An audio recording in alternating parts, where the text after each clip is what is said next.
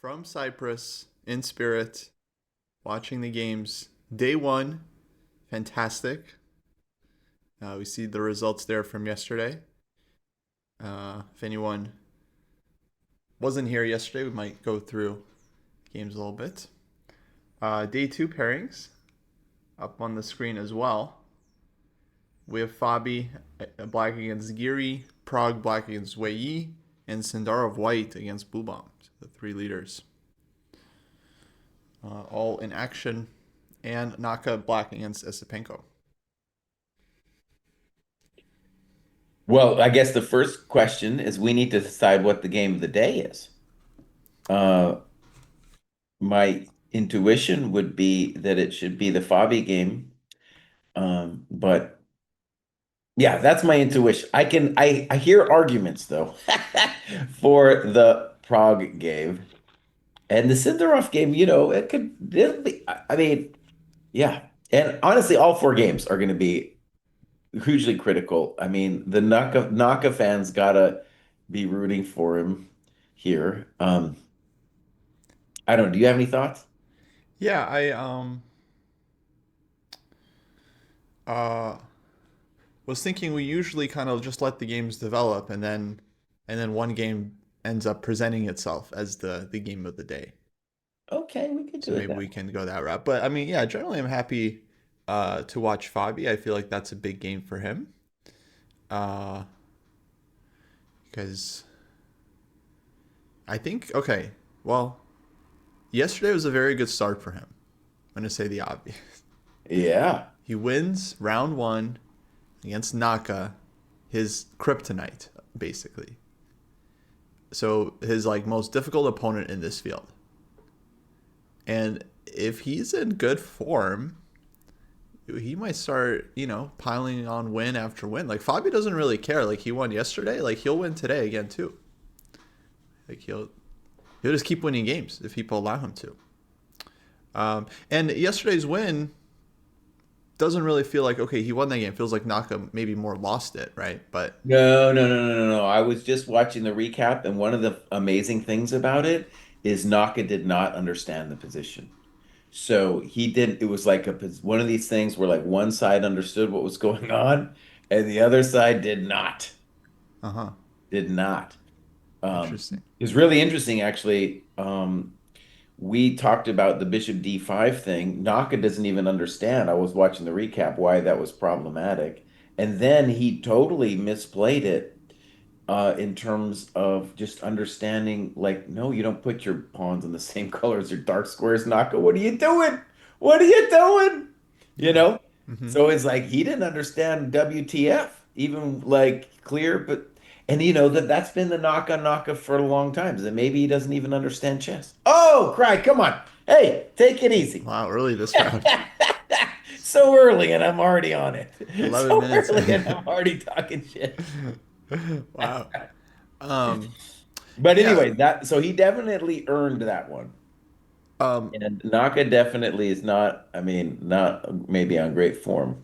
One of the things too, by the way, about it is Naka had seen all that whole B4 thing. He had that all prepped out. So, yeah. and he had like looked at it recently. So he even, to a certain extent, won the battle of the opening. Right. Uh, so yeah, I mean, look, you said a lot of stuff there, but that was mostly about Naka getting the position wrong and like misplaying Yeah. it and all this stuff. So yeah, I feel like Fabi like did what he had to do, but it's not like he uh, did something ingenious. I think he more just like kind of played solid, and Naka was the one that maybe made mistakes. I mean, at this level, if you understand a position and your opponent doesn't, that's like, that's a huge difference between playing ability. Sure, sure. And Geary lost this game. Yeah. And there was a question: why didn't Geary follow his Chessable course against the Grand Prix? So actually, I saw one thing on Twitter. I think Anish maybe said in a press conference that he didn't check this line so carefully, and that his second specifically wrote that this wouldn't happen. Um, Uh, so throwing his second under the bus there. a little Dang, yeah, bit. don't throw your second under the bus. Um, but I mean, maybe that's a true story. Then it is kind of funny. This is the exact line that Prague went for. But yeah, I mean, okay. I mean, I haven't done like lifetime repertoire like Anish and these other guys. Sam is probably a really interesting choice, Shanklin, because he like releases his full repertoire and then we'll play it. Um, Hmm. but yeah, it's hard to publish your notes and then play the exact same thing. Like usually, you kind of want to switch it up, if not Hmm. for just for practicality. Yeah, sure. Um, But it was a bold choice, by the way, for Anish to choose the Najdorf against Prague. Normally he plays Najdorf against someone like Niels Grandelius, Jordan Van Fort, like someone he's trying to beat mm. with black, right? Against Prague, he went for full battle with Sicilian. I mean, it's risky. Well, and let me ask you this, but I think a niche is in a really dangerous spot here because I think, especially when you look at the way he's like to play it with white, he's like to keep it kind of solid. And maybe he'll just make a draw today, Russian school, right? To try to just play for white, make a draw. Old Russian school, right? You draw after you lose, recalibrate. And that's maybe what he should do. But he might also feel a little bit under the gun to be like, okay, if I'm gonna have a chance to win this effing thing, I got to take Fabi down with white, right? I He's not mean, gonna get white again against Fabi, and if you want to win this tournament, you better take Fabi down.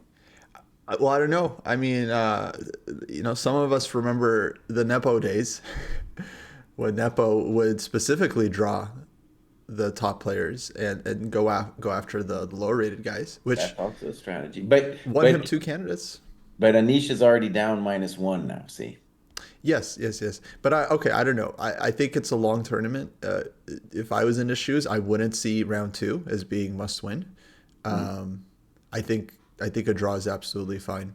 I also heard Naka say another thing that apparently he thinks it's just all about the second half. Like you just have to be in contention in the second half, and then that's when everything kind of counts. Which I think is not actually that. I think it's actually a pretty good mindset. Like if you just see it as like, okay, I just need to be within range, then you're That's not in a big rush, yeah, to just go well, crazy. where I would push back on that is that's true if no one catches fire. But the Mm, problem is that I think Sindarov, Prague, and Fabi all have great chances to catch fire now. that's right. And you see it with the probabilities. Do you see the probabilities of the betting market that I posted? Discord, yeah, just briefly. Yeah. So, obviously the Fabi, all those three guys, it was amazing because I was so happy. I posted it because that was my one, two, and three right there. Was their probabilities now is it's lining up with my reality. Which is it's Fabi, uh Sindarov and Prague is one, two, three. Yeah. And the betting markets are now on my side with that. Okay. I mean, it's just one round, yeah. No, no, I mean, victories here, like they're a huge deal. And even though it's early in the tournament, I think it's massive because it's going to be so hard to get victories. It might seem like you're just going to be winning games left and right. But I think Naka's going to find it real hard to win some games, real hard. We'll Today's see. another great, Esipenko, is he going to play super solid? Probably. Esipenko also, lost and needs to prove something too. Yeah. But the quality there is a bit different. I mean, we didn't follow the game so closely, but it seems like Osopenko was actually better for a large part of that game, maybe even much better, and then ended up losing. Whereas Prague, I think he was just at least equal or pressing the whole time. Hmm. Mostly pressing because he had this like huge time advantage, and then ended up in this end game. Okay, so from a pure chess point of view, I feel like Prague maybe played the best game yesterday of the winners. Yeah, he But played great. yeah, so okay, the thing about Naka is like he has these recaps. You're watching the recap, so he's Yeah. like gleefully making a recap about his loss to Fabi, right? I feel like the old Naka would not have been happy about the loss, right? But now he's like, because for him he has more than just the tournament. Obviously he's got the family, but like he has a channel, right? So as long as he plays the event and shows like fighting chess and he's in it, the channel will support him and will watch. And I think actually that gives him a lot of strength. So I was thinking like if Geary has a bad first half, I think he just shuts it down for the second half. He just starts making draws. Like that's kind of it. But if Naka has a bad first half, I just feel like he's got nothing to lose, so he's just gonna keep going for it. And then at some point, he probably will pick up steam because he'll just play himself back into form. We'll see. We'll see. Yeah, huge day today. I think we'll see too. I think Project Bluebound. I think if you were betting, you would still say you'd think there's probably going to be a draw, right, with Bluebound and Sindarov. But Sindarov White, I think Still, but I mean, this is the thing with Bluebound. He's so hard to beat, dude. So he's that'll hard be to he's another hard to beat, but he's good. So like if Sindarov does what he did yesterday, he might lose. fair. I mean, I thought, by the way, just because Sindarov ended up having a worse position at some point, I feel like he played really fighting chess and he was taking risks. All right, we're starting here. We got Nice. E4, D4, D5 on Fabi's board. It's C4 from Esipenko. And E4 E5 from Bluebomb, who's online he's kind of French player exclusively. But here he's going for solid. Maybe how about we just watch all four for a second, Fabi. I called you Fabi, man. Okay. Look, Fabi played 397 against Geary. And that is a Levon Aronian specialty. Who, I don't know if you saw, but it was leaked somewhere that he's helping Fabi, or he mentioned it in an interview Well, himself. that's no surprise. Okay. Amazing stuff. All right. I think let's focus on the Gary game for a second. Let's just say before we leave, though, that Blue Baum is playing the Petrov. So my prediction of a draw is going to come true. Okay, but 93, Sindarov was ready for it. He's got something up Well, we've seen this his sleeve. 93. This is this weird endgame variation that leads to nothing. Um, and Wei Yi, by the way, too, I'm guessing he's just going to play super solid, and that's probably also, likely a drawn situation. Now, yeah, let's do the Fabi game, but clearly, because this is going to be a big problem for a niche if he's not prepared for this business. Yeah, no, this is some Levon home cooking. I was just curious about because Prague he didn't move for like 90 seconds there, so I was wondering, if he was trapped in the bathroom again or like what was happening. Yesterday he got trapped, he got stuck in the bathroom, right? He like wasn't making a move for like several minutes, and that's what happened. Like he couldn't open the door. I'm just spreading rumors. That's what I saw in the chat, so I just assumed that was correct. Okay. Okay, The okay. f- I want to say a couple words about this. So I played the Catalan forever, yes. All right, let's go there. and the these Rook B8 systems were generally associated with an early Knight C6 and then Rook B8. Okay.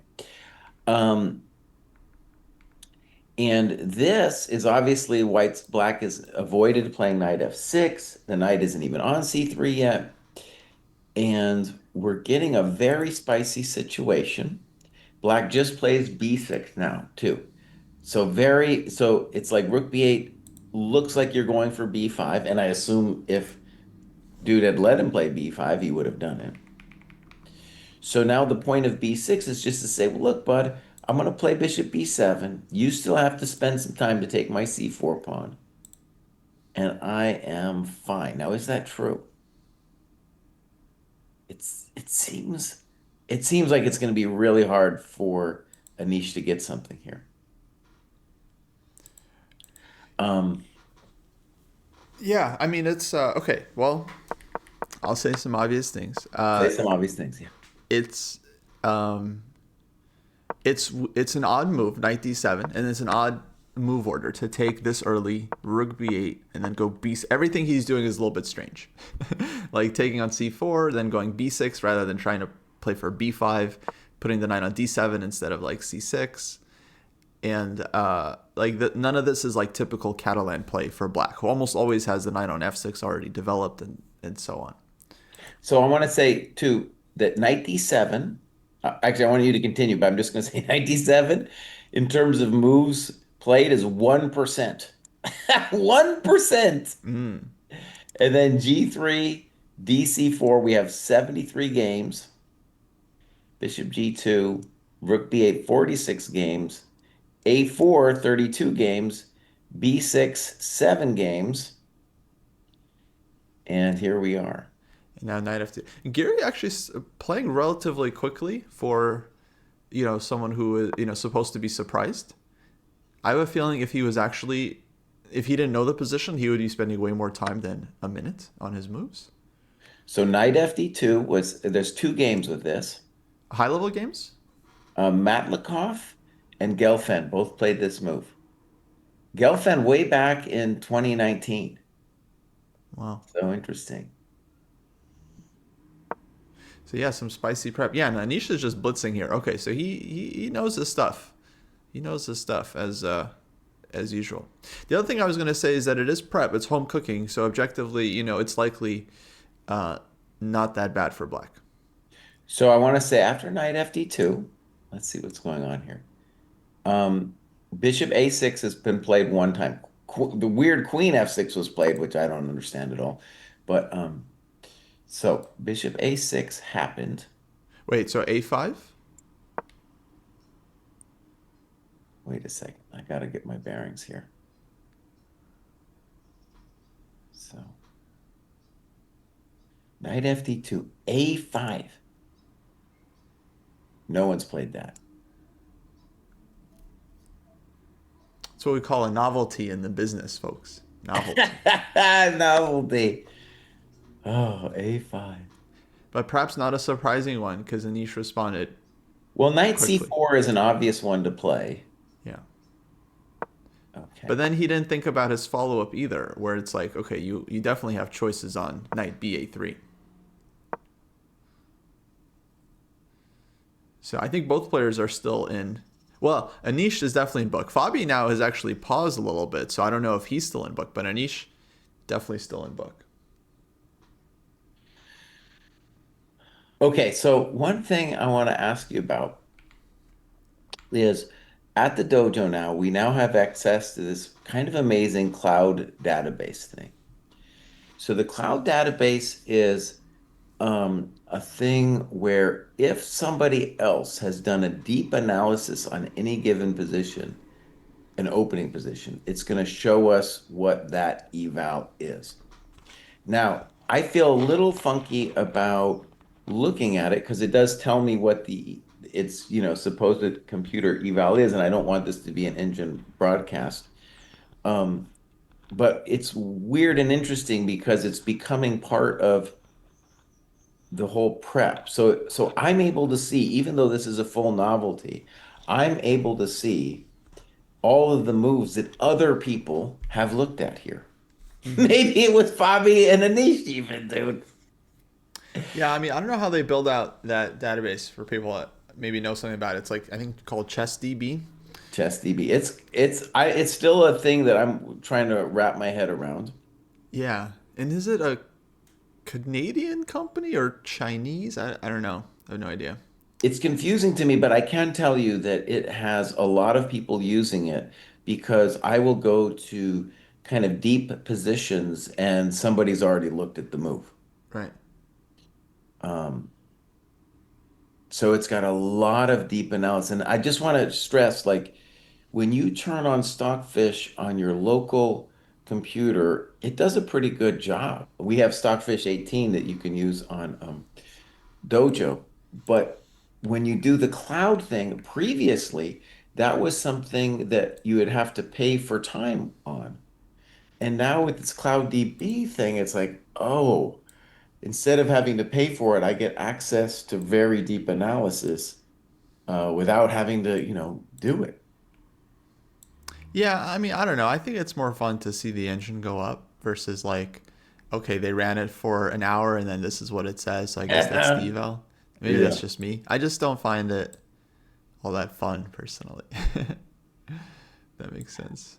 Well, in terms of like following the game, I'm not talking, I'm just talking, more like personal usage. No, like when I'm analyzing an opening, it's like I just want to run it and see number go up versus, Uh-huh. um, just seeing like what someone else had. Oh, and I have to do our eval. Hold on, you sent me that yesterday. By the way, yeah, we have some updates to the eval bar. I took everyone's constructive criticism from yesterday Tell us about it. and added some stuff. So now there's little icons on the bar, so it shows where each of us are at. Though it can't, maybe it should be a little one to the left of the other because right now you're like over mine. Well, we have the same eval, so yeah, we're going to be on top of each other. Well, I have point 0.4 and you have point 0.3. Yeah, well, you're a little higher than me. But you see what I'm saying? I think it's great what you did, by the way. But Okay. if it was a little bit to the left and I'm going to David offset was to some. the right, then you'd be able to see clearly where everybody stood. Okay, I do my best. Let's see. Maybe I can fix that. That's right, Charles. I want my name on top. Okay, but it is really cool. Human eval 0.35. All right, good. Let me just say, so I feel definitely like this is typical Fabi, where he is running a risk by playing this way. I definitely think White's better here. I don't know, I don't like the bishop on a6. The bishop on g2 is very strong. Typical Catalan position where you just got to believe in White. The pawns being committed by Black on b6 and a5 also mean like if Black ever plays c5, it's more weakening than, otherwise. So I don't know. And he's thinking about it now too. Yeah. Okay. Fabi started thinking, so he might be losing the opening battle here. I mean, Anish is famously very, very booked up, and he's been playing Catalan for a long time. And this is one of those things where it's like, before they used to be very secretive about seconds because it was like, okay, if you knew that someone was helping you, people could kind of guess what openings they specialize in and Yeah. that you might be playing. So if you, for example, like 20 years ago, if you hired Svidler for your team, then the opposing team might think like, oh, you might be playing like Grunfeld or E4, like some other opening that he's like specializing in. These days, everyone kind of like specializes in everything, so it's totally widened out. So now it's totally hard to say like, okay, if you hire someone, then they're 100% going to help you with this opening or that opening. But maybe Gary, looked at Levant's games and saw this like tricky 97 thing because he seems to be fully ready for it. He said, well, right. I mean, it's a case in point for like, oh, maybe you do want to know who the second is. It might really tell you something. Yeah, and sometimes that is how people come up with ideas. They're like, okay, what should I play against Catalan? Like, oh, try this line, it's good, and then it's like, yeah, that's just how they, just how they share it. Okay, let me tell you another thing I don't like about Black's position. So first of all, we need to decide, are we playing bishop b4 check or not? It seems hard to not play bishop b4 check. Okay, the eval bar is updated. Wow, you did that fast, buddy. Yeah, I did it. Turned into a vibe coding stream. But okay, that looks better. Yes, you'll have to re-input your eval. But yours is at, I have to refresh and do it or something. Yeah, every time. Yeah, Got Gemini's so annoying. Every time you like make changes, it has to like restart the app. it. Okay. Yeah. All But right, there you cool. go. Now it's Oh wow, it's moving all around. That's cool, man. Okay. yeah. Okay, so we're feeling like it's both slightly better for White. I would definitely want White's position here, just from a practical point of view. And okay, so let me just try to say what my problems for black are. So first, you want to ask yourself if you want to play bishop b4 check. And then later we're going to worry about an eventual knight b5 and how much of a pain in the butt that's going to be. Do you have an answer basically to knight b5? If you don't play bishop b4 check, the white will castle and probably put his bishop on f4, and that's going to be a hell of a drug. It's looking at you. Mm-hmm. If you play bishop b4, bishop d2, and then say knight gf6 and white castles, you have to worry about both bishop takes b4 and bishop f4. If you take on d2, you give me another developing move with queen d2. Okay, let me So start putting this on the board. So check bishop d2, I would say and knight gf6 is the first question. so knight f6. But then the structure is kind of scary. So take knight b5. For example. These are a lot of positions, and even castles short looked very dangerous for black. Because what am I? White can do this bishop b4 anytime they want. Yeah, yeah. I could also just castle here instead of taking too. Now, an argument could be, though, that if you do it, maybe it's not so terrible. So let's say I castle as black, right? So castle, castle. Yeah, And then am I afraid of bishop f4? Maybe I'm not. Maybe I'm not, but that would be like the big question that I'd be thinking about in this position. I'd be wondering about bishop b4, bishop d2 to just trade right away. Queen d2, knight f6, castles, castles. I'd be curious about this position, if it's that good for white. Like, because black maybe gets c5 in. It looks bad. It looks bad. Because now, especially when you gift me the tempo with bishop d2, I'm ready to play rook fd1. Mm-hmm. Okay, well, let's just say rook fd1. Black tries c5.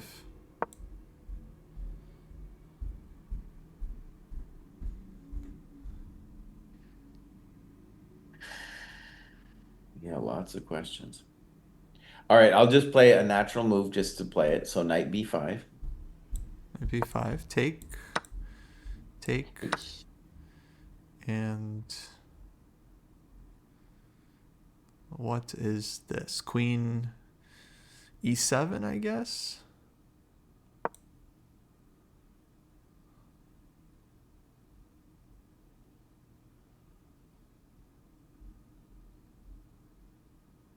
Well, just natural Catalan play anyway would be dc, Yeah. Knight c5. queen d6. So trade. It's very unpleasant. Rook Rook takes. takes. Yeah, that's just clear advantage for white. Hmm.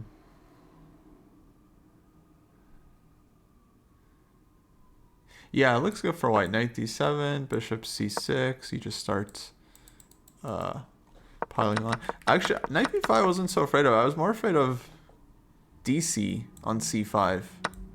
Knight Also c5, thought, I queen mean, f4, or something like that. it's a Like, real pain in the ass. yeah. I mean, it's Catalan. I don't like it from the black side in Yeah, I mean, we're general. just making approximate variations, but like white has so many different things. Like obviously rook fd1 wasn't also forced. Yeah. Oh, he's tanking now, dude. Fabi's in Fabi's like, oh shit. Levon. Oh, he's gonna throw Levon under the bus after this. All right, let me try to defend black's honor.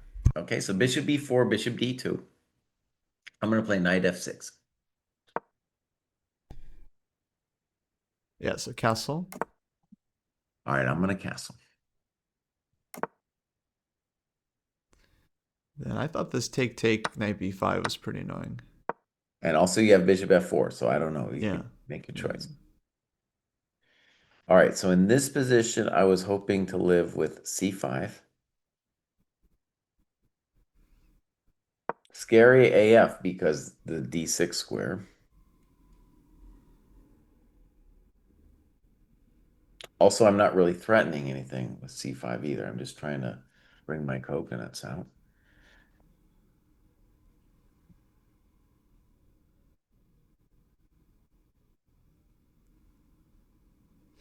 Um, yeah, maybe knight CD6. What's your intention though with knight CD6? Just to kind of like freeze black a bit. All right, I don't know, queen e7. Queen E7.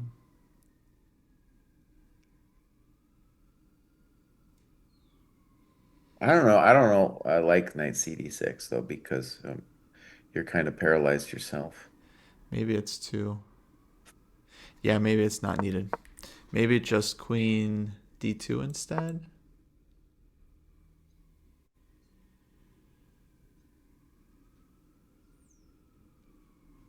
Okay, queen e7. Then go rook FD1. I think rook fc1 might be a move too, because then you'd be threatening knight a7. But all right, let's go rook fd1. Rook fd8.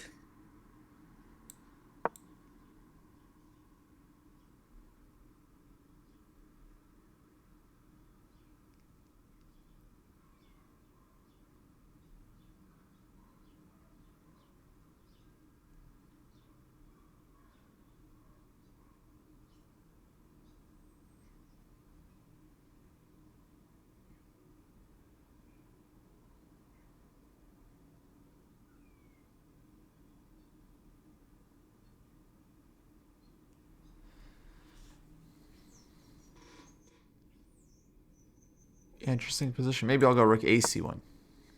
Right now. Mm-hmm.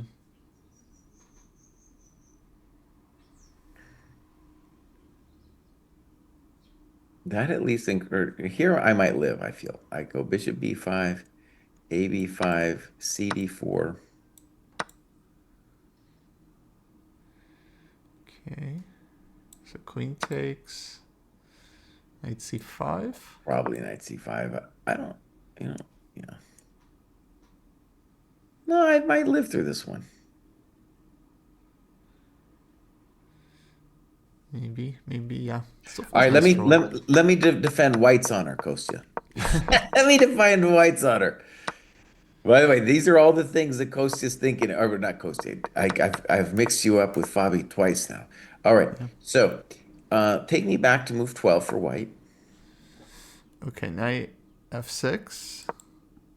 Take knight B5. No. So I want to play white though. So let's see. It would be so I don't want to take on b4. Oh, okay. So So go knight back a second. F6. So on move Oh, castle, 11, I want castle, to bishop castle. F4. I want to try castle, castle, bishop f4, right? Maybe this is no good, but that would just be, it's just a question I want to ask. Yeah, how about knight D5? All right. Maybe it's going to be a short-lived question on my part. Yeah, he has given check, by the way, guys. So we're on the right track, folks. 17 minutes. Oh, Fabi's in trouble, buddy. Well, he just needed to make sure that it was check. Ah. All right, I'm willing to believe maybe bishop f4, knight d5. All right, so let me try to again defend his honor though. So it's on move 12, I want to play rook c1. I feel like that's always useful. Yeah.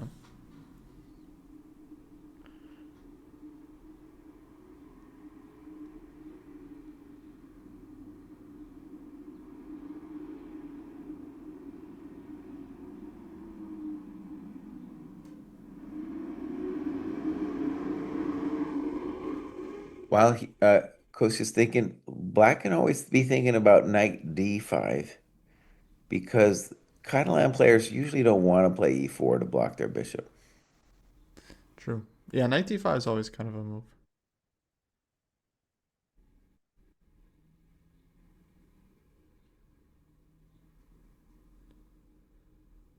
And I think Anisha's on the pot because he's thinking about what to do after bishop b4, was to me bishop d2 is pretty obvious. Yeah, live position, we have check. Nothing else really makes sense.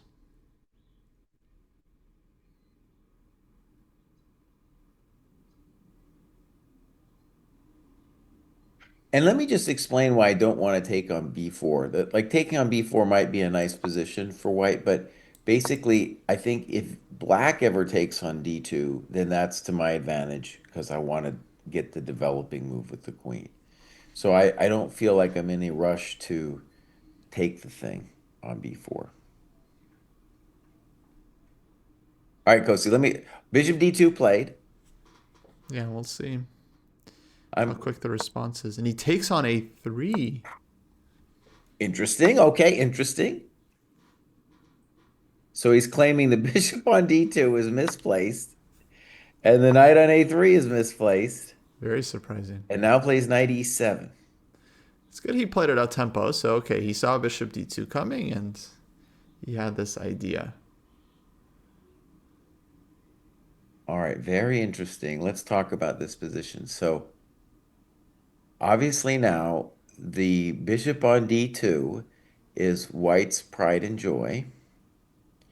The knight on a3 owes black a tempo to fix itself.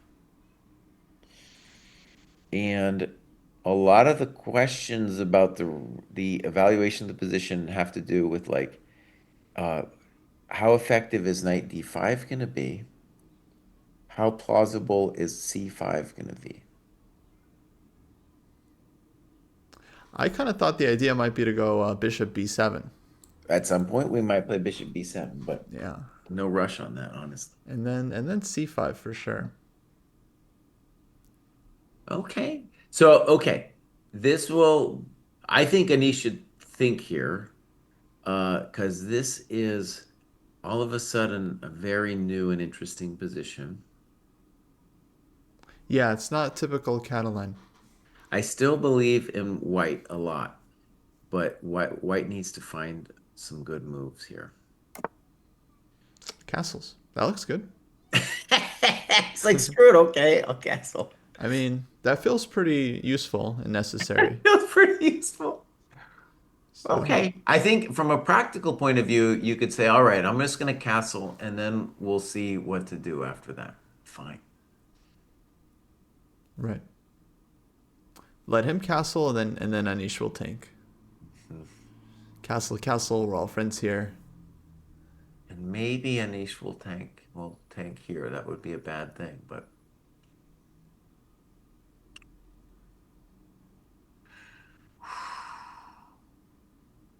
um so all right.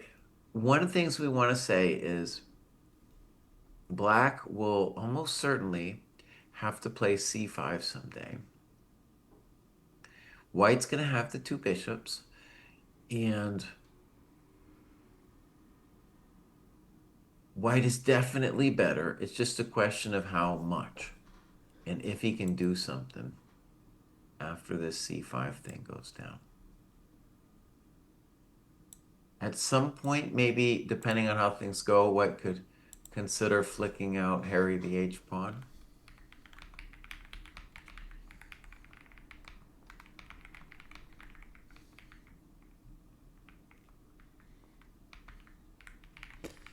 Yeah, I mean, yeah, I gotta like white here with the two bishops. One, uh, well, yeah.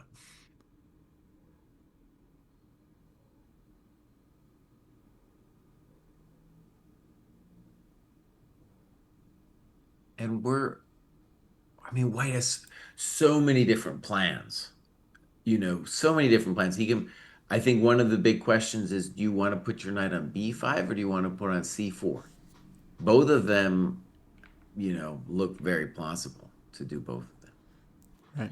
One virtue of the knight on e7 is that, for one, it's allowing the other knight to potentially go to f6, but Yes. also it covers c6. So knight b5, a7, c6 isn't such a thing anymore. Hmm.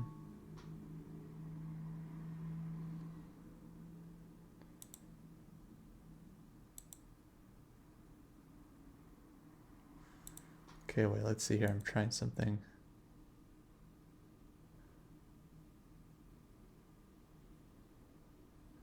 Oh, it kept it. Okay, wait.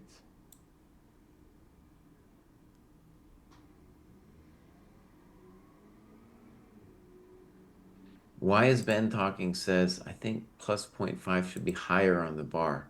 So I think what they're talking about is like, Yes, yes, yes. I try to fix, guys. I try to fix. do I need to refresh my thing now? Yes, but I don't. Let's see. Is that better? No, I didn't really do much. One thing while he's thinking about it is Bobby is famous for playing knights against bishops. The really famous example was his King's Indian where he was black. I forgot his opponent. I want to say it was a Polish GM. Maybe Wojtasek. In any case, like it was like Bishop G4, Bishop F3. He has two knights against the two bishops, and it was a master class, dude. Oh yeah, King's Indian. Yeah, that was a fantastic concept. And anyways, when you play Bishop A3, we're dreaming of some kind of position as well of the knights doing dances with the bishops. And by the way, like, you know, it's certainly the case that even if we say white's better, both players are going to make mistakes here. And it's not, it's not like Fabi's, even though Fabi's worse here, it's not like he doesn't have reasonable practical chances to win the game because weird stuff can now happen. I think he needs to castle though. This bullshit where he's taking forever. He gave me a heart attack yesterday, buddy. What are you doing? Yeah, but he was in control. I mean, okay, apparently he kind of knew what was going on, and Naka less so. Pollock is But confirming with me that it was White Tasek. yeah, I do wonder if this bishop takes a3. This is an idea he's seen in the preparation because it definitely makes some sense. No, he took 17 minutes on Bishop B4. But maybe it was like Kind of he's kind of inspired by, working it through, you know. it's definitely inspired by other bishops versus knights versus bishop games, positions he's seen. Mm-hmm. No, he came up with that concept when he played Bishop B4. Yeah. Okay. One of the things too about Fabi we're seeing is like it's an obvious thing to say, but like the guy with black and white takes incredible risks, and of course he can get burned. Generally, he gets away with it, but it's not the case, and this is something his opponents understand. Like what I mean is like let's say a lot of times I'm playing in tournaments, I'm playing against little Asian kids, and they're busting out analysis. It's usually correct moves. With Fabi, it's not clear, and these guys know it that it's necessarily correct. He's just trying to mess with you. He's trying to play something he knows a little bit better and gonna mess with you. And so far, he's gotten like this is Anisha's best case scenario because now he has it's got to be a pleasant position for White. Yeah, absolutely. I think, and you should be happy. But why? Oh, Fabi, you're killing me, bro. You got a castle, buddy. I think the only thing you could be thinking about is knight d5, but you can do knight d5 next, dude.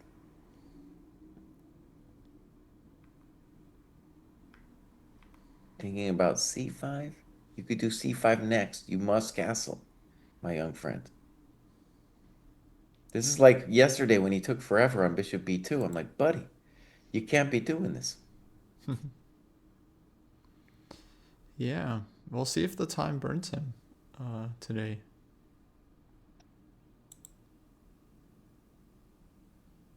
Oh, it's too much.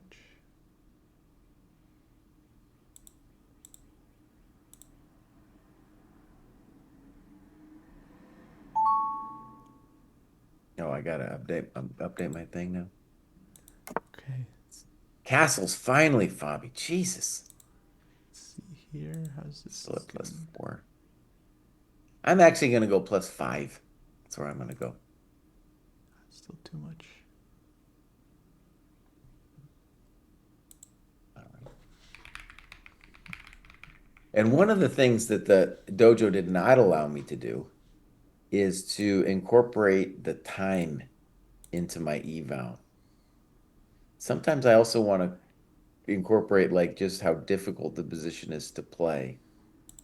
Like there was a certain point yesterday I felt Fabi's position was much more difficult to play than Naka's, and I wanted to incorporate in that. But David and Kostya wouldn't let me do it. Oh shit. Maybe this is what he was actually thinking about. Ooh, B4 B4. played quickly. Yeah, I thought B4 is an idea. I mean, just opening up the bishops. But is it so much? I mean, still black will go bishop B7 soon. Or C5. What's wrong with C5? Maybe just C5. But then C5, I mean, white is keeping the bishops for now. Mm. But okay, after C5, I don't know what white does. Maybe you don't take and you play bishop C3. I don't know.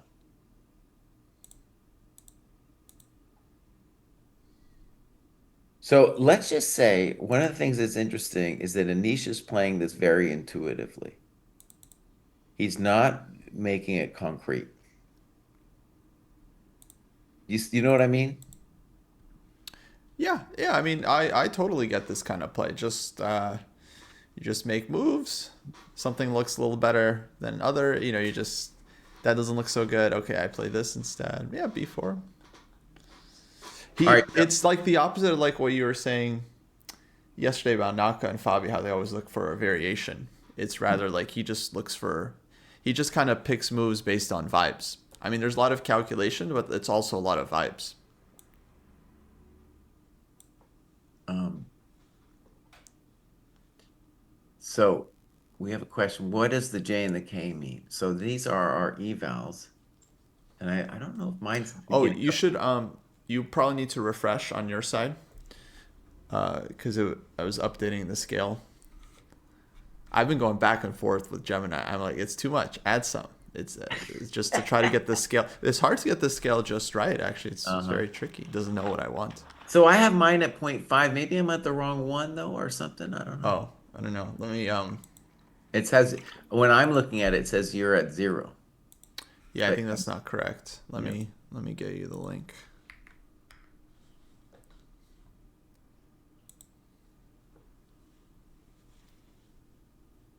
I definitely don't think they're in book Nordovich. I really, really don't think so.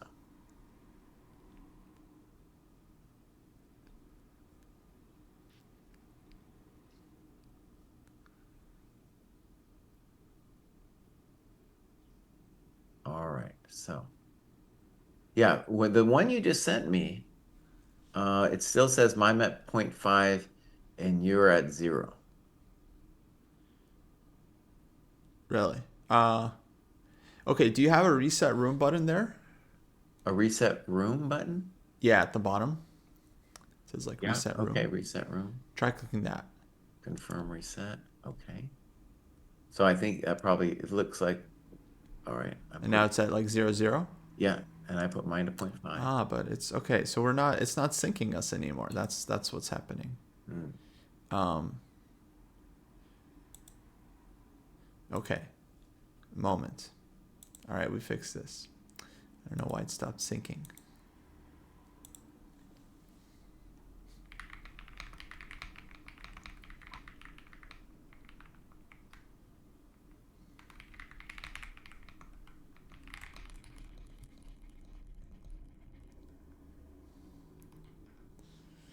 Okay, we fix. Yeah, folks. There's no stockfish in the human eval. It's human eval. Stockfish is engine software program. Let's talk about Lauren's question. So with C5, are you worried after DC BC about the A pawn? The answer is yes. But the good news is if you play DC BC, you'll activate my rook, and my rook will also be taking the b5 square. So that position, I feel like white's better, but I can imagine holding it because white hasn't fixed their knight on a3 yet. If c5, I think my biggest concern is bishop c3, not letting my rook free. And, the party goes on from there, though, because I could play knight d5. So I think that's kind of what I'm analyzing. I assume that's what Fabi's analyzing there too.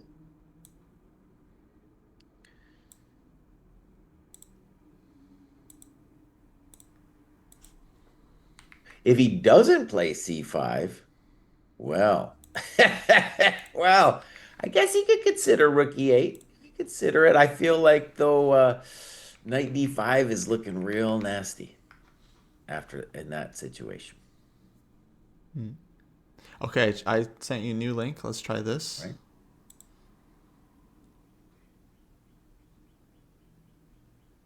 All right. And you should see me at 0.3. I don't know. I see you at 0. I'm still at 0.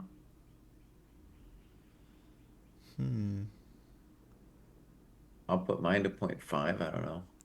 All right, you're at 0.5. Okay, I'll try to just keep you updated. Okay, we'll have to fix for tomorrow. If I could, if I move you, do you see it if I move you? Like I put us at both of 0.5? No. I think so. Somehow it's not syncing. I'm at 0.4 Okay. or 0.3 actually. I might dial it down actually too because I just believe intuitively in white's position, but I'm not, if I'm white and I'm looking at black playing c5, I'm like, am I really better here, Bows? I guess I do believe that white is better after c5, bishop c3.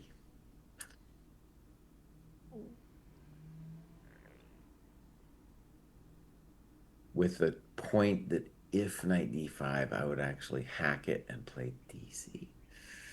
I don't know, actually. I don't know. It's question marks for me. Yeah, but it kind of feels like it should be okay for black. I mean, you're still thinking c5. I still feel. I guess bishop b7. The question there is maybe just e4. But Well, okay, the c5 bishop. definitely the main candidate move. Yeah, for sure. The reason I don't like bishop b7 is the bishop on a6 is performing a valuable job right now. In at least I'm making it difficult for your knight to come in and mess with me. So on bishop b7, I'm assuming any move is better for white then. Knight b5 would be the obvious one.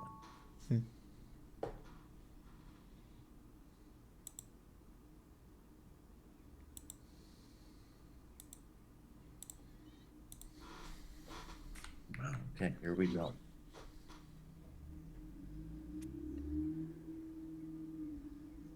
This might be a day of suffering for Fabi.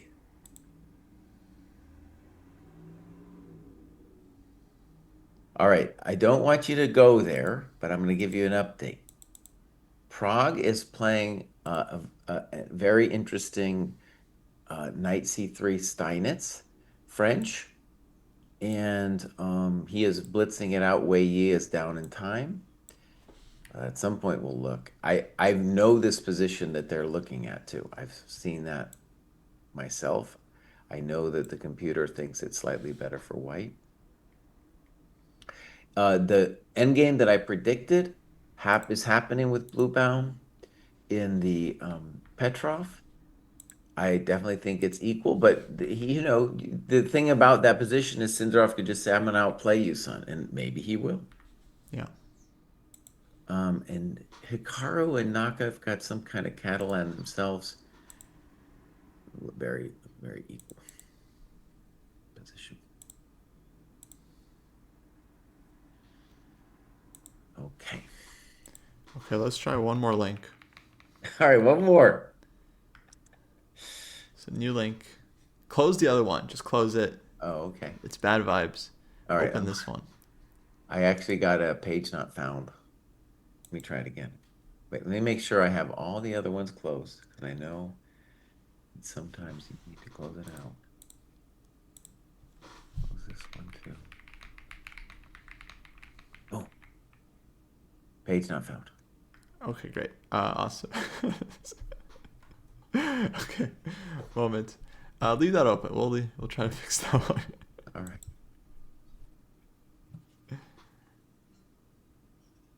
Ah, Fabi's tanking, bro.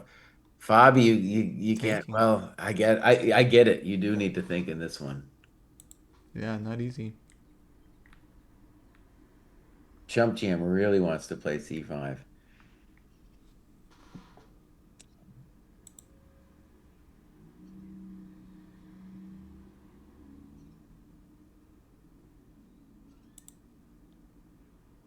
One thing that's interesting about really strong players when it comes to bad positions is there's some bad positions that you could say, well, I know I'm worse, but I kind of know what the dynamics are. I've been in this rodeo before. So I think that's one of the things that Bobby's kind of looking for here is like some kind of position that you feel like you're not getting toasted on. Now, let me ask you something, Kostya. Are you vibe coding right now or not? Um, If you're vibe coding, I want to give you the space to vibe code. But if you're not, we could play this variation out a little bit. oh yeah, yeah. No, I'm just waiting on Gemini. So yeah, yeah, we Okay. can definitely analyze. So let's play C5, bud. Okay. Let's C5. And you should play what you think is White's intuition here. I like Bishop C3, but if you want to look at DC, I get it. Okay, I would do.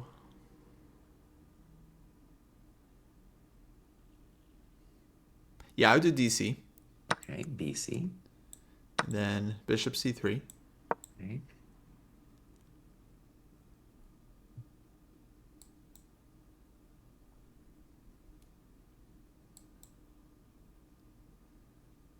All right, I'm going to play basic chess with Queen C7.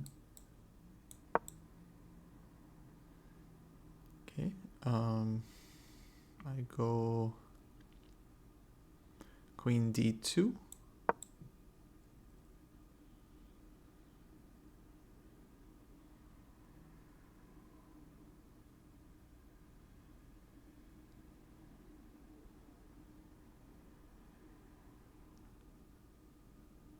Now, I feel very nervous about this, but I want to try first knight D5.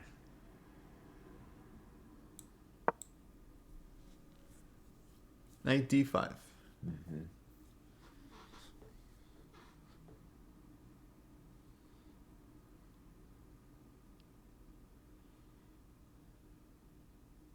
So while he's thinking, the question is like, how does he feel about bishop takes and pawn takes? I'm Yeah, I not feel sure how like I I feel could about take. it. All right, let's take it then just to see. Bishop takes, pawn takes, queen takes. I wanted to see if I could get away with bishop E2.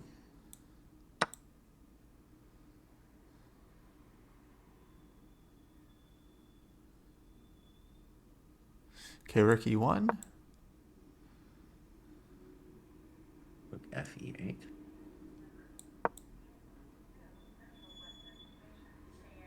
I might live to this one. Knight B5. I'm gonna take that thing.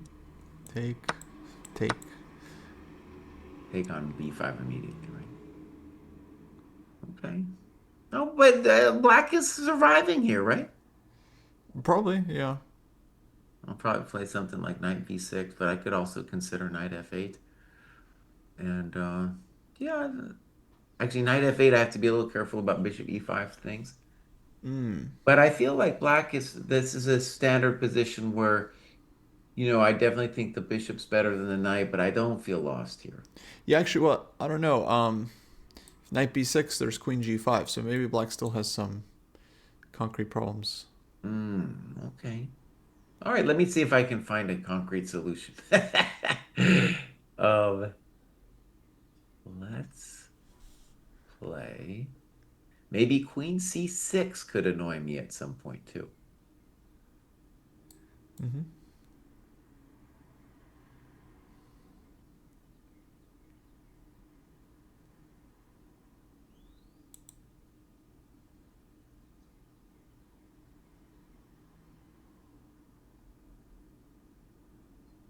All right. First, Kostya, this looks insane, but for the fans, let's do it. Rook takes E1, rook takes E1, rook B5. Probably losing, but gotta be checked. Okay, I do my best. Rook E8, knight F8, and Not that simple. Queen G5. Right.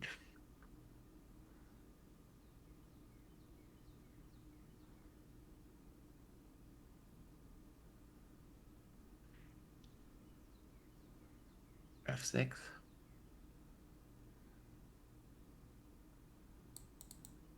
Oh yeah, there's bishop takes G7 too. But wait, does that work? But let's just say that F6 doesn't work. Oh, okay. I Yeah. mean, excuse me, F6 works because bishop F6, rook B1, king G2, queen C6. So C5 was played, so we're on the right path. Oh, I'm a Nice. GM today. I gotta say it. I'm a GM today. C5. Yeah, I think a couple people in chat might be GMs on that one. So um, people are saying instead of queen G5 to play bishop G7 directly. but I don't think that works because check. There's knight G6. Yeah, I don't understand that. Take, check, check, check. Take. Yeah, we can't take on F6, but still looks pretty scary for black. Like Queen D5 check. We have Queen And F7. master of Papa, queen A8 does not work because of rook B1, king G2, queen B7 check, and I get the ladies off. I'd go like Queen D8 and The knight is not pinned, Nordovich, after king G7. After yeah, king G7, the knight is no longer pinned. that is unpinned. Okay, but let's take it back. There's a long variation. Let's try it again. So C5, and now I think Anish is going to play bishop C3. Is interesting. All right, actually, let's switch it up. So let me defend White's honor, Okay, so you want to and go I'm going Bishop to play C3? bishop C3. And now I don't. If I was black, I would be thinking about knight D5, but I'm going to let Kostya do his thing here. Yeah, maybe I would try Bishop B7. Okay. So notice that his Kostya's intuition is really about this bishop b7 thing. It makes me nervous because I feel like the knight is now going to land on b5 and it's going to be a powerful thing. But we're going to see. Yeah. All right. So Classic. um, Classic player. now let me just start with e4. It's controversial because I'm blocking my bishop on g2, but I'm also taking out the knight on e7. Making you wonder about, am I maybe going to play d5 too? So wait, you want E4? Yeah, e4, yeah.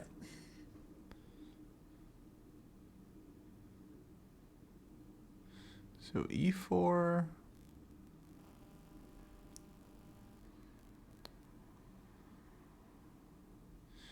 Yeah, don't want to allow D5, I think, if I can help it.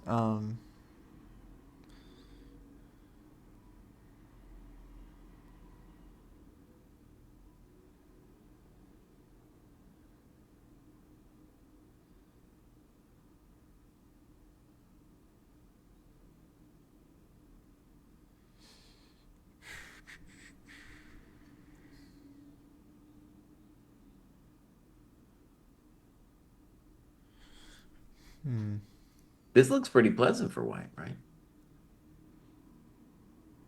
Yes. All right, let me try to do black's honor, Kostya. So Okay, we go back. so bishop c3, let me try that knight d5 move. Right. Knight So I'm d5 trying is to okay. say I'm going to accept the isolated pawn and maybe a slightly worse position, but I'm going to say maybe I can live through it. Now, after knight d5, Kostya has to choose between bishop b2 and taking the thing. So wait, so take, DC. You want to take with knight? Take with the knight. Though interestingly, I could get. Wait a second. I could take with the pawn. Yeah, if you take with pawn, it's kind of similar to the other line because I would probably have to take on d5. Oh yeah, that's nothing. That's nothing special for white. But rook fe1, how do you do this? Rook fe8. 8 again. Oh yeah, that's not so bad for me. I feel like knight b5. I still feel like black is under pressure here. Maybe knight c4. Knight b5.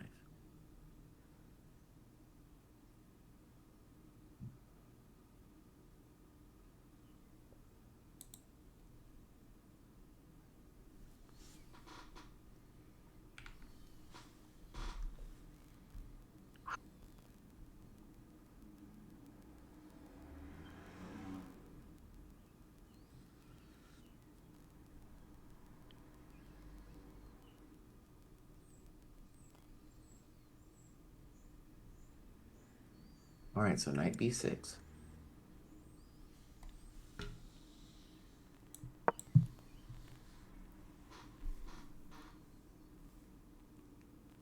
And the other line is a little different. I think queen was on c7, so Mm-hmm. uh,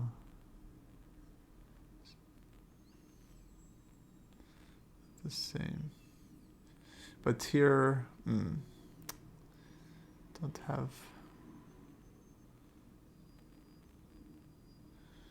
I feel like there may be some tactics. Not sure.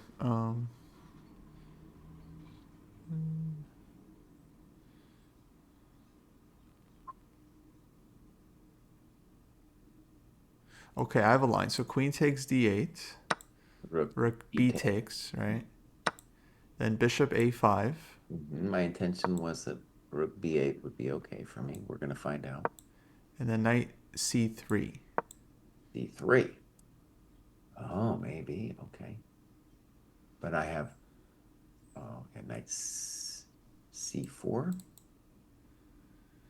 Knight c4 is still there. Yeah. That looks okay. Looks okay for black. Now, Let's go one knight. thing I just want to say while we're thinking is what is happening here is interesting is with after c5, the fact that he's thinking shows that it is a is a real question for the guy. I think I'm leaning like let's just stress I believe in the activity of black's pieces after DC BC because my rook's out and I kind of feel like I'm doing stuff. After Yeah. bishop c3 though, I think the knight d5 question is kind of real. And I didn't even realize, Kostya, that after bishop takes pawn takes DC, black could play BC. At first I didn't think that was possible, but I guess it is. So that's a real problem. It's possible, but it still feels very concrete. Like you have to be really sure as black that you can go for that line, I think. And I want to stress actually after knight d5, one thing I don't have to be sure about is even to play knight d5, I don't have to be totally sure because on dc, after bishop takes, pawn takes dc, knight c5 seems eminently playable for black. In fact, I'm going to go ahead and say black is okay in that position. Oh, Because bishop c3, knight d5, and then taking with the knight. yeah, after dc, pawn takes. Yeah, Knight I was takes. wondering about this one, but The reason I think this is fine for black is I get to play knight e6 next and effectively battle for the blockade square. yeah, knight e6 is nice, but it still seems like white has traded a lot of heavies off. So like knight b5. Hmm. Well, then I have knight a4, don't I? No, no, no, no, excuse me. So knight e6. Then like queen d3. Queen d3. Mm-hmm. For one, I could go back to knight c5. But I have a lot of scores for the queen. I can go to f5. But I have knight takes a4 then. Um, True. Honestly, I feel like the heavy opposite color bishop position. It's like this bishop on d4. I'm not even sure about that. At that point, we could look at it. Actually, it could be interesting. Michiko. Hello, I haven't heard the name Michiko in a long time. Oh, Michigo. In a minute. Mm, Okay, so this is really good. So this is showing the practical problems White's having in figuring out what if they have something here. It feels like they should have it. yeah, I would think White is doing really well. Maybe even just knight d4 after knight e6. Let's trade these guys off. Oh, that ain't it, buddy. Oh, that ain't it, Kostya. But what do you mean? You think Black is okay? Yeah. Hmm. You trade? No, I don't have to drag and let it sit there because you taking is not favorable to you. I could start with rook c8.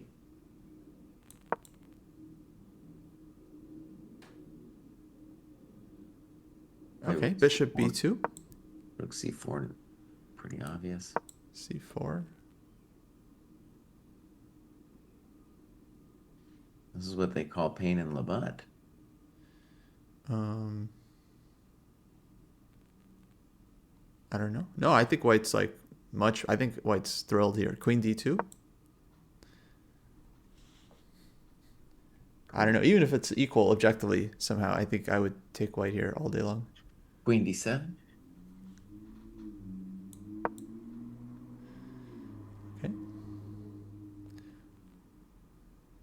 Rook fd1. You're gonna let me take on a4? I think so. Yeah. Yeah, I really believe in White's position here. All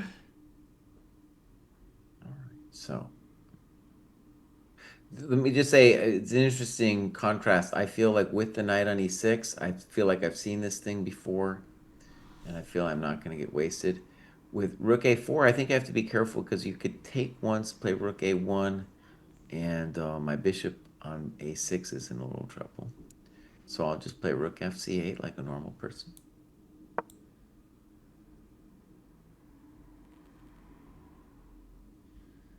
And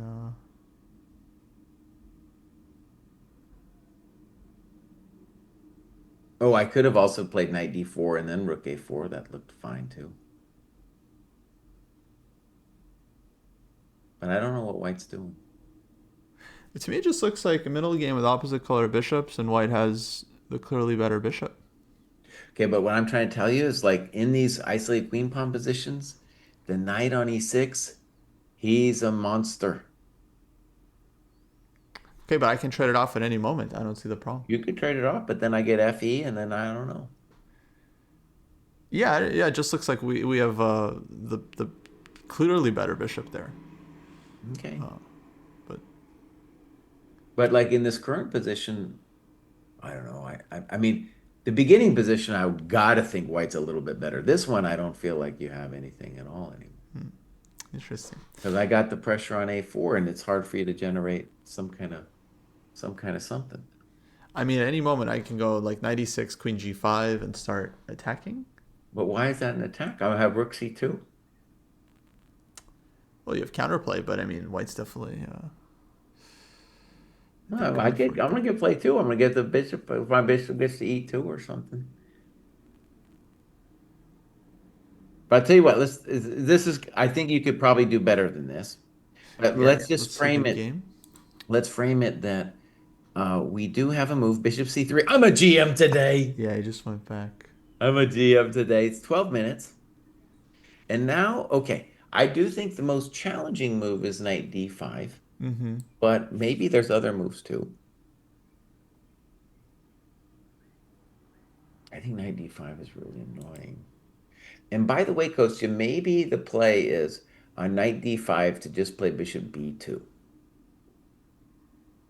Just say, you know what? I'm going to back my ass. No, I'm not going to say it like that. I'm going to back it.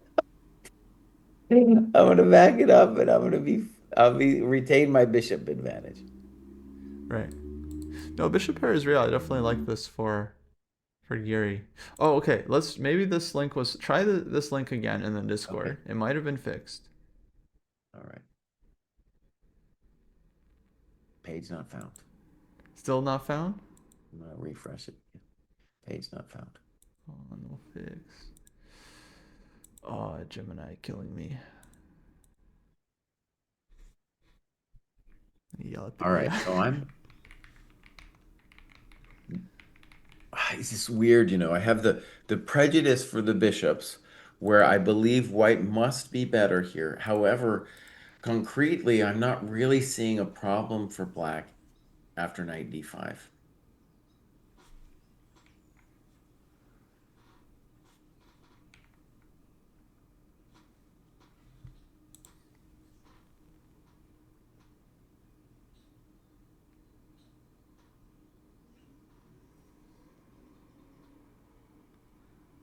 Hmm.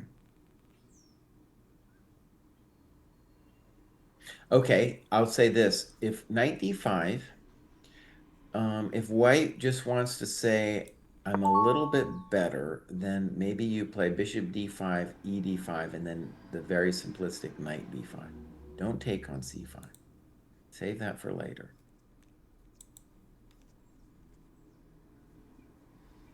Yeah, I still like these lines for white.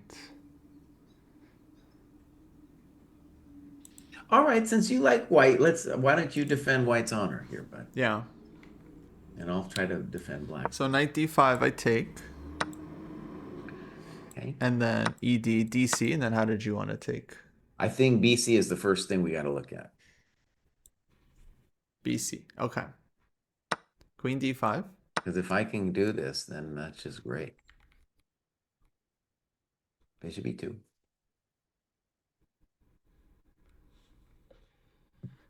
Rook E1. Now, I played Rook FE8 last time, and I believe in that move. But even Bishop A6 isn't so dumb. So I'm allowing what? Rook AD1 if I do that? Maybe that is dumb. Mm-hmm. Okay, so Rook FE8.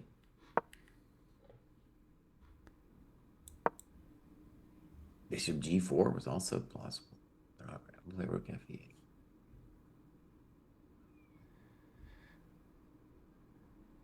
Okay, so we had knight B5, knight B6 last time. That was very, very concrete. And, knight B5, I think if you're black, you're like, well, knight B5 is the only move I really got to look at Maybe because knight C4? there's all these other moves, like the knight is loose on C4. So, like, let's say I play knight F6 on knight C4. Or, sure, let's try knight F6. Knight F6? Yeah.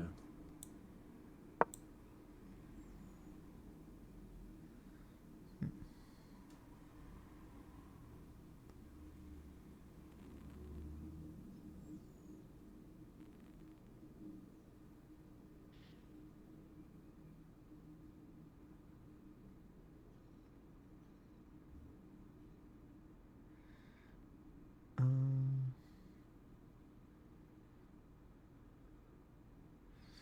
oh, maybe I go queen G5? I didn't see what you had after H6.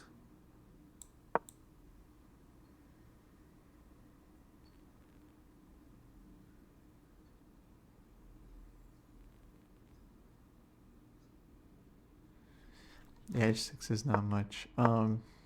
Okay, so I think I have to take on D8. Rook takes. And now...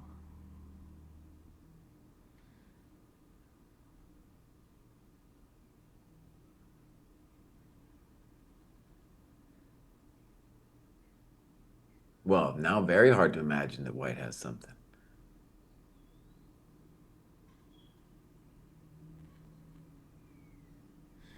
Yeah, my guess is black is fine. So maybe not knight C4? Knight C4, knight F6. What else can we try? Maybe Okay, knight b5. You still want knight b6? I guess, yeah, I mean, I think I could do other things, but sure, let's play knight b6. Okay. Then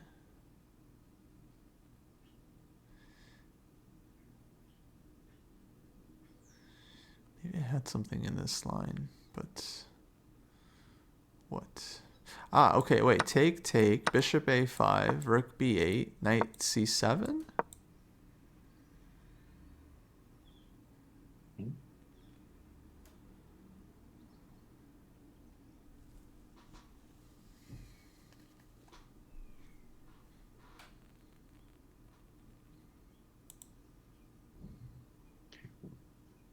Rook e4.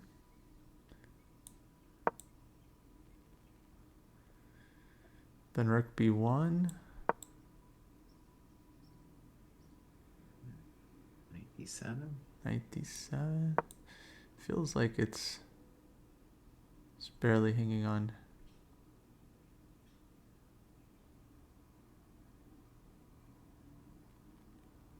Yeah, black seems fine. But just barely, right? It's like you got this like back rank Well, and you have to be careful. But there's no like I don't, we can have an abstract argument about the A pawn, but you have to have some. There's no positional reason I'm worse. It has to be something tactical. right. Yeah, yeah. Well, that's what I'm feeling. That tactically it feels very suspicious. So I'm looking for the knockout, but it's not so easy. All right, how about let me defend White's honor. So bishop c3, knight d5, and let me try bishop b2.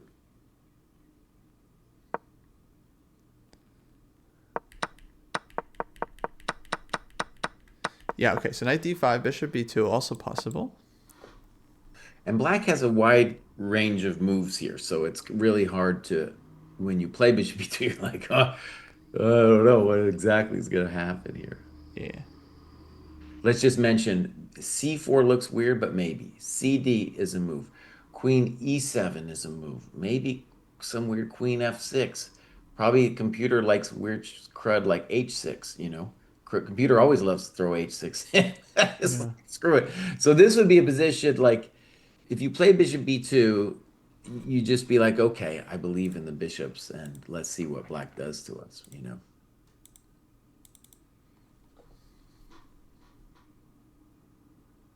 I'm beginning to think, though, that this has to be correct because the bishop d5 stuff really doesn't seem to do it.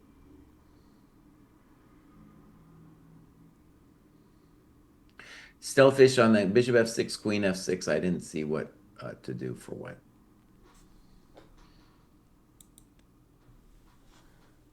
And it's not like white, in all these variations, there's no way white should be worse. We're just looking at, is there some way to put black under hectic pressure? Because it feels to both of us that white should have something to, give black the business. Yeah, absolutely.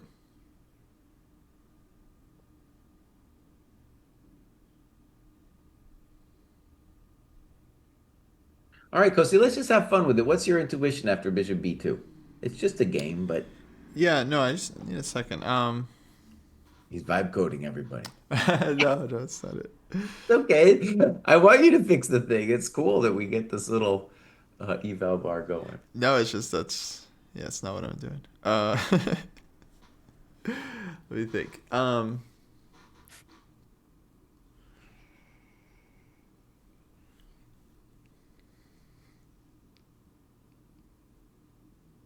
Lauren is believing in black. But I think Bobby, queen I'm not sure if Bobby e7 would believes in be black because he's thinking my forever move. on knight d5. Go ahead. I'm sorry, I interrupted you. Queen e7 I think would be the Queen move. d7 makes sense. Okay.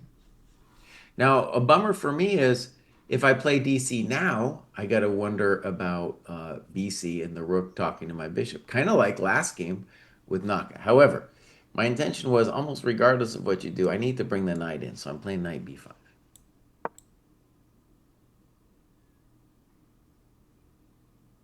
And I'm gonna say bounce.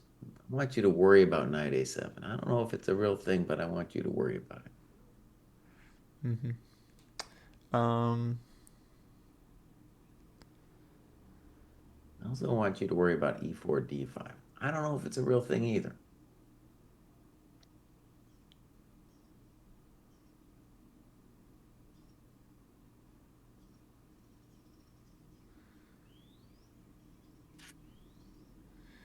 yes, not easy.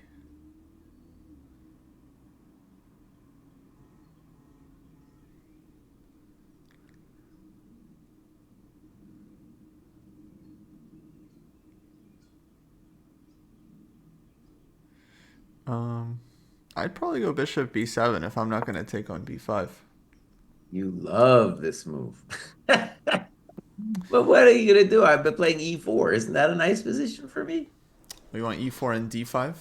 I don't know yet. I'm going to see where you go. I could also just, like, if you go For knight df6, I could say, well, rook e1, I'm definitely better there. okay, yeah, knight b4. Knight b4, okay, the combative move. No, I'll play rook e1. I don't know, actually. Hold on. Think about it, Kraai. Think about it first. No, it's two bishops. I like the two bishops. All right, let me defend black's honor then. I'll be black. Knight d5, bishop b2. Okay. I'm even gonna flip it so that I can see it from black's.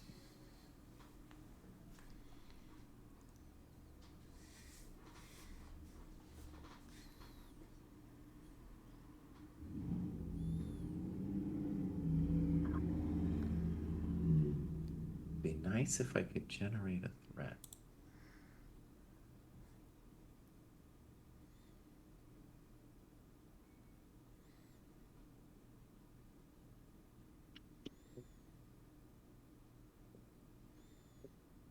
I definitely don't want to play bishop b7.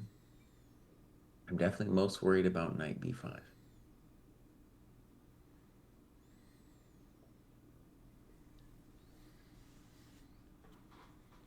This is a tense round. I'm just checking out some of the other games. It's like, okay, Sindarov, they still got all the pieces on the board. Yeah, Wei that's Yi, definitely an end game where you could outplay somebody. yeah, I feel like that's the plan. Try to put pressure, and then Wei Yi Prague is going to be sharp, I think, eventually. And then Naka might be a bit worse actually against Mr. Esipenko. Mm-hmm.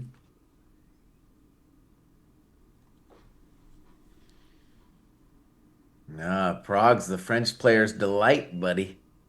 French player's delight. He's playing for the win with black, buddy. He's not playing or he's not like making. Oh, man, got some serious people here. Yeah, he's not playing around.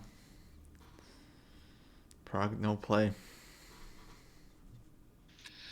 All right, I gotta go potty, and then I'm abandoning this thing as black. I'm gonna think about it more. But after, I think this is. I believe we've identified best play. It's like bishop c3, knight d5, bishop b2, and then black needs a plan, and I don't know what it is.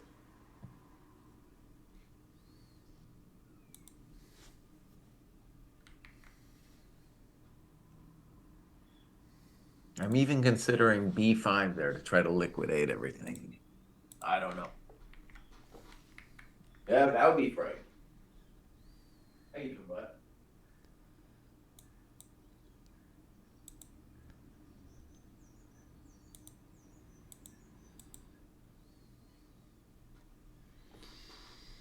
All right, folks. Well, let's take a look at some of these other games, huh? So this is Wei Yi Prague.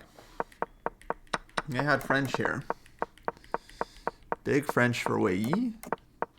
F6 takes now 95. So maybe white is a little bit better here, but it's not like he has can go for checkmate or something. Sindarov, he's got the squeeze. Like he has a lot of pieces on the board, and it's g4 coming, g5.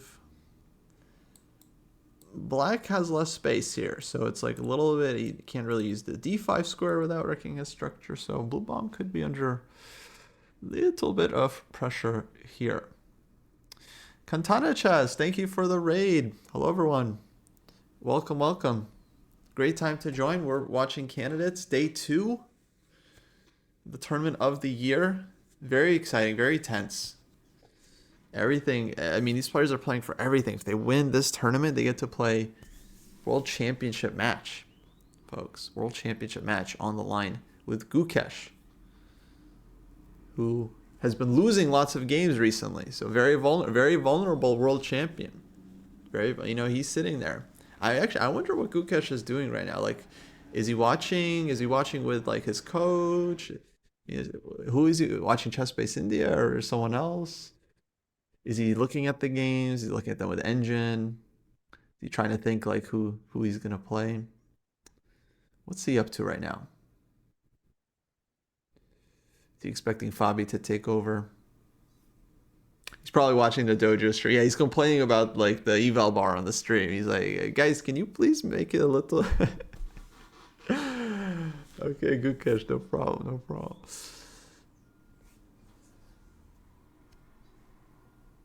Thank you, Anna. Thank you. Hope you're well. Thank you. Thank you.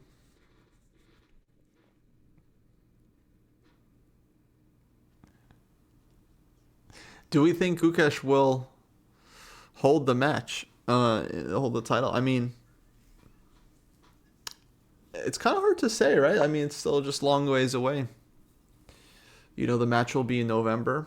Anyone can win the tournament, and I wouldn't pick them as a big favorite over Gukesh. I think the match is just so different. Anything can happen in a match. That no one's gonna be underdog uh, against anyone.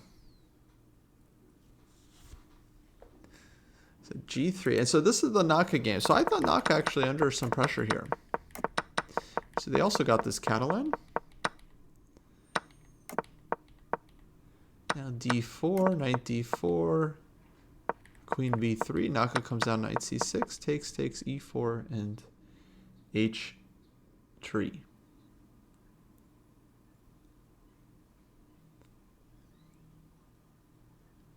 And yeah, it looks a little better for white. You have the nice structure. Black has the C pawn, still needs to figure out. Bishop as well. If white, just a lot of potential here for white. If he can just get his pieces out and Naka doesn't figure out how to create counterplay, it just worse here as black.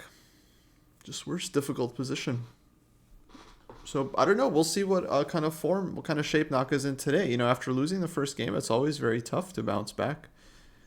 And he starts with two blacks. So he has black again, also unpleasant.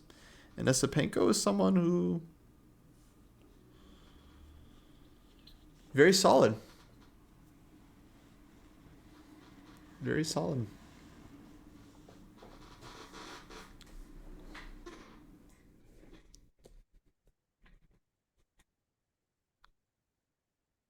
Move made in the main game. Oh, is Jesse in the chat?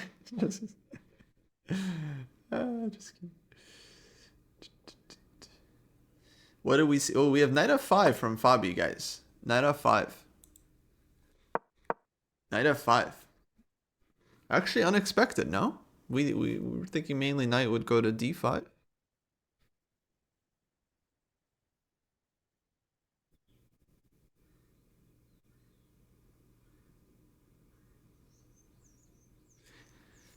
It's a little frisky for black, but yeah, I feel like Fabi's worse here. By the way, he's now down 40 minutes, guys. 40 minutes on the clock. And there's no increment until move 40. They're only on move 15, so 25 moves to make. It's not horrible, but it's close to becoming a problem.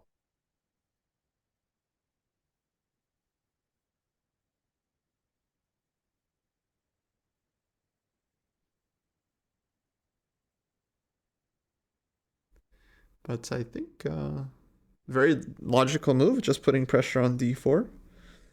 Trying to trade off, forcing white to do something about the d pawn. And also claiming that d5 is nothing special. Yeah, because d5 kind of gives black the structure a little bit. Mm-hmm. Okay. Yeah, there were some lines where white would be playing e4, but now it very much depends on what happens in the center, how this gets resolved. Because black is starting to take on d4 and just trade off. Okay. Let me defend his honor. I want to play knight b5. Okay, knight b5. Hmm. Okay, I take on b5 and I go knight d4. Snip, snop, queen takes. I would think black's holding this one, no? Queen, knight somewhere. Probably c5, right? Knight c5, yeah. You got other moves too, but c5 first question.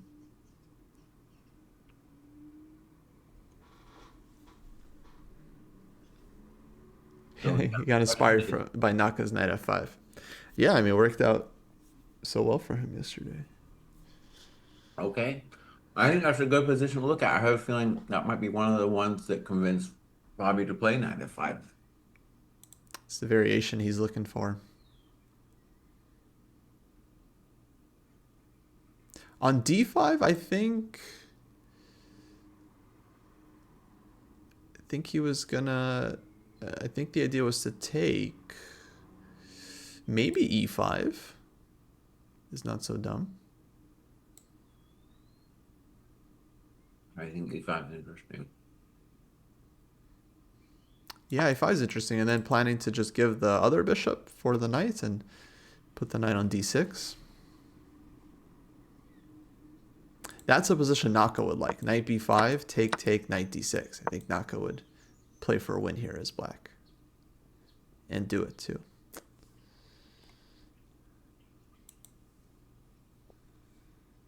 So yeah, d5 maybe e5. Although d5, e takes d5, I feel like is not necessarily so special for white either. Yeah, I like this knight f5. It's nice idea from Fabi.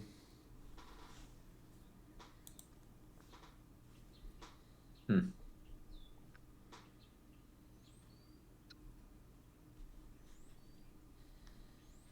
Yeah, interesting. I think one of the cool things I like about knight f5 is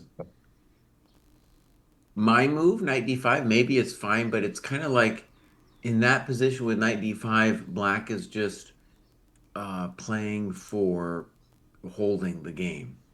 Mm-hmm. It feels like by rights, that's what I should be doing. With knight f5, it's interesting because all of a sudden, after say d5, e5, maybe black can, play for something. Sure.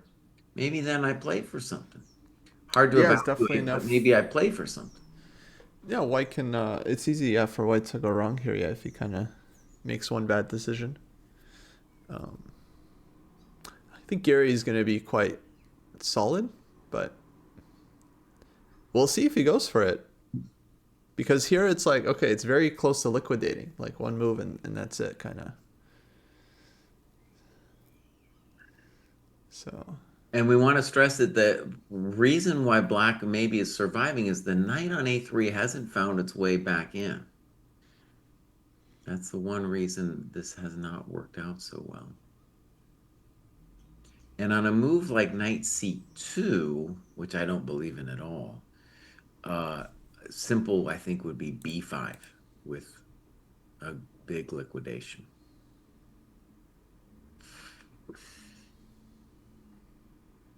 Hmm.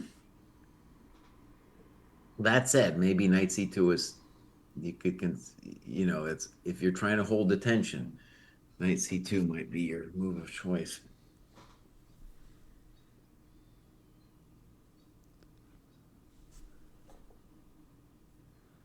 That variation that we looked at first with knight b5 is a big bummer for white because that looks like absolutely nothing. yeah. But what else to do? Wait, do we mention knight c2? That's what I was just saying, Kostya. Kostya's like vibe coding over there, not listening to me at all. No, I was reading the chat. But what was the issue with knight c2? I don't know if it's an issue. We ought to first just say it's a little awkward. And what I said about it is it's least a move that holds the tension. But the knight is fundamentally wrong on c2 because this pawn's on c5. So even if it's white's move after knight c2, it's not clear how you're going to build the position. Yes, it does feel like a geary move. I like knight c2. It's very, very vibe friendly move. Just defending d4, you don't commit anything, you don't trade off too many pieces. Maybe you play e4 next. I really don't like it. It gives up both the b5 and the c4 squares. I mean, maybe if you're desperate to try to hold the tension, you do that. But I think black again. But another nice thing about knight f5, if you get your opponent to play knight c2, well, maybe then we're playing a little spicy for ourselves. Hmm. Like knight c2, knight f6. Why is white better? I don't know. I don't think so.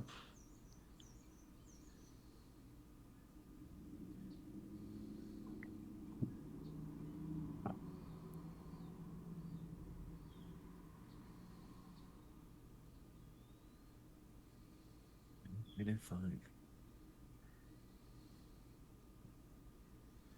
One of the beautiful things about the Wojtaszek game from ages ago was it really was so interesting the way the first intuition of every player's perceptions of a two bishop positions are, right? Just like, oh, suddenly it like looks like white has to be better, and then it's like, oh, wait a second, maybe not so simple.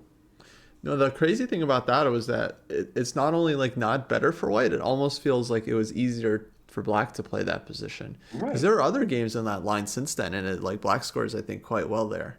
Hmm. In fact, like that line or that game, that was a King's Indian where Fabi played this like early Bishop G4, but now Bishop G4 has become very very trendy.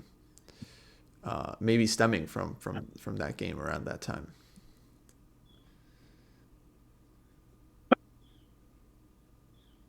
So, anyways, of course, like I still believe white, but by the way, I have to reduce. I don't have access to our thing, but I'm going to reduce Oh, my. try to refresh again. All Maybe right.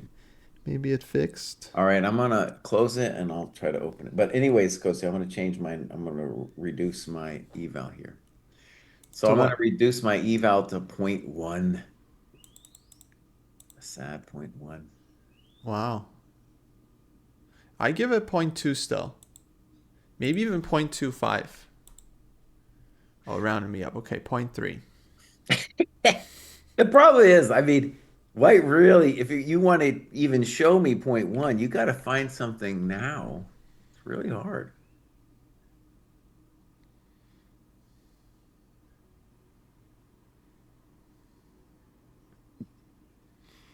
Hmm.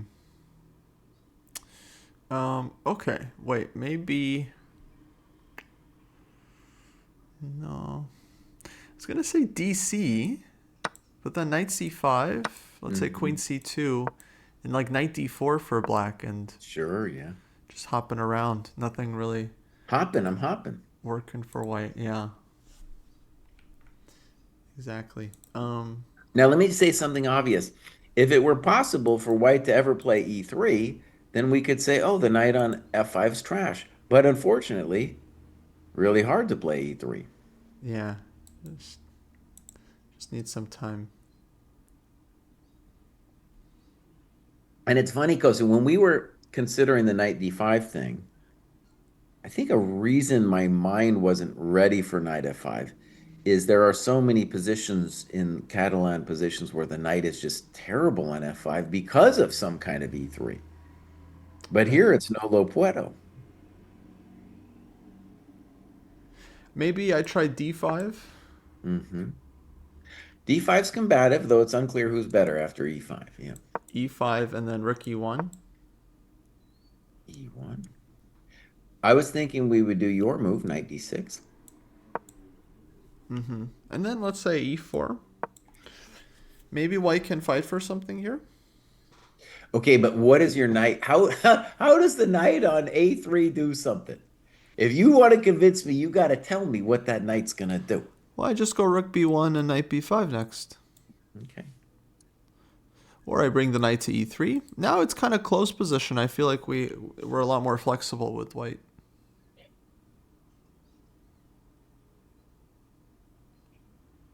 Well, since you're going to be passive for a second with a knight, I'm going to play f5. F5. Wow. Okay. I was okay. No longer stressing how to open things up. Well, um, it's very concrete. Like I assume ef, yeah. knight takes.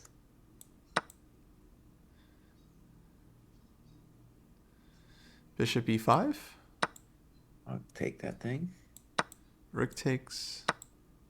Rook takes. All right, now I'm going to think for half a second. All right, I want to play queen f6. Okay.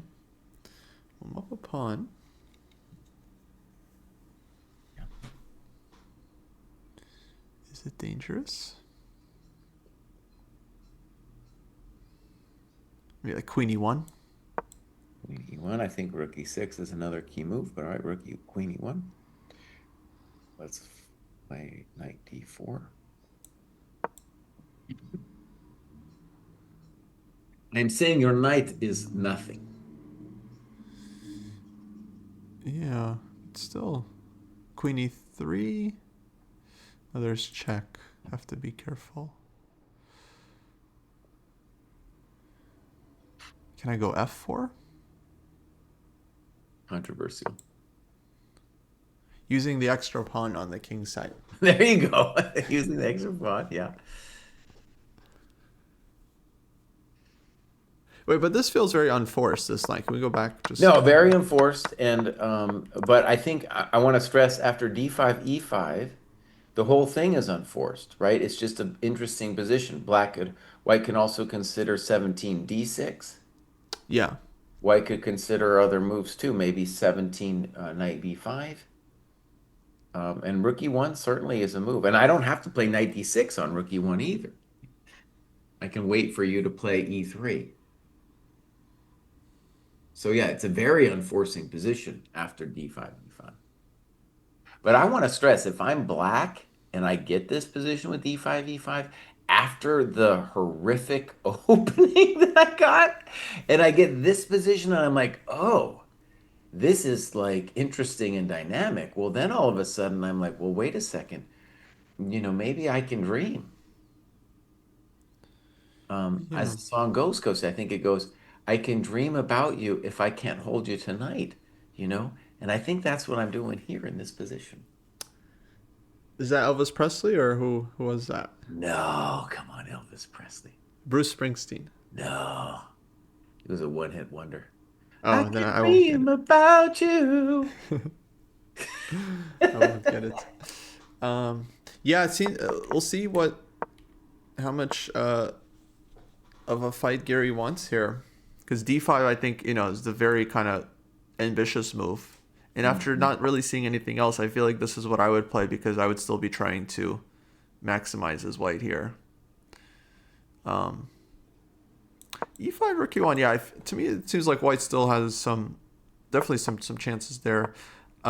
But yeah, what else? Like knight C2, I think is like the solid vibe move. But then knight F6, I thought it was pretty annoying. And by the way, I have other moves besides knight f6, and the problem with knight c2 is, dude, it's not going anywhere. As long as I don't take on d4, your knight is just a crud piece. Yeah, I mean the idea is to eventually do something to bring it somewhere to D4 But somehow. where? But where goes? No, but somehow it can come to D4. Like white can take on C5 at some moment, and then And just I'm get gonna the knight. recapture with the pawn. But there's also idea like rook E1 and E4, and then the knight can go to E3. Maybe. Yeah. Um, I think it's just keeping the tension. It's like okay, maybe I don't have a move with the knight yet, but then you also don't really. It's like black doesn't really move the knight on F5 either, or the pawn on C5. Like you're not taking on D4, so I get to keep the tension. I get to build up still.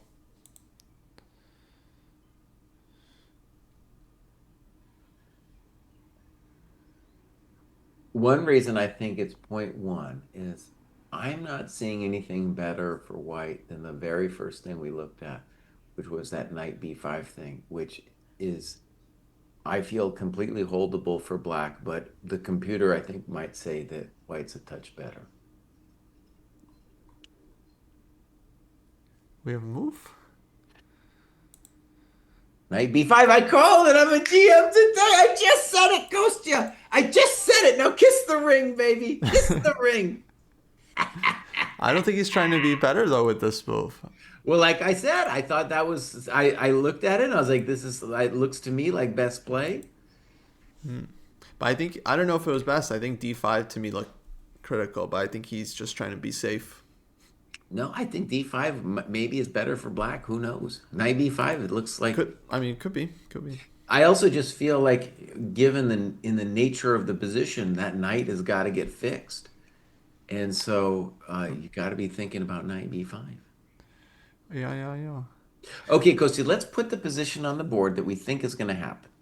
So we think bishop takes B5. By the way, maybe black could do something else, but this is just what we were looking at Wait, before. actually, I gotta take a break here. So let me leave you on the live position. Okay. You want to stay with this game still, yeah? Well, if I had the ability to move us around, I would actually, but go ahead. How Oh, long you but been? I could put you on another game. It's just I have to keep you on the live position at least. Oh, man, I need control, Kostya. I need a little control. Well, I need to stand up. It's been 2 hours. All right, go for it, buddy. Go stand up. Leave me here, and I'll walk through this one, and I'll maybe just make some notes on the other games. Okay, I come back. Someone figure out a way for Jesse to control my computer while I'm gone. All right, so this is what we were looking at before with knight b5. So I want to stress maybe black doesn't have to play bishop takes b5, but the basic question was bishop takes knight, pawn takes b5, knight takes d4, bishop takes, pawn takes, queen takes, knight c5,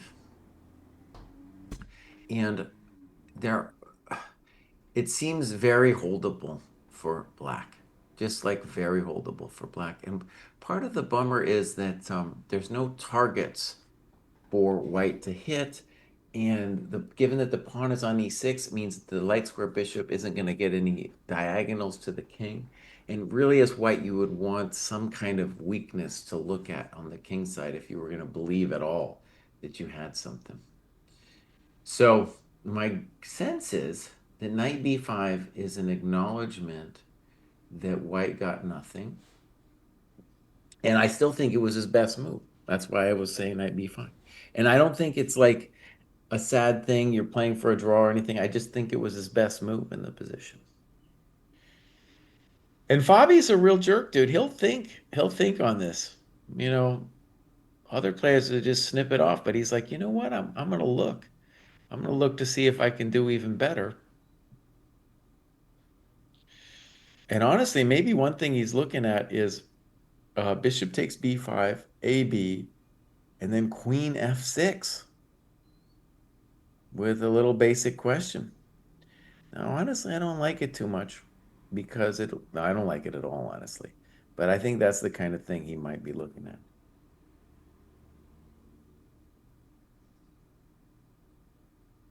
Well, one thing, Jake, is that Kostya won't let me have an analysis board. You know, it's very like, so I have, so like he's off there vibe coding and I'm telling him moves. He's not even listening to me. Give me an analysis board, buddy. Give it to me, man. We're going to have to, I'm going to make a plea when he gets back. We've talked about this in the years past. All right, I'm going to give a little update with what I see on these other games. I think the Prague position looks roughly equal, but I would rather be black. The blue-bound game, maybe white's a little better. Maybe white's a little better. I'd rather be white. Let's put it that way. And then Kosi was saying that Esipenko might be a little better against Naka. Maybe not. I don't know. I don't know. It looks pretty equalish to me. Very equalish, honestly. Let me just see how it happens.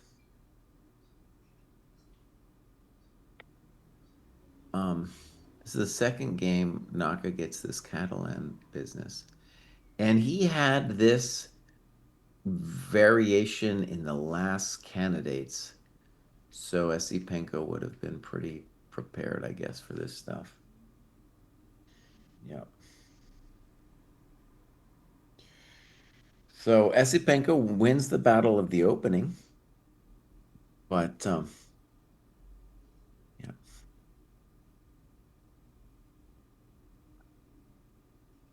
yeah, okay.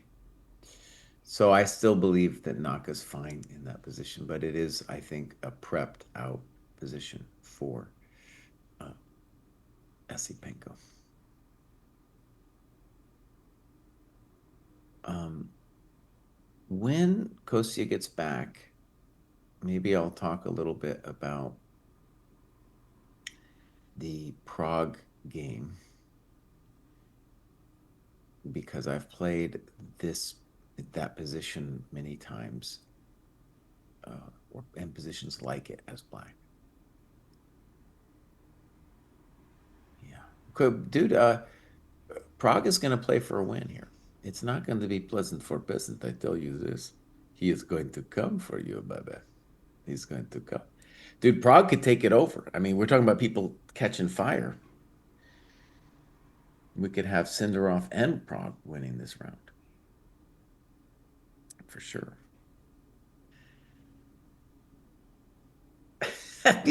Ron Burgundy and Jake want to see Naka go down, man. It's sad. I mean, really?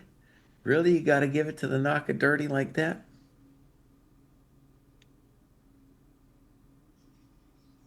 Yeah. I can dream about you. Wei Yi, I think Wei Yi might be just worse, but we'll get a sense of it in a little bit. No, I think I understand maybe what he wishes. Maybe I get it.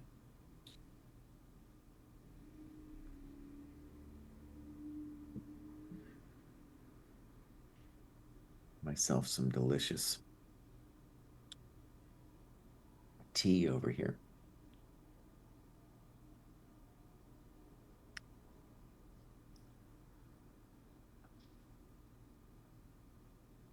If I can hold you tonight.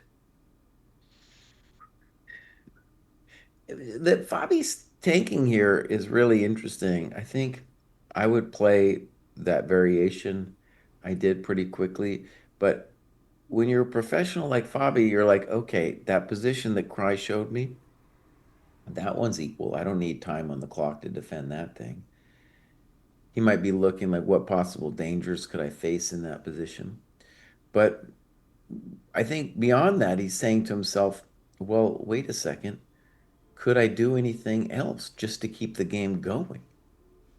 Like a weird Queen F6, which I really don't like, but it's a thought.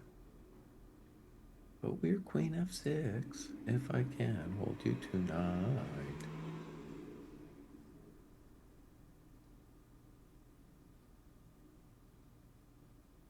Hmm. King D7. Well, one of the things I think about that endgame is people turned on the computer and realized maybe Fabi let it go at some point. But, that's very um, common. You're under stress, blah, blah, blah. I don't think anything about it, honestly. I think the real mistake that was interesting from Naka was not seeing that bishop takes d5 would hold any danger, and then becoming complacent and putting the pawns on the dark squares. That showed to me that he didn't understand the position at all. You can't be putting the pawns on the dark squares when you've got a bishop on the dark squares. That's just like a thing. And so he was thinking that he had no danger at all. And if he had played it right, I don't think he really had any real danger. But so I feel like he was positionally outplayed just because there was something he didn't get, right? Some other position he just didn't get. And yeah, you're not going to win no candidates like that.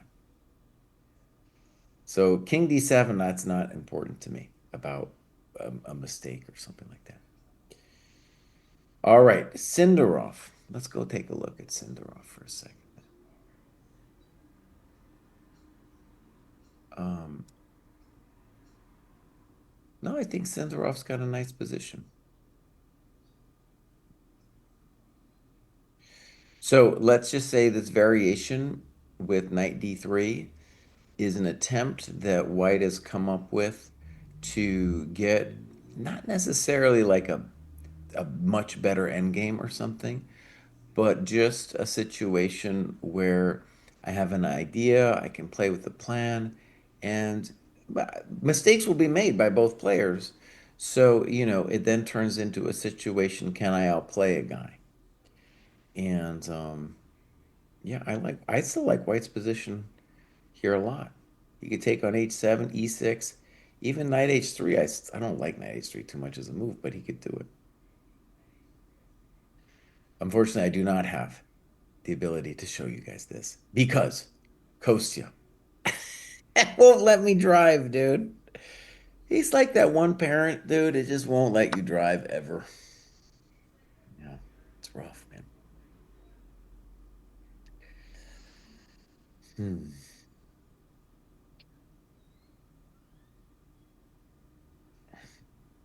I can dream about you. Um, I was watching the Naka recap, and it was interesting. Like Naka, I feel like didn't get the dangers in the position, and I know I just said that, but it's interesting to me that he didn't feel it. He didn't know where the pieces belonged, and so you know, talk to like older GMs. That's what they say about the younger generation. And Naka's obviously no young pup, but they say they just don't know. They're calculating so much they don't know where the pieces belong. And that's how it felt to me in that game yesterday. I was like, dude, don't you know where the coconuts go? Has anyone told you where the coconuts go? Yeah. You're welcome. You're welcome, Mr. O'Donnell. Hopefully, Kostya. Oh, he's back. Expect there was something I was gonna. Oh yeah, I know what I'm gonna ask him. All right, Kostya, we got a question, and chat's gonna support me on All this. right, what'd I miss? You missed the great controversy of why Kostya doesn't let us have an analysis board. Okay, yeah, That's what we're let's talking talk about this actually. What's going on? about. No, no, no, let's discuss. Yeah, so what are you saying? The dojo needs an analysis board when we're doing this stuff. But why are you saying that I'm not like letting you? Because we talked about it years ago, and you were like, "Oh, we don't need no analysis board." Okay, so you're saying based on a discussion we had years ago, I am now today not letting you have an I don't analysis know. board? Maybe you are. Maybe you are gonna let me have What is this? an I'm allowing. I'm not allowing. Do I just run everything? Like what? Why don't we just discuss it? Like you never asked me for an analysis board for the. I spent an hour setting up the stream yesterday. You didn't mention an analysis. Like analysis. what do you want? Like In any case, it might be cool if we could get an analysis board. okay, let's discuss. I don't like this thing where it's like you and David also. You guys always like ask me about stuff like I'm in charge. Like it's my call. Like just suggest something. We can discuss it.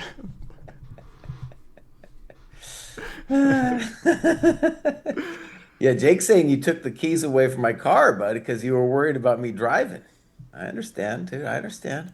That time's going to come for me sooner than rather than later, too. I'm slowing down. There's no No, I doubt. mean we can set it up. It's just we have to set it up, right? It's like I set up the stream how I kind of envisioned it, Yeah.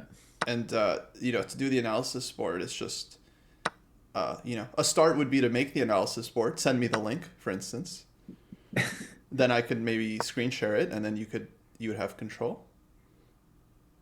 Oh my God, it just happened. So we predicted this. I predicted this. I don't know. I'm going to say an hour ago, this knight c5 position. And Kostya, with that, I think we should move to a different game. I'll make a plea that we go to Prague, but here I'm just going to say, to me, this feels completely holdable for Black.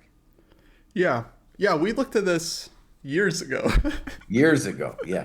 This position. Yeah, I think it's. I mean, it's like optically, I'd still take white if I had to Hmm. pick someone, but Yeah.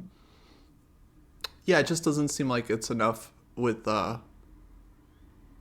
because the issue is that there's more than one open file. So if it was just the open A file, then I would say white's doing well because you can dominate the A file. But here black can get his rooks out on the D and C file. So it's kind of like basically it's like an empty bishop, which I think chat was saying early on that that's kind of Fabi's concept this whole game is to empty out this light squared bishop. And yeah, I think it's kind of come to fruition. Yeah, rook AD1. So one of the things too, I was even imagining, even if you got your rook to A7, part of the bother is the bishop doesn't have any way to intensify the pressure. But okay, this is nothing now, rook 81. We can trade, we can play queen e7, whatever we want to do. I would trade and play rook fd8 if I was black. Dead equal. Yeah, I think it's holding. Um, People say we missed the live moves. I mean, I don't really feel that's the case. Most of the time, we're analyzing a line, and then they play the first move of our analysis. It's not like we're missing a lot. Who's saying we're missing a lot of moves? Chat says we're always missing moves, Who? and Who? missing. I mean, like the lie, like we're analyzing, and then they make a move, and then we miss that they Oh, no, moved. no, But no. We had this I don't think. forever. First of all, that's what chat's for. Okay, to tell the commentators when a move has been made. True. True. Okay, Kostya, let's go to a different game. Yeah. Why don't we start with the Prague game? Um, and so maybe start us off on move 7, Kostya. Okay. So Gary Fabi, we're calling that one a draw, Calling that one a draw, yeah. and we'll come back to it if something dramatic happens. This was a classic French. Mm-hmm. And this move, Bishop E7, I've played this. I've played every move in this position. I played CD, Bishop E7, A6, and Bishop E7 is a really interesting creature. And notice that he plays A6 next. So A6 he could have played first as well. One key thing about A6 here is that if white castles, the computer says that he is lost after C4. Lost, right? Yeah. So, Yeah, famously bad position. so that's a problem with us. We can kind of sit around with A6 and wait. So white plays Bishop D3 and he tanks in that position. Okay. And then we get castles short, and then F6. So I played this same thing so many times back in the late 90s, and I did it without A6. Um, and it's a very interesting position where it's very difficult for white to prove something. If he's going to prove something, he needs to occupy the E5 square. But white plays EF, thinks forever on EF, knight F6, and now king H1. And a very nice move from Prague, I think, B6. B6 holds the tension and prevents white from playing BC. Okay, so in this position after B6, it should be clear to Wei Yi is like, oh, I am not easily getting the D4 square. And when I pop my knight onto E5, the kid is just playing queen C7, strong move, and saying, no, you can't really stay there forever. And what are you doing, Mr. White, with the knight on C3? Very hard to move the knight on C3. Rook AE1, bishop D6, nice move. Knight takes, queen takes.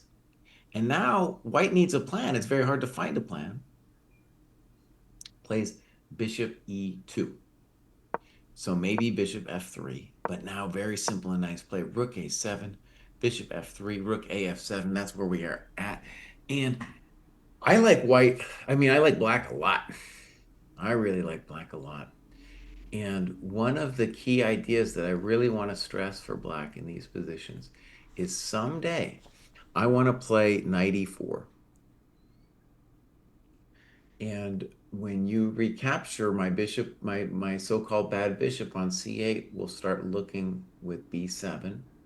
And it's going to be very hard for you to avoid playing G3 yourself. And once you play G3, the value of knight E4 is going to go up because when you take, the whole diagonal's open. So So, you think black is even better here? well, I would put it this way. I'd rather be black. Hmm. And also, I want to mention at any point, black can transition to the queen side with C4 and B5 too. So he's got a lot of ideas. Um, and if I'm going to imagine an idea for white, it's like, it's really hard, dude. It's very hard to come up with an idea for white in this position. Interesting. Yeah, I mean, I get what you're saying. I really don't like this bishop on c8 though for black. Like I'm not sure if I would. I don't know if I would take white's position, but maybe I don't think white is like that much worse. Um, I probably maybe start with g3 as like a candidate. Okay. I think bishop G1 is the other big move. Let's start G3. Mhm.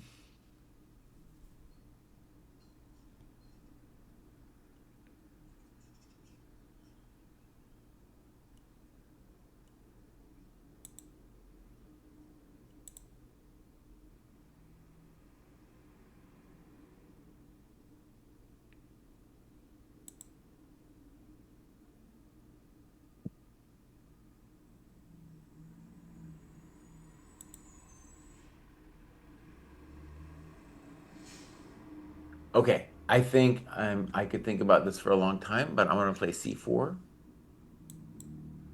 Oops. Okay, g3, c4.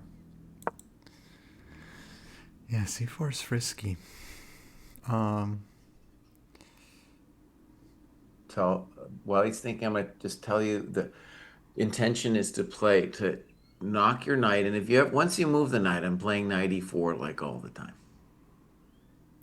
yes, but maybe it's not so scary. Okay, I'll try knight d1.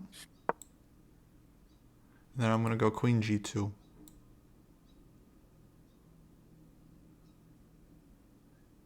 Well, we'll expand B5.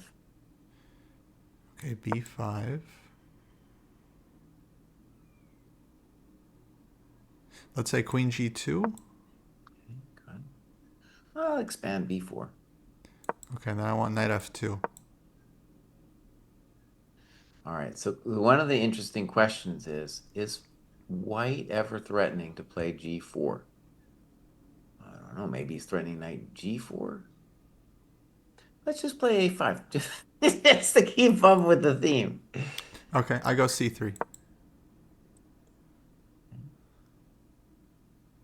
A4.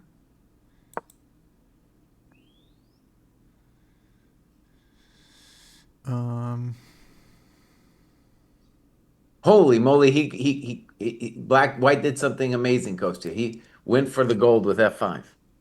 whoa, Now, I just want to stress, I did not whoa. believe this move was possible, but if it's possible, that's a hell of a drug. So, okay, we got to Actually, it's reassess. kind of simple. Yeah, if black takes, it's just dc, and then stuff's happening on d5. I'm gonna guess there's nothing simple about this position, but okay. I mean, just Okay, simple idea behind it. first question, what about 94? I think EF was the first question, but yeah, 94 um, is also there. Well, what I want to say is like this is still Wei Yi we're talking about, you know, and some of us still remember Wei Yi Bruzone, you know. That's not a game you easily forget. Some of us remember.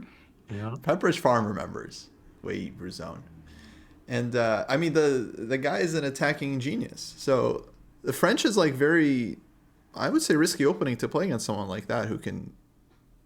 I mean, he's very tactically gifted. I feel. No, of course, all these guys are very dangerous. But what are you doing after 94, boss? Okay, now that's a good question. So 94. Um, Bishop e4 and fe maybe. Oh, sorry. It's blunder. Uh,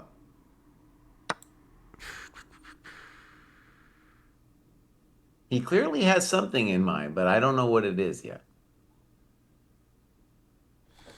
Okay, let me think. 94, 5.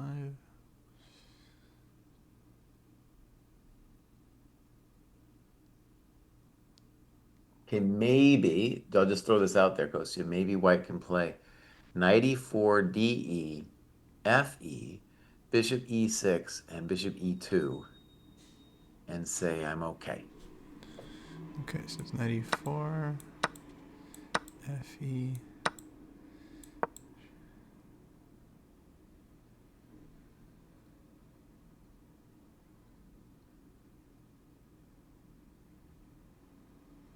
Now, is he okay? That's another question, but that would be kind of like maybe the first variation to come to mind for white after 94. I mean, it seems solid for white at least.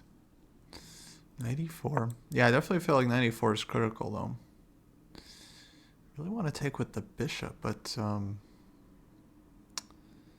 I'm not sure how to proceed after that. But is there any ideas, perhaps?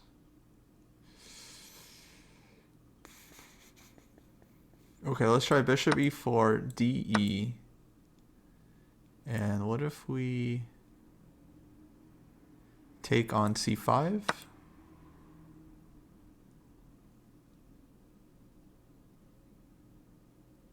Okay, I don't see your idea yet. But let me. All right, whether I take with the bishop or the pawn, what's your intention? If you take with the bishop, I probably trade bishops. All right, let's say pawn takes. Pawn takes Okay, makes pawn sense. takes. Okay, and then I was wondering about f6 ideas,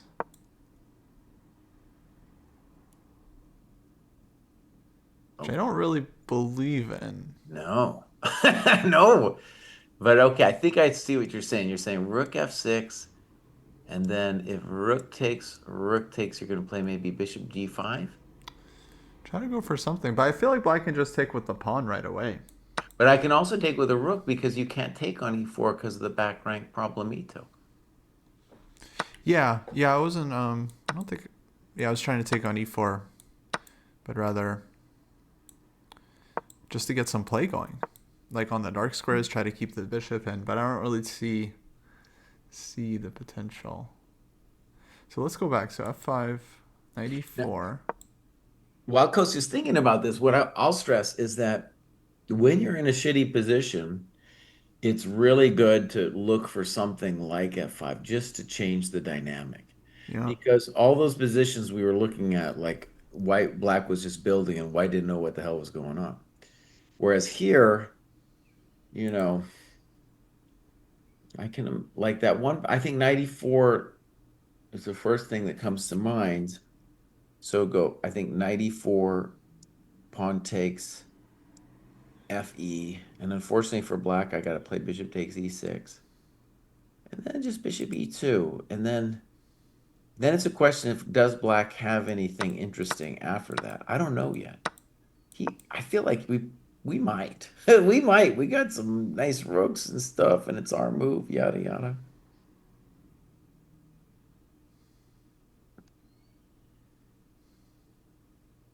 Hmm. Yeah. All right, Something. Kosi, let me try to defend black's honor in that final position we're looking at. Let's say c takes d4. Okay. Yeah, I was thinking CD. So take, g2, CD, bishop, D, queen D. Okay, bishop takes. Makes sense, yeah. You could have also thrown in rook f7. We could, if we decide that's important, you could do that. Yeah.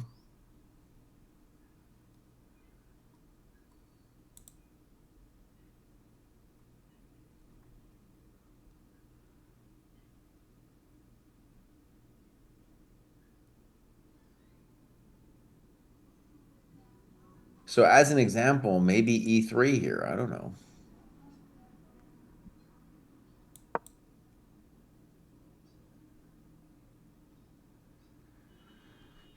Queen takes. All right, bishop e5.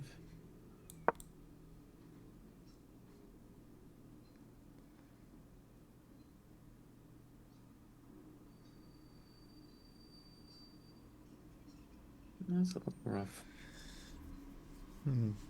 Yeah, it's unpleasant. Um, maybe just bishop f3. Okay, on bishop f3, I have bishop takes, Yeah, rook takes. and then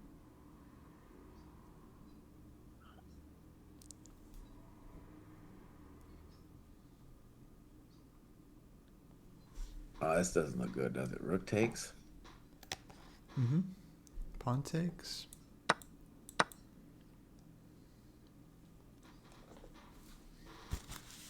Huh, maybe you're led into this thing. The good news for you is queen c2. You have queen e6. Yeah. Yeah, maybe you live through that thing. Maybe just barely holding. Okay. So my guess is that is the like the thing that's going on here is now I don't is there some magical other move besides 94? It's hard to imagine.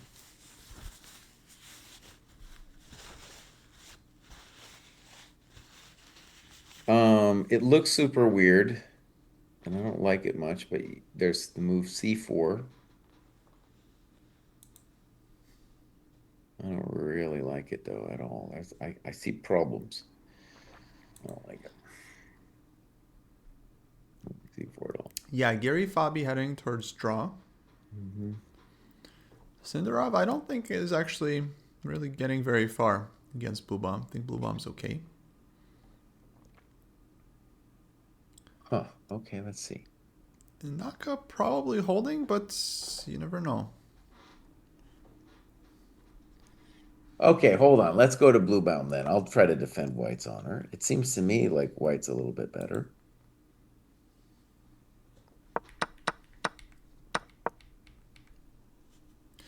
He does have the bishop pair, but yeah, I feel like Black is solid here. Okay, so let's say I go bishop h3.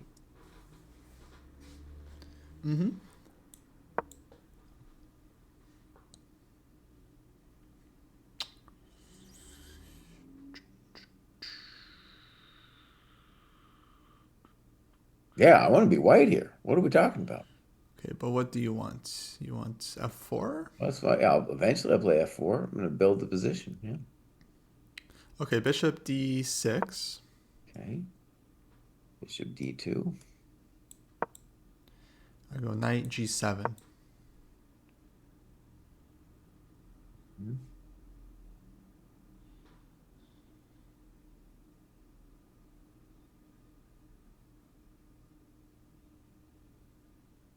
Rook e1.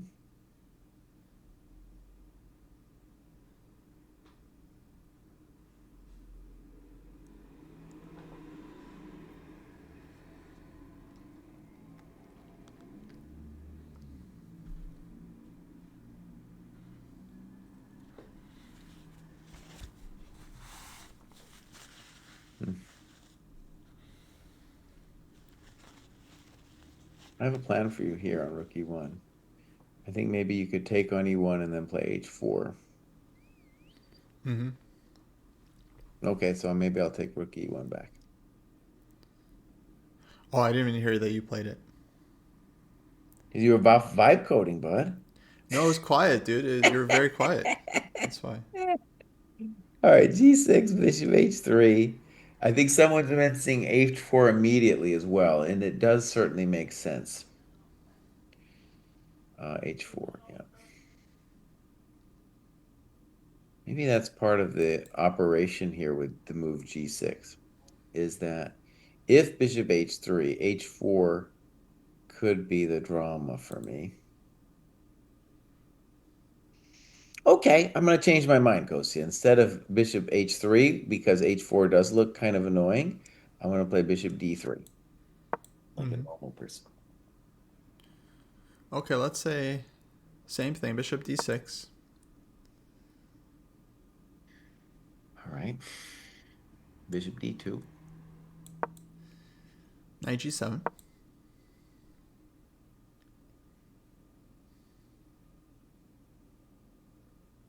So if it's your move, Kostya, what is it that you want to do to me? Maybe I double rooks. Like rook e7 or something? Hmm. Mhm. I mean, somewhere I'm thinking black could just play knight f5, but I don't really feel like I have to. I would maybe wait till f4 until there's an actual threat, and then maybe plant the knight on f5 one day. Uh-huh, okay. But yeah, I don't really know about that. It's kind of Okay, you're making a good case. All right, so g6.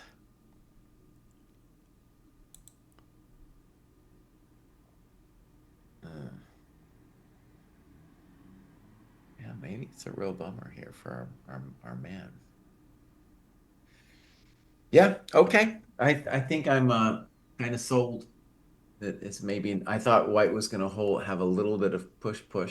Well, I'm not seeing any push a little push. bit of push against Matthias Bluebomb. Get out of here. Well, Now that he's picked up the Petrov, he's not going to lose another game ever. Yeah, bishop c2. is that what happened, Bishop C2? Yeah. Okay.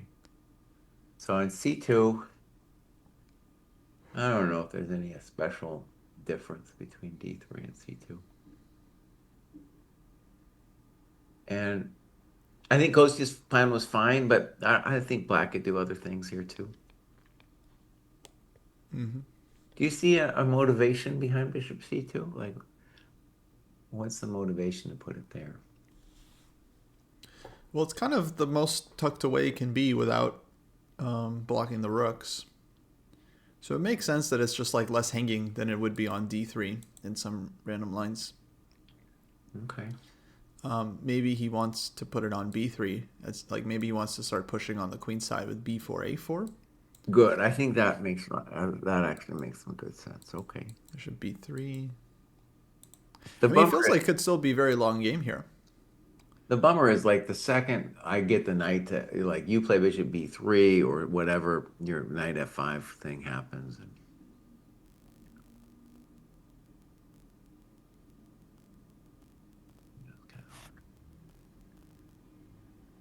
okay. Man, what is it? They get 2 hours for 40 moves? I feel like they get too much time, man. Got like 15 moves they just know. Book. So it's really like an hour and 50 minutes for like 25 moves. It's comfy.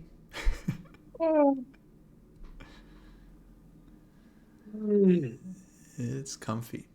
You know? If you cut the time control in half, start seeing a lot more separation.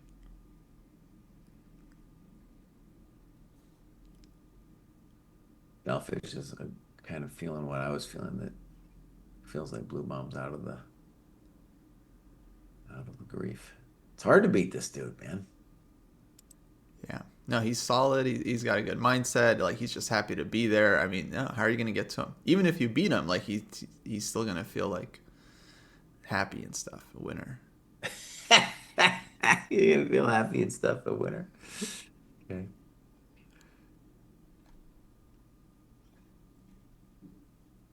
Actually, he's got a lot of fans. People really like Blue Bomb, which I get. Everyone loves a good underdog. But I feel like the candidates should be about like the candidates. You know, the real candidates. Well, let's take a look at the Naka game, bud. Yeah. So one thing I was saying while you were away was that I definitely felt Esipenko won the battle of the prep. And we saw this variation, I believe, in the last candidates with Naka. Oh, really? Maybe even with Naka as white. I remember this thing. Anyways, so it goes up to H3, which is a kind of a weird move. And that was seems like probably mostly prep. Anyways, Bishop A6 happens, Rook D1, Queen B6. No, I feel like black is fundamentally okay. But Mm-hmm. no, you can understand the argument for white, right? Like we play the knight to D2, we get the better pawn structure, yada yada. Yeah, very pleasant. I would, yeah, happily take white here, I think, in every game. Well, let's make a move or two here. So what do you want to do as white? I'll try to defend Naka's honor. Yeah, I go knight a3. Okay. All right, let's play rook fd8. Okay, I go b3. Slow, but okay. I'll play c5. Rook c1.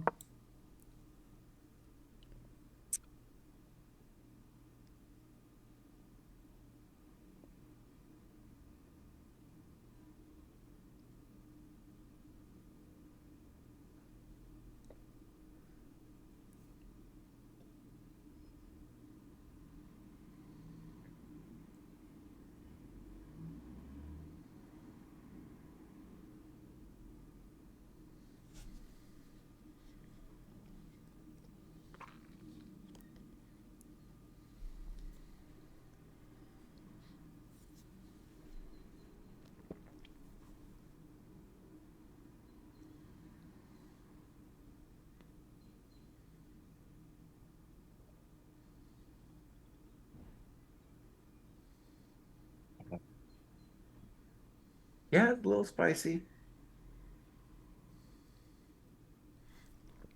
Yeah, black just has to like hold somehow. So I don't know. I mean, but yeah, I would find it Okay, let's try unpleasant. again. Queen b6, knight a3.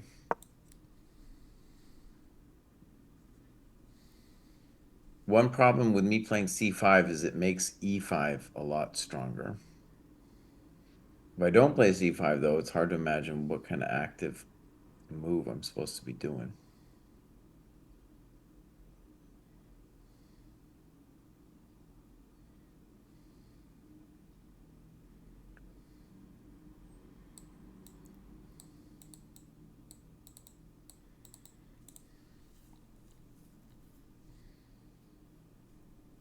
Yep, I trusted Naka, but now I don't trust him. He might be worse.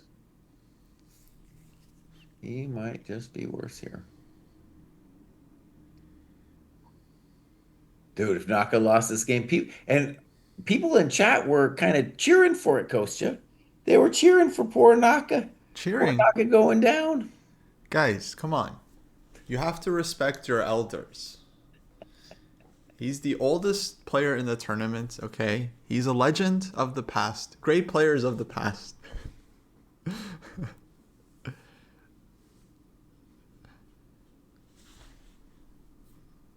I don't know. Chess is hard. I mean, it's not like I would, I'm necessarily rooting against Esipenko. Andre seems like a perfectly fine young fellow himself.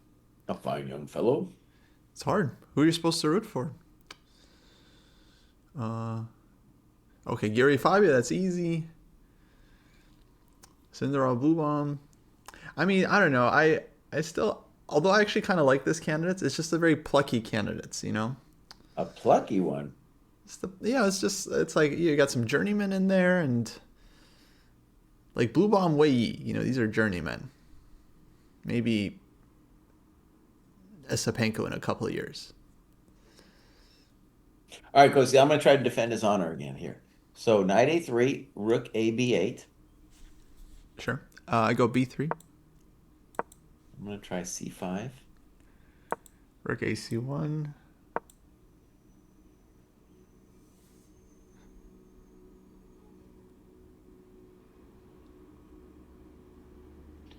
Rook fc8.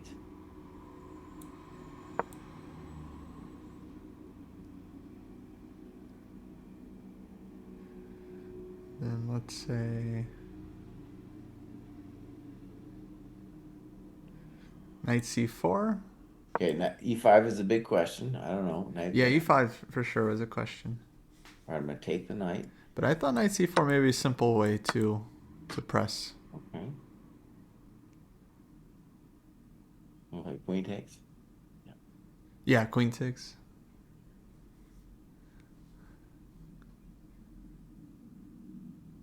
No, queen a5. a5. Now e5. Okay, knight d5.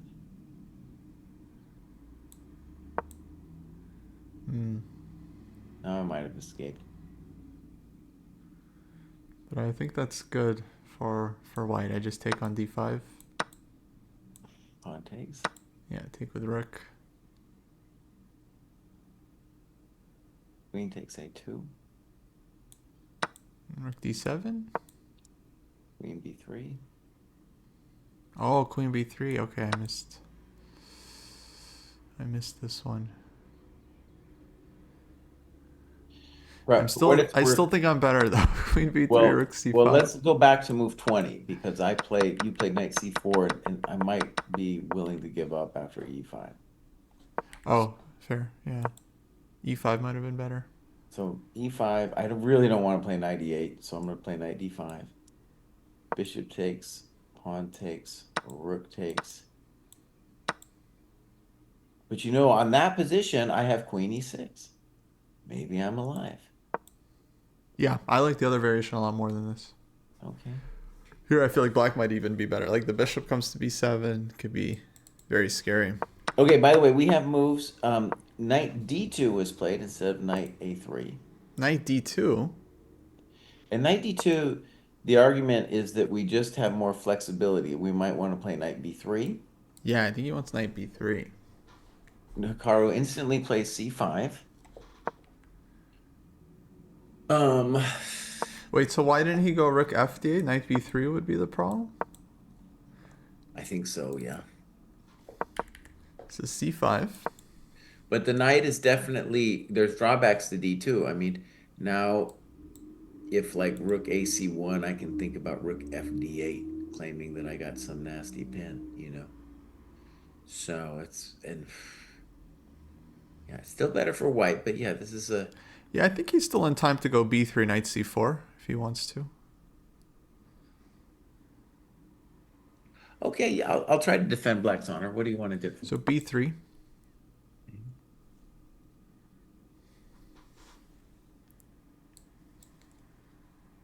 Might rook fd8. Knight c4. Oh, wait. Let me do a take back there. I feel like I need to do something with my a rook so that e5 doesn't hurt me too bad. Mm-hmm. No, screw it. Let's just see what happens. Rook fd8. Okay, knight c4. Bishop takes. Queen takes.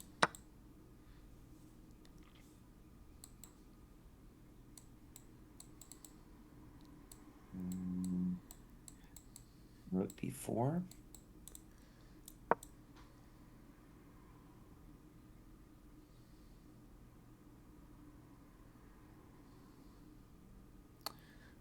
Take on d8 and rook c1. No. You have the wrong position, but Wait, you said queen b4 or? no. I said rook d4, but I don't believe it. That's the problem. I don't know if I Oh, believe my own oh, move. after trading rook d4. Yeah, I don't know if I believe Oh, it. gotcha. So let's just show the variation. Rook takes, pawn takes, e5, Yeah. knight d5. Yeah, maybe it's just pawn up for white. I don't know. Well, I think rook d1 is a key move. I can't go knight c3 because with bishop a8, I'm threatening a back rank. Rook d1 is there too. I think if you took on d5, I might have practical chances. But okay, let's try to find something better. c5, b3.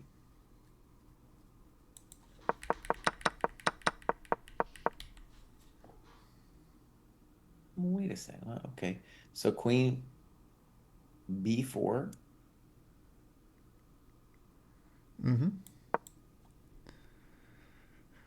Okay, rook ac1.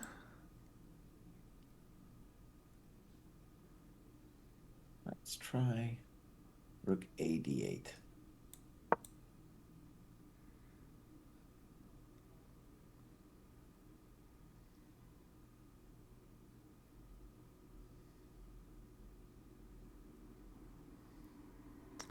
Okay, this looks a little better for black. Actually, a lot better than all the other lines so far.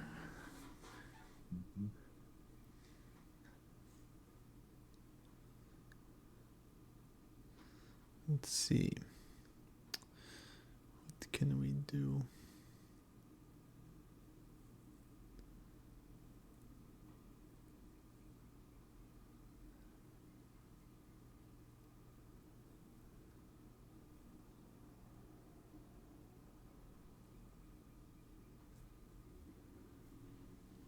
Well, Kostya's thinking, we'll say Prague is still tanking on the 94 decision. Bluebound looks like it's equal. Fabi totally equal still. And then we're looking at Mr. Yeah, Knight. Prague been tanking there.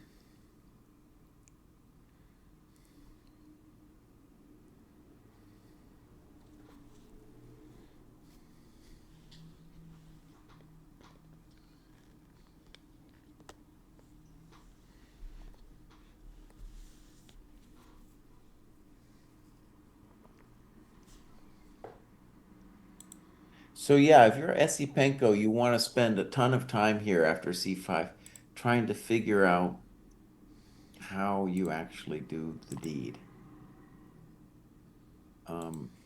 We haven't mentioned knight b3, but that's definitely an option for him. Kostya, you just wanted to do like a structural approach. Oh yeah, And big time. I think white needs something special. I think b3 might just give me enough time to, hold it together a little bit.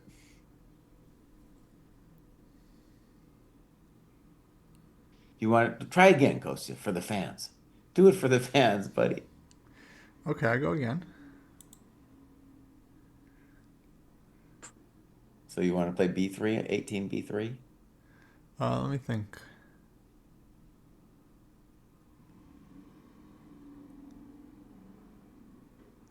Maybe rook c1 this time? So rook ac1, right? All right, I am not sure, but I want to try rook ad8.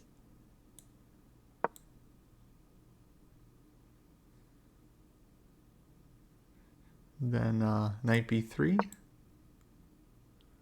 Okay, here it comes. Okay, c4. c4. Then knight d4. Okay. So when we look at this position, I think we say, why are you're not threatening anything directly, right? You're just claiming you have a nice position, right? Yeah. Yeah, I just think white's better. Okay. Double. Rook d7. Okay. I also go rook d2.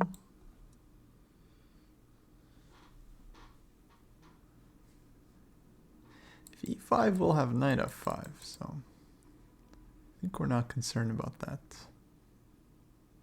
All right, rook fd8. And then black will go there. Rook d1.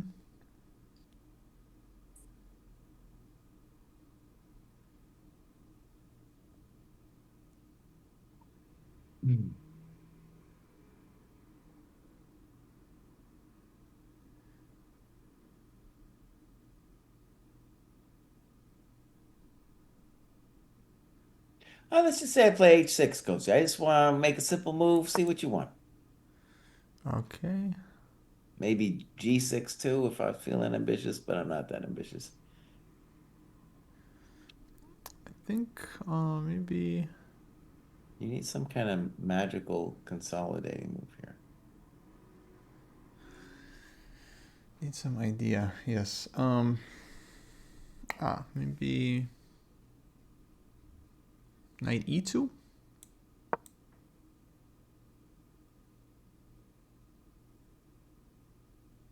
I'll be a rook d3 though. Right. I don't think you want rook d3. Yeah, I don't know, rook d3.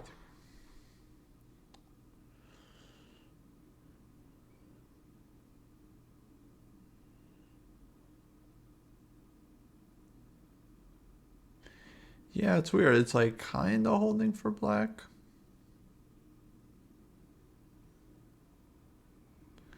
But black nevertheless is feeling worse.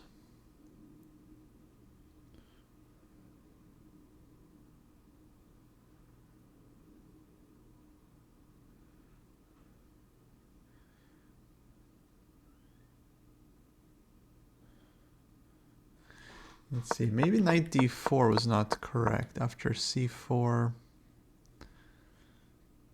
But I feel like I But if kind you of don't had do that, I to. got the famous rook d3. Yes. So c5.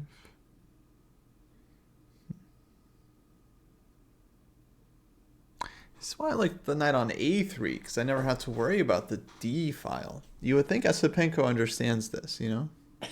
Why he play knight Well, he d2? wants that b3 option. He could have also conceivably underestimated c5. Knight b3 has never won a game for anyone. Maybe. No, he's like been spending a lot of time on this move, right? Like as we've been Yeah. going through it.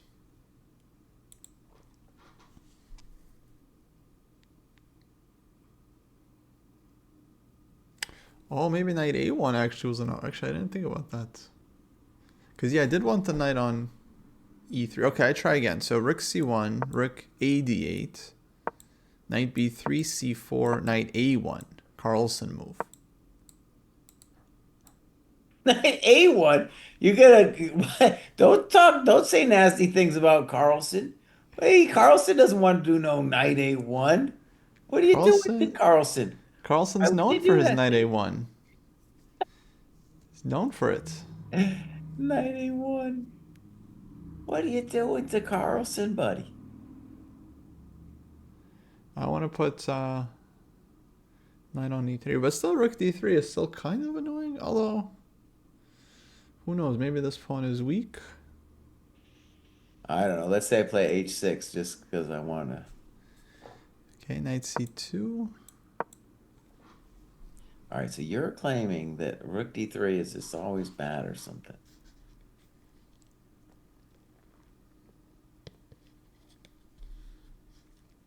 I don't know. All right, I'm just going to play rook D3. We're going to see what happens here. Okay. Uh, take, and knight b4, I guess. Okay. I have zero idea what's happening here. I'm going to play rook D8 just because that's what the mom said. She said, put the rook behind the pass pawn. d8, rook d1. Maybe.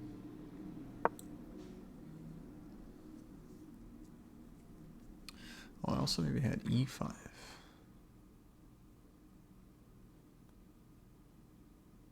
Maybe e5 instead? Maybe.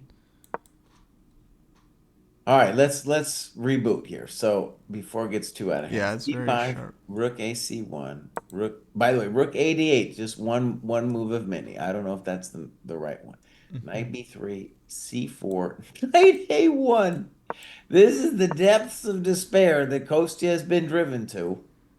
No, I think it must be what he's thinking about. I see no other option, actually. Oh man. Yeah. Um. All right. Some seeing to me.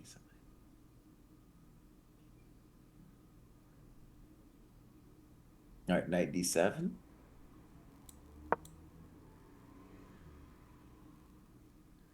Then, okay, knight c2. Fix. Knight C5.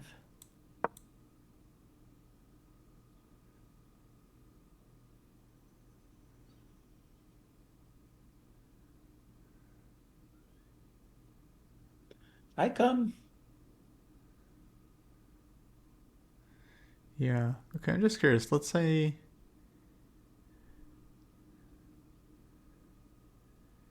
knight a3. All right, I'm just gonna put that knight on D3 because Mama said. Wait, sorry, no, I want knight e3. Sorry, why am I going e3? I want I don't e3. know. I Knight don't know. d3, rook c. After you played knight A1, I just figured you thought it was better on the side of the board. All right, knight E3. I would have played knight D3 because that's And what then you rook said. c2. Rook C2. Okay. I feel like I got several candidate moves, but knight B4 at least makes me feel nice and cozy inside. So you want knight b4? I mean, honestly, I just wanted to convince you to end the variation with knight b4 because I'm threatening knight a2. Wait, we move b3. Okay.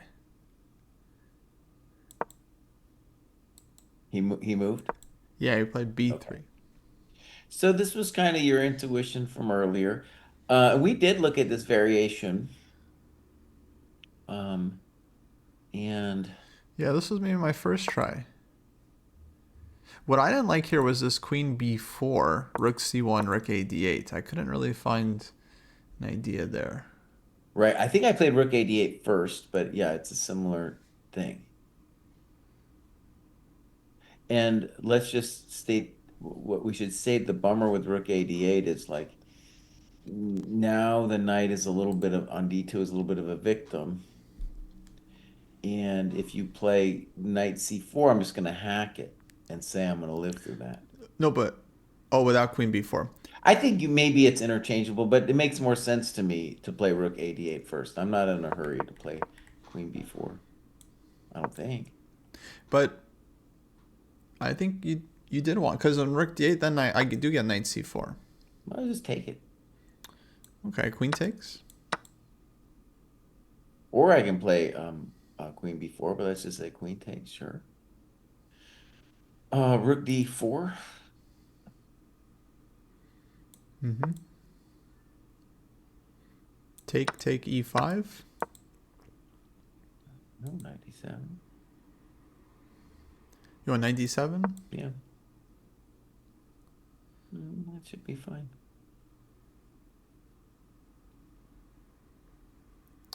f4? No, now you're playing risky. Mm-hmm. Rook d8. Yeah, I just don't really believe in your horse. Well, here you might want to start believing in my d pawn and better king. Right? It's not so simple for a pimple now. No, that's simple, but I don't know. King h2. I still kind of like white. Knight c5. Knight c5.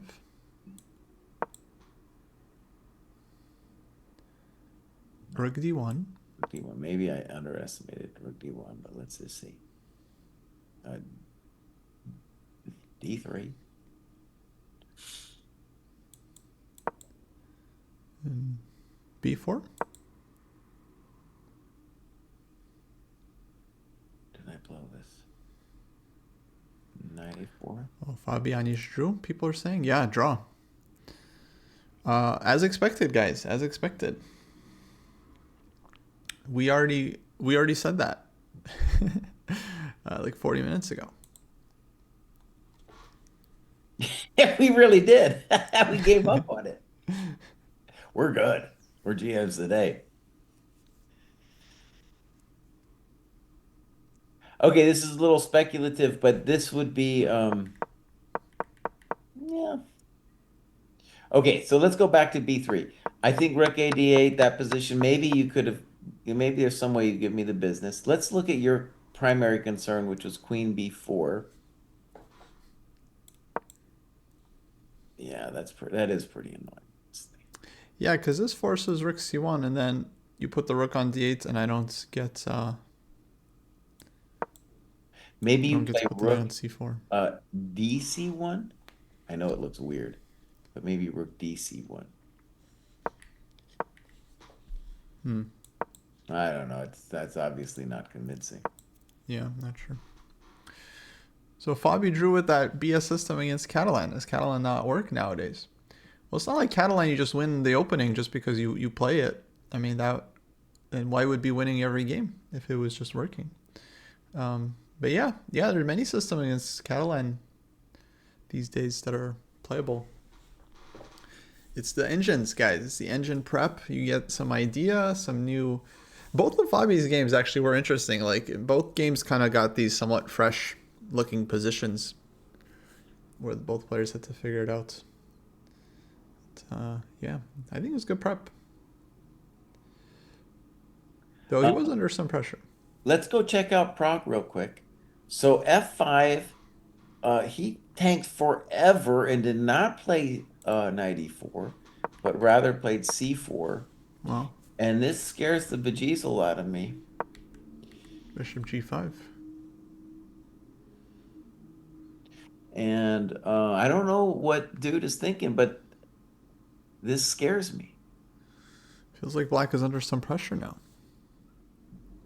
Bro, why didn't you play knight e4? What are you doing? What are you doing? Now it's too late to play knight e4. I can take. In ef, there's bishop f6 with big problems. Oh, that's it. Yeah, you could say that again. Wait, what have you done, Prague? Bishop b4, is that it? That's kind of weird, but maybe that's his intention.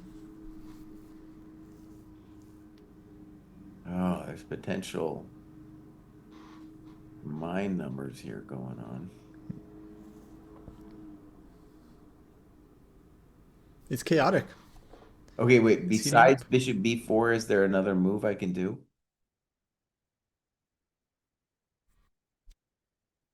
No, right? Well, why not rook e8, let's say? Rook e8. Okay. Um, well, don't I, why wouldn't I win a coconut there? So bishop f6, rook f6, fe6. Oh, Maybe. yeah, let me show that. It's a nice line. Bishop e6 and then rook e6. Let me show you the way out.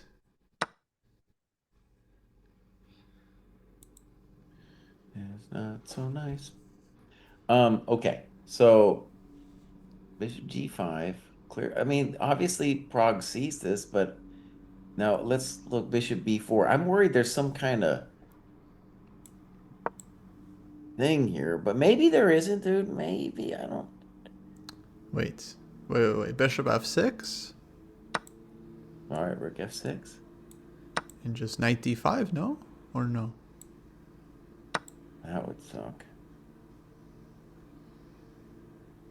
Well, it's not quite over, so I go ed.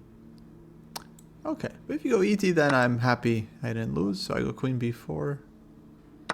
But yeah, I don't know how much that is. Bishop You f5? still, I guess, you still might be able to claim to be better as white, but I guess this is the kind of thing that, like, that 94 seemed way simpler than this business here. Oh my God. But Yeah, I really didn't see any issues for black after knight e4.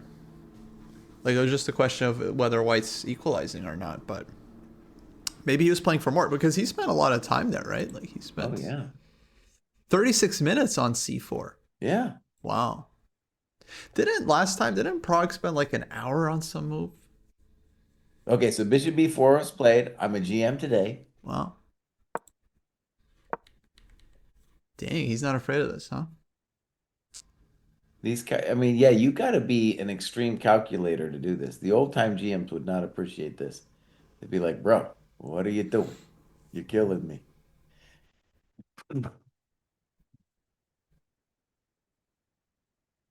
But at this And point, there's what do you think no, black wants on a3?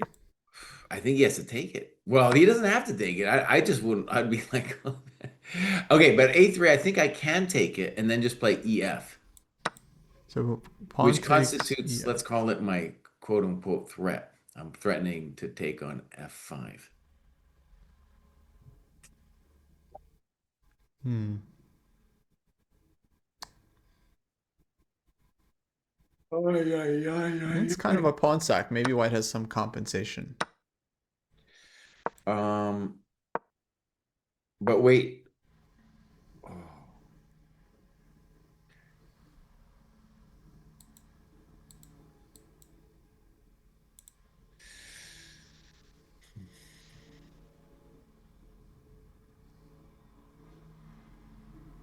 What's crazy about this decision is I feel it's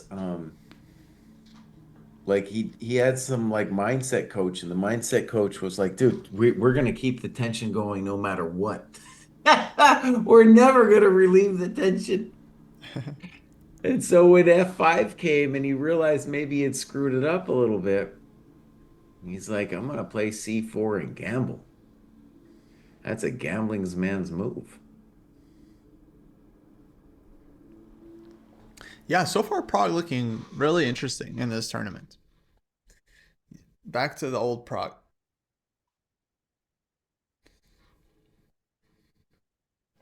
And now, what is it? 26 minutes for Wei Yi. Move 19. Okay, I Hmm. mean, so big decision here, kind of to decide how things are gonna go. Though I kind of feels like okay, a lot of these variations were petering out a bit. Mm-hmm. Let's see, Sindarov traded one pair of rooks and then took with bishop. So he keeps the rooks on the board. Clearly shows he's still hoping for some chances. But okay, it's still very solid for black. So a lot of work for white to do here. Yeah, blue Okay, bombs. I like what he's done though because Yeah. now then at least there's no immediate knight f5 BS. Mm-hmm. There honestly even is. You could go knight f5, bishop takes, pawn takes. Since the bishop's hanging, can't take yet. And then if bishop f2. But anyways, knight f5 right now doesn't make sense because I could still just play bishop f2. I don't have to do anything. Mm-hmm. I think blue bomb's happy to hold this. He'll play all day long. Just happy to be there. I think though we say that in this position that white's a little bit better.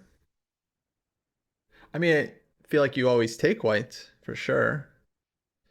But is it enough to? I guess I just don't really see. Well, there's G4 ideas. There's G4 ideas. Our old friend bishop b3 to c4 at some point. Yeah, I think some pressure actually for white. And mistakes will be made. He's got a nice time advantage. This, in a lot of ways, you could say this is what he was hoping for when he chose this opening variation. Yeah, this is what he wanted. Just a slow squeeze. No, Sindarov might well still push this for some time. I mean, that's what he should be doing. Oh, I want to say I'm a GM today. We had b3, rook a8. I called that. We were talking about queen b4 first, weren't we? But rook Yes. a8 and then knight c4. Um, yeah, I felt like black was fine here. Well, not fine, Craig. Take it easy. Take it easy. Not fine. Doing okay. Hmm. Right, we had this line earlier with take rook d4, Yeah. which I thought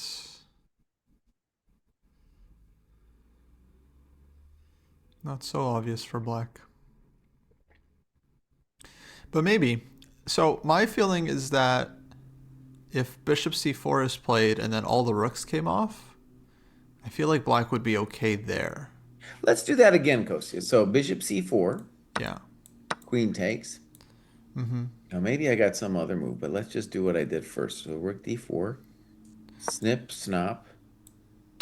You played e5. You don't have to. But if I don't, then I'm worried black will. Yeah, So I think it's the most ambitious still. okay. So I'll play knight d7. You played f4 last time. Mm-hmm. Yeah, I won last time, so I make the same moves. You try to improve. Oh, I didn't see actually you winning, bud. Just to be clear. All right. I didn't see or say that. Uh, no, I think I'm fine here, honestly. Rook d8. Okay, king h2. H2. All right. So many different moves I can do. It's What is really happening hard with to the imagine. ladies? Yesterday was four draws. Today, anything decisive? Okay, we do have a move. Bishop takes, queen takes. And now we're gonna see if rook d e5 was played. That's even maybe stronger. Oh, Joshua just mentioned this in the chat. Yes. No, it was very logical. Just yeah, you take e5. But Okay, so the only question on this e5 move is can he play a rook to c1 in some version? Yeah. So yeah, e5 very concrete, but there are questions because it kind of demands now that you do get your rook to d4. And do you really? Ooh, I haven't maybe. Okay, I think I see an idea, Kostya. So maybe like this. Rook d8, rook d8, rook c1, rook d4. I might do a take back here, actually. Wait, but rook d4, we can take on c5? I thought I had a trick, but ultimately I'm not sure I have a trick. Okay. So actually that's kind of problemito and casito. Okay, I got it.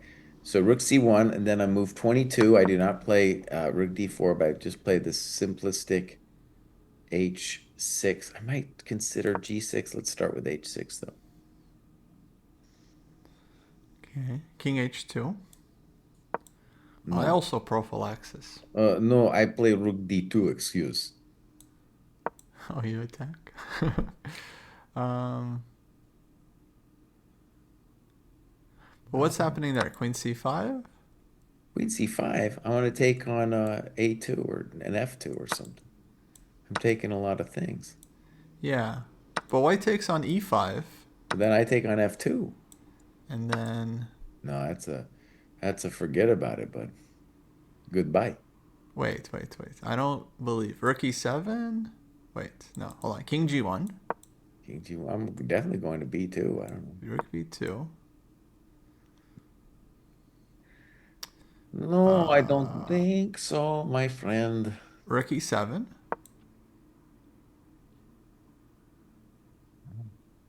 He's like trying to be fancy here. I don't know about all this fancy. King f8? No, nothing. Okay, take on Absolutely. a7. Take on b3. e5. No, Coach, come on. 98. Knight e8. Sure. Even rook g3 might be drawing there, but let's just go 98. Okay, rook f7 I have, but Good luck winning this position. I could uh, also play, I could have played rook b1 first too if I really needed to.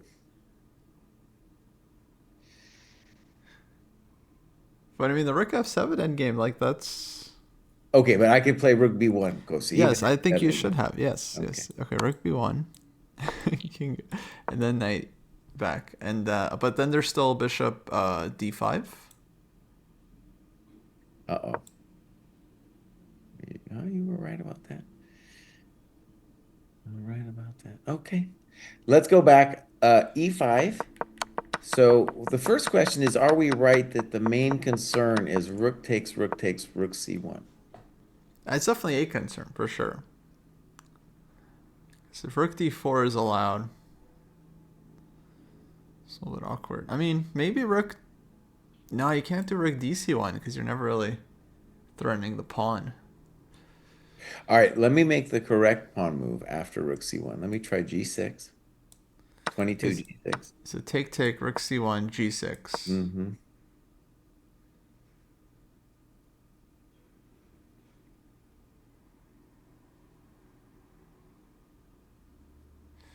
Let's do rook c2 now. I learned from last time.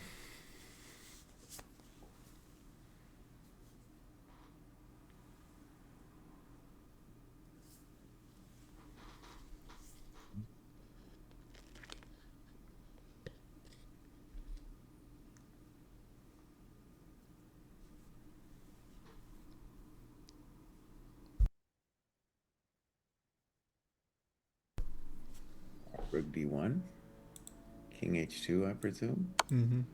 Queen a5.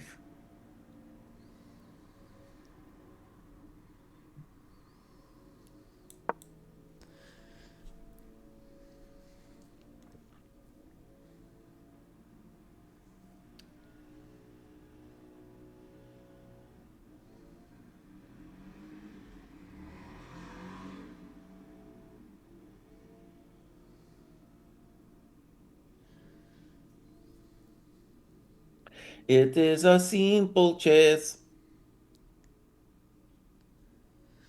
Trying to mate me.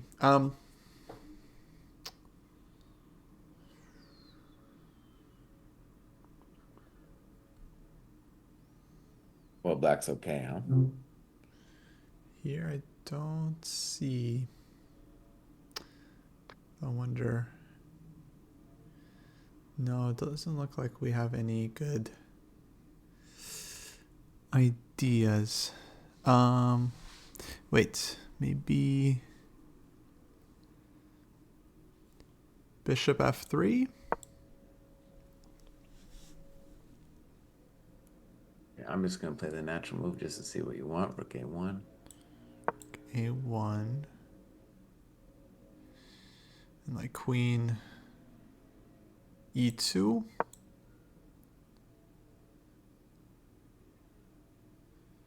Try for queen D2.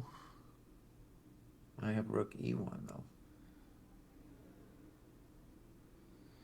Rook E1, queen D2. I can Trades. snip snap knight E4. Yeah.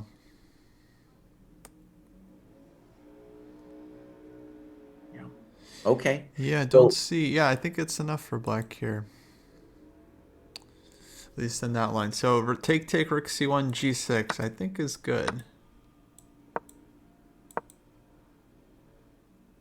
Well, okay, G6. I guess I can still try king H2. Then rook D2. yeah. And this is probably fine for black.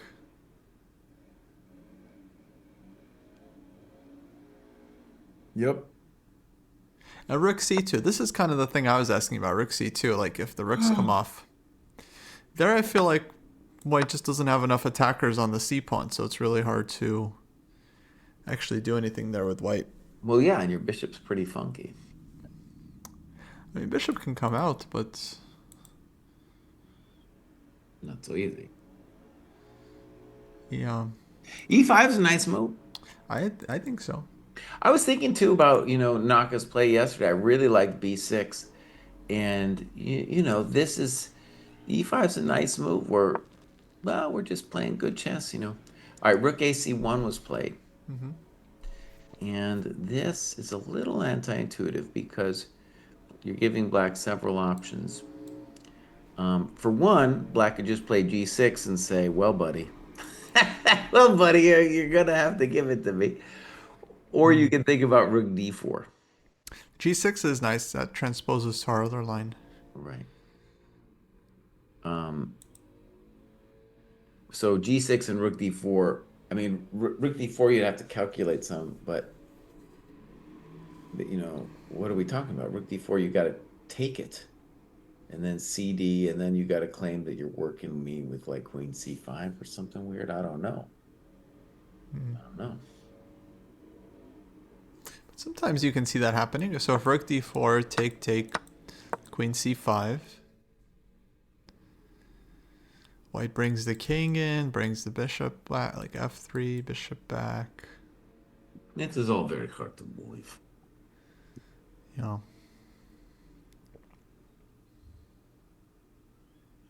Probably Rook D8. Oh, I just want to see something because Blue Bomb just made. Oh wait, Wow. Okay, there were some choices here. White got G4 in, and then he reacted with F5, which is very unique, actually, kind of thing. You don't see that too often.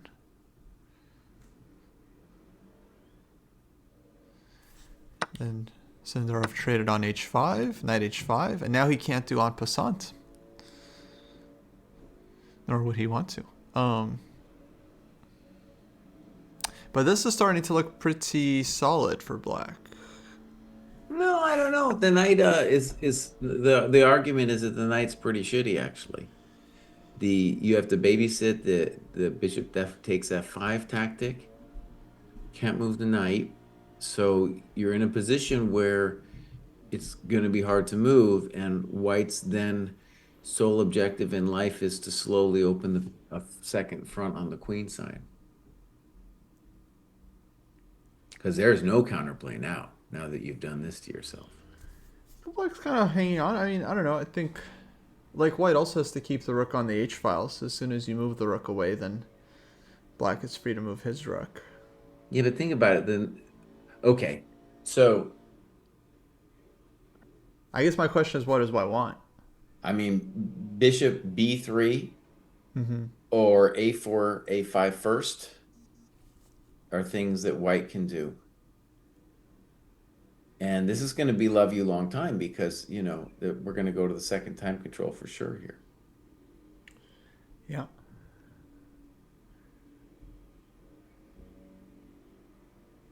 Oh, yeah, no, this isn't pleasant for a peasant. I really think black is fine. Can we make some moves? Sure, okay. Okay, Okay, rook h. rook. I was gonna play rook h8. God damn it! I was gonna play rook h. Okay, what's your next? Why rook h8? What's your next move? I believe the idea is rook h7 and knight f6. Interesting. Okay. Though I might take it there, I guess. Go for that endgame. Okay, I'm gonna play a4. Mm-hmm. Just Let's to see what say you want, basically. rook h7. And now I first need to check something. Can I play bishop f5 check? Oh, that GF is g6. just rook g7. Yeah. Oh, you take again. I do have this bishop f5. Okay, maybe I go king e6 So instead of instead of rook h7. Yeah. Bishop f5 is nice. Now I don't know quite how to do it, but let's see.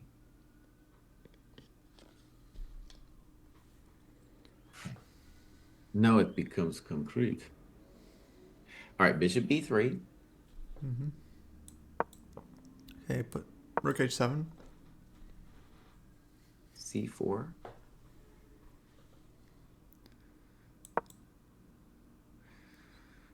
Knight f6.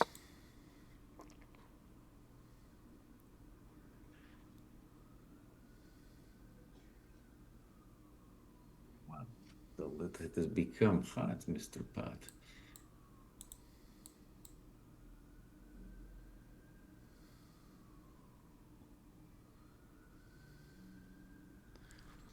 Oh, Zhujiner's up 2 pawns. I do have a question for chat and maybe Jesse. Or who are you guys rooting for in the women's section? I'm not paying attention to. Well, I know. I just give you a chance. I don't want to assume. I mean, I think it's interesting because for me, the women's field right now. Okay, you have Ju and Jun, right on top. She seems like clear number one, so that's kind of nice. We don't have that in the open. Clear number one. And then there's lots of good female candidates. There's these juniors like Divya and Vaishali. But Zujiner, is like best player for the women last year. Maybe outside of Jew, maybe including Jew, not sure. So it seems like she, it's her time.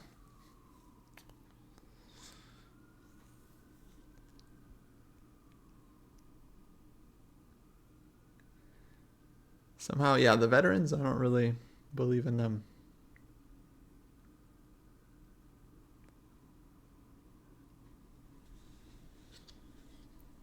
So yeah, take us back to the game position. I think you're onto what the idea is. One thing that's interesting is bishop f5 is playable even here, but it doesn't lead to anything because after bishop f5, gf, g6, king e6, g7, rook g8, rook takes. I got nothing, and I'm left with a bad bishop.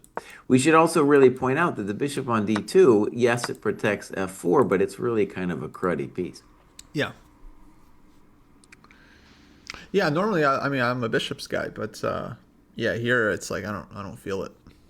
I feel like black's solid. And if bishop b3, then you don't have to play king e6. So that's kind of unfair.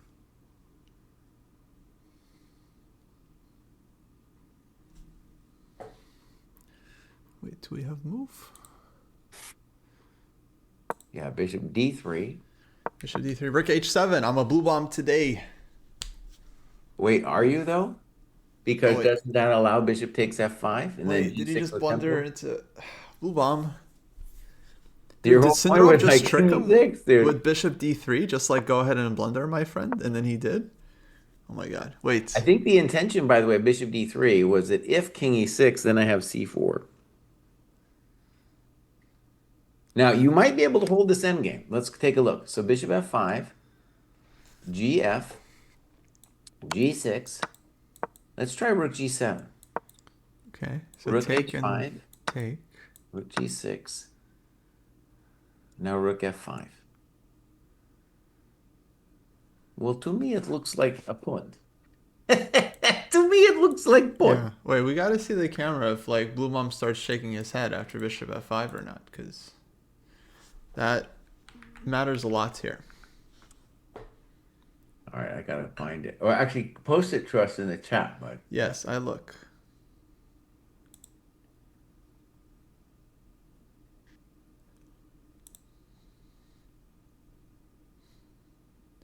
Well, the human eval, we were this was for Fabi's game, and we've been kind of running around the Yeah, day. we haven't settled on a new main game. Because all three of the other games, they're all semi-tense and interesting and could explode from here.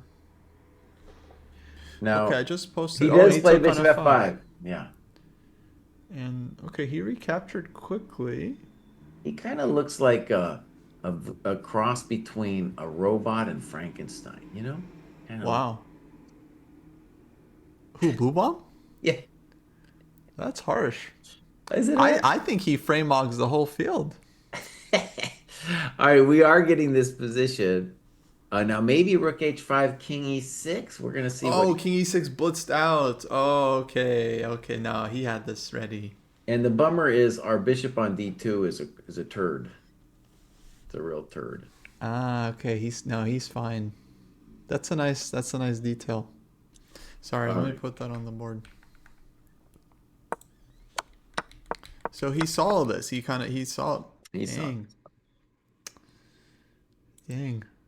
Okay, I'm starting to believe the great blue bomb sweep. 14 draws. I think he can do it. Yep.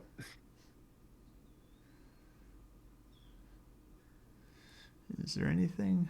No, it seems like it's totally done here.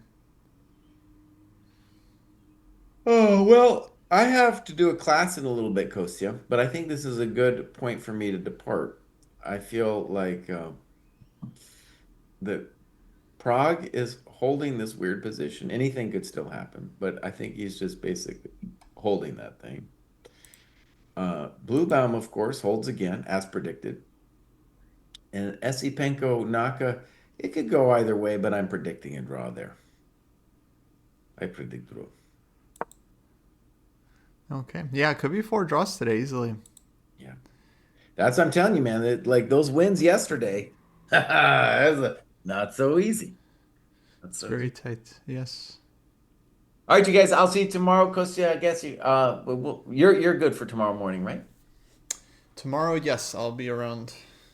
All right, you guys. It was a good time. I will see you tomorrow morning. Okay, guys, we stay.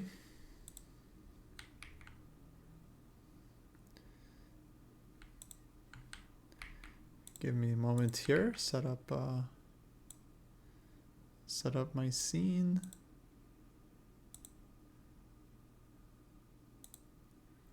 There we go. Okay, I think we'll hang out for the rest of the round. Just see how these games continue. Because you never know, something might happen. It would be cool to watch. So we have 3 games left. Sindarov against Blue Bomb.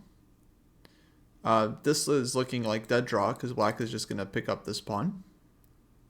Wei Prague. So what happened here? We had bishop b4, queen e2. Takes on c3, takes on e6. Throws this one in. Threatening this with check. And then you went here. White recaptured. Take. Queen d2. And now this is the live position with Wei and Prague.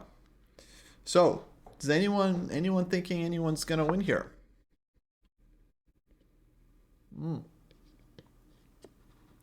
Knight e4. Yeah, that invites bishop takes e4. Wei plays it very quickly, doesn't even think about it. I mean, did he have other options there? It's hard to say because everything was kind of hit with this knight. So he takes. And now maybe Prague throws in rook takes f1, maybe just recaptures. Throws in rook takes f1. Both players actually playing rather quickly here. Okay, rook f1 here is forced by the laws of chess. And now he takes back on e4 with the rook. So with the piece, opens up bishop and also prepares to maybe double on the e-file, something like queen e8, like queen f2, queen e8 black can play. Important move to kind of defend everything. Otherwise there would be problems. If rook e8, then check and check. So, but queen f2, queen e8, and I think black is okay. Black seems to be okay here for the time being. Next can go h6 and start getting everything out. Yeah, I probably would rather be white here, right? If we had to take a side. I think we're maybe a tiny bit better, but overall seems pretty drawish. The real question is, like, you know, how will they make a draw? Will Wei offer a draw at some point? I don't think Prague is offering draws to anyone, right, from any position, but maybe Wei offers a draw. He might be mature enough to realize that it's probably pretty equal. But yeah, this one looks very, very drawish. And let's see. So that kind of leaves this Esipenko-Naka game. And we had a move here. e5, rook c1. Oh, no move. No moves after rook c1. So Naka here still thinking. Yeah, no draw offers before move 40. So only on move 40 are they allowed to offer draws.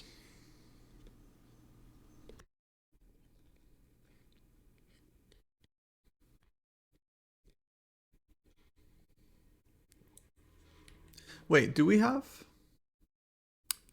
Oh, I feel like this isn't updating. Ah, there we go. Okay, take. Okay, do have moves from Naka? Take, a5, rook c1, rook c8, queen c3, queen c7, h4. h4. Guys, h4. Bishop h3 on the books. A little bit annoying. White has 3 pawns under pressure. Black has all defended, but once bishop h3 comes, it's, you know, the rook is a little bit. There's going to be a question to the rook. He's going to have to look for a counterplay with rook to d8. I'm happy Kostya didn't give in to Jesse and the analysis. I accepted the analysis board. I told to Jesse, please make one and share me the link, and then he didn't do it. So I don't know. Maybe he didn't want to.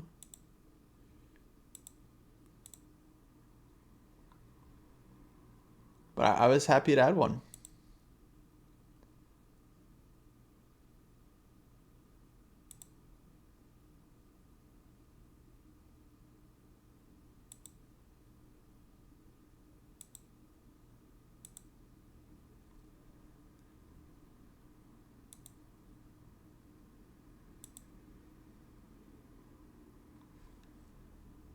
So h4, Naka under pressure. What Naka can do. What Naka can do. I feel like maybe, okay, I feel like he should also make left. Maybe h5, maybe g6, maybe h6. All 3 of these moves actually are kind of reasonable. h5 is interesting. But bishop h3, you're not going knight g4 because of f3 anyway. So h5 would be just to carve out some space and have the g4 square in the future.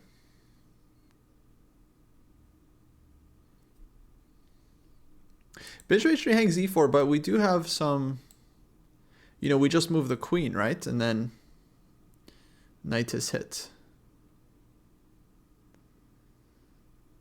And I'm not sure black has a solution there. Is Jujiner going to win as black? I don't know. Actually, it's not so easy for me to get the women's games up, but let me see if I can find them. So we have 2 draws so far in the women's section. Bibisara against Goryashkina drew. Muzachuk Tan Zhongyi drew. Divya against Vaishali is looking kind of equal. And then we have Logno against Zhu Jiner, which is very sharp. And they're down to 3 minutes each. Okay, maybe we jump to this game, actually. So h6 Naka played. Okay, so this one, still very solid. Bishop h3, rook d8, I think. Let me just analyze this one for a second. So bishop h3, rook d8, I think black would have to play. So otherwise you're kind of losing material. And white could take, because on the famous rook d1 check, we just move the king. Maybe king g2. But this position is not so clear. Like, oh wait, sorry, we're taking the rook. Yeah, this is not. So white can't actually do this. He can't take the pawn. Rook d1. Rook is just hanging here. If queen was on b6, it would be working or something. But here, queen is defended on c7. So earlier, queen was on b6. So in a lot of these lines, queen c5, you could just move the king. So now that's not working. Naka's so tricky. So rook d8 and then this pawn hangs. So you would have to take a timeout with queen c4, king g2, etc. etc. Human eval, yes, we need to add it to the one person layout if we have room somehow. Actually, it's kind of hard. We don't have lots of room with the board. Okay, let's see.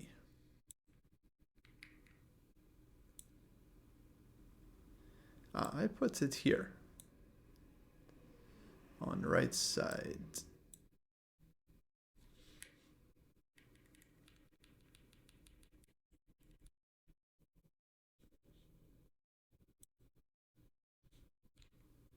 And then we sadly have to toggle Jesse off. And then I'm going to choose a different color. I'm going to choose blue. Okay, so for this position, yeah, I mean, 0.1 feels about right. Maybe 0.2 I would give it.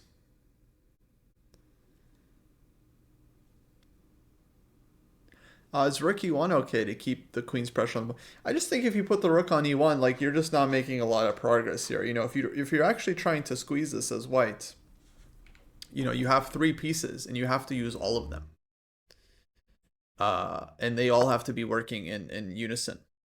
But yeah, if your rook on e1 is passive, I think it's very hard because the queen won't be able to do anything on her own. Like if you just look at this kind of situation here, we attack 3 pawns, black defends all 3 pawns, and so if we don't have any way to increase the pressure, you know, we can move our king back and forth, but so will black. So it's like, yeah, white needs a little more here to actually break through. Thank you, Ron Burgundy. Thank you. Always a pleasure. Big fan.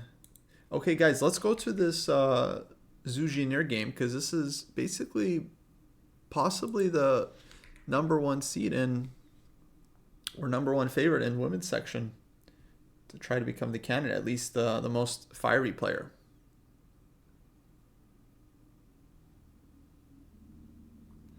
So this is the game Katerina Logno, Zhu Jiner. Let's just see how we got here. It's French, knight d2, Tarrasch variation with c5, knight f3.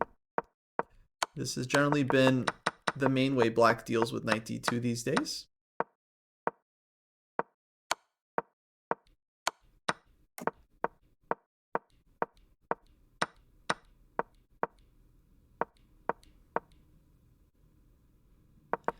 And yeah, somehow I guess white sacrificed a pawn here out of this opening. Definitely got some compensation. And then black won second pawn, knight takes f3. And queen c4. But the king is still in the center for black. And so It's hard to bring the rook to g8. Still though, 2 pawns up for black. Less than a minute. Oh my god, they gotta make... I think they have 30-second increment though for their time control. So they have 13 moves to make until they have extra time. But for now, they do have the 30-second increment. But black still has some questions to answer. I mean, rook d1, rook d8 is coming. Is Zuzhiner good at blitz? Yeah, I mean, she was fighting for the medals in the world blitz a few months ago. So I believe she's quite good. But so is Katerina Logno. They're all kind of good actually at this level. Wow, Zuzhiner really 2578 FIDE? I didn't realize her rating went up that much. This is scary for black. She has 10 seconds. What to do? Rook d7? Okay, rook c8. She gets out of the way just barely in time, but this is quite double-edged. I mean, the king is in the center. Sure, black is up 2 pawns, but you give white a couple moves, you get checkmated. So scary for black. Yes, Stan. Well, no, I mean, I was trying to fix the eval bar because people were making suggestions. Yes, but then Jesse, no, he was joking around. Although I did miss what he said a couple of times because there's a lot to follow when you're hosting. You know, you're like looking at the chat, you're looking at the games, getting pinged in Discord. You know, someone's trying to hack people. It's like a lot of stuff going on sometimes during the during this stream. Sindra Bluebomb drew. Okay, as expected. But this game's crazy. They got to make 13 moves still. Now Katerina Logno. I got to watch the video for this one. I got to open up the FIDE site. Hopefully they should have video of this board. Because it must be intense right now. These two.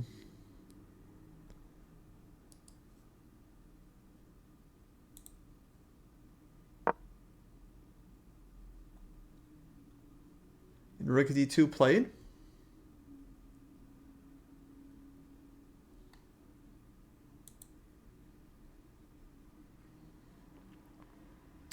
And yeah, this doesn't look easy for black at all. I'm not even sure who I would take. And she's got under 20 seconds now. True, there's queen g4, but then maybe white just comes in. Queen f6. It says g2 is defended and... Okay, 5 seconds. Is she going to make a move? She does get a move off in time.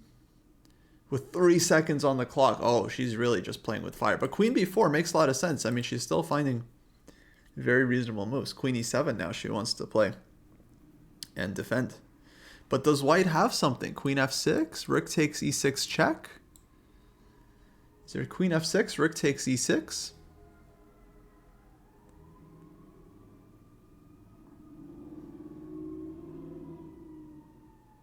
Queen f6, right? Rook g8, rook takes e6. Looks like big problems for black. Take, take. Both rooks hanging. Logno, notice how these players, even though they have like a minute, they're still like, they try to use every second. Oh, she just takes right away. Ah, okay, she calculated something here. Wow, queen g6 check coming. And then queen g7. Oh, Logno might be winning this.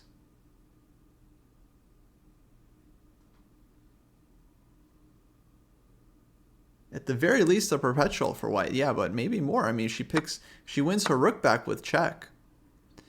And the attack continues. The problem for white, though, is the knight on c3 doesn't get into the game. Like, it's just can't get knight d5 in. Can't get knight d5 in. Okay, so king f8. Wait, but this looks like a draw. This looks like a draw. I mean, you can take here maybe, but then it's like it's not a guarantee you have perpetual. It looks likely you will, but it's not a total guarantee. It's a little bit risky. I think she's just gonna repeat. Given how the game went, it feels like black was doing well earlier. Repetition seems excuse me. Seems all right.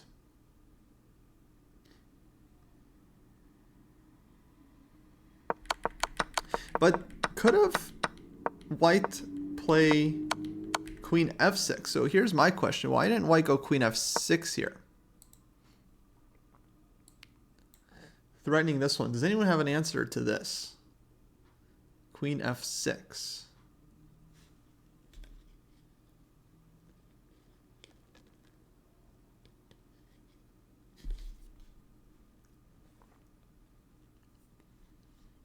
Because I'm trying to go rook e6. Excuse me. Okay, maybe we check compy while no one's looking. Maybe we should. Yeah, we have questions. We have questions. Okay, we have some moves, but I think they're just gonna. Yeah, they're just gonna repeat. They're just repeating, and I think this game is gonna be a draw very soon. Let me watch the video. Both, well, mostly white spending all her time to make sure she doesn't have anything better.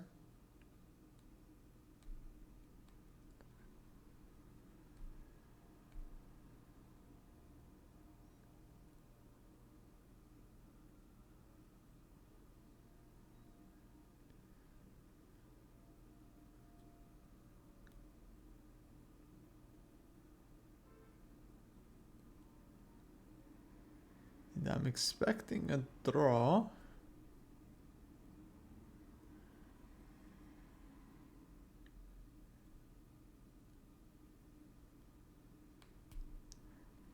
Well, queen f6, queen f8, we'll look at it, but rook takes e6 was the idea there.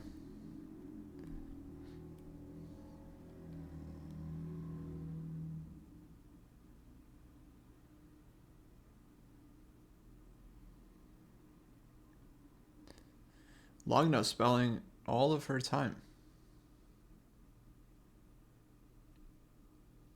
Spending all of her time here.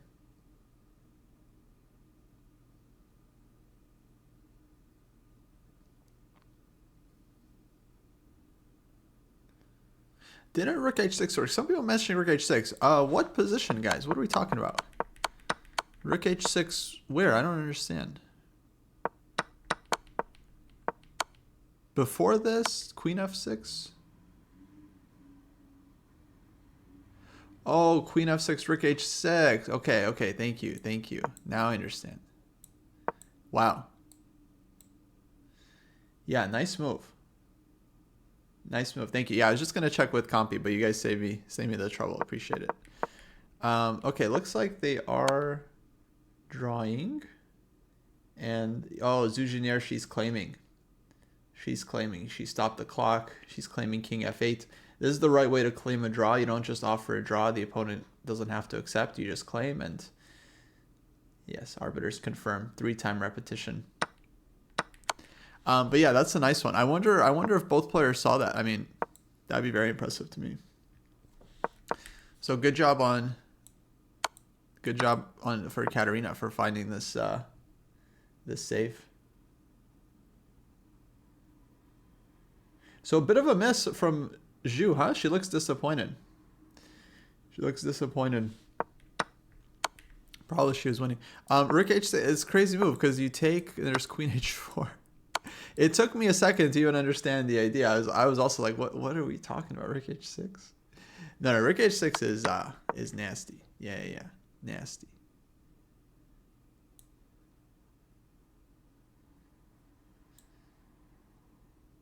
Yeah, only move for black? No, not only move. Clear best move. Apparently rook f8 is actually not that special. So I was thinking we take, and then we get our rook back, and we get the f-pawn. So I was thinking this position is like lights out for black, but actually, apparently it's nothing special. Bishop on c6 actually very, very strong here, and then black's heavy pieces are kind of fighting. So white's extra pawn here is more or less meaningless.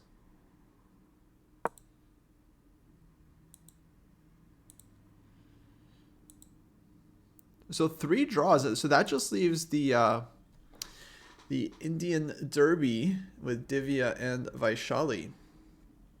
And did Divya just break through here? They're also down into just under a minute. So knight c5, queen c8, queen f3. Knight e4, rook takes b7. Did white just break through in this position? Takes. Black still has knight d6 available on tap.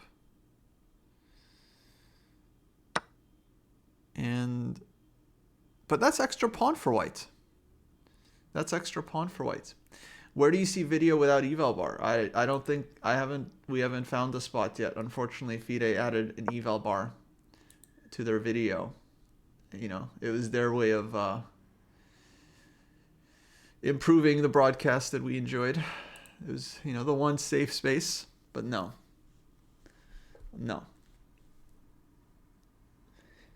They want to show the 2D board. I get it. Show the 2D board, but just take the eval bar out of there. Come on, guys. What are you doing?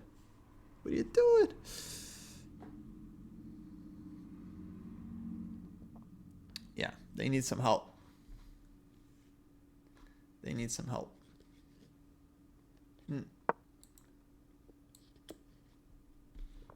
But this looks huge for Divya, so Divya might pick up the first win for the women. I mean, extra pawn and position looks nasty for black.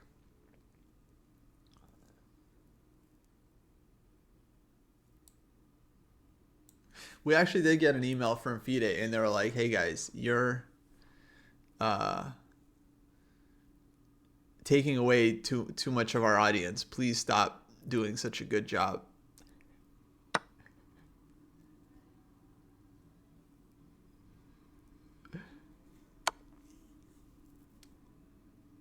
Oh, wait, some tactics? Hold on. Rook takes c5.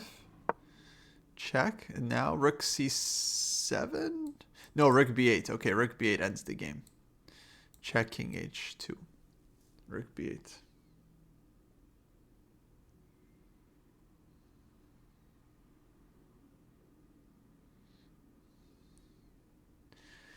You can cut it off by cropping the window. No, you can't. We're talking about the FIDE video with the board being right on top of the players. There's no way to crop it without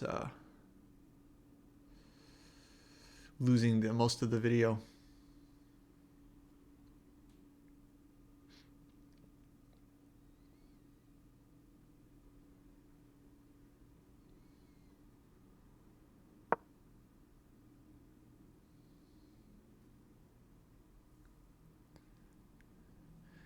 Okay, 2 minutes for Vaishali to find some solution here.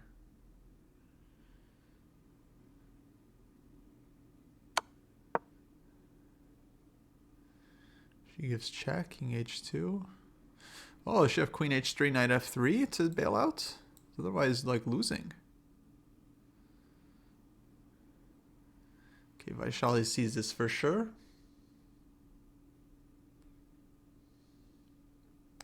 Yeah, I get that most people prefer the eval bar, but I mean, it's every stream has the eval bar. You can go to chess.com, find the eval bar. I mean, so many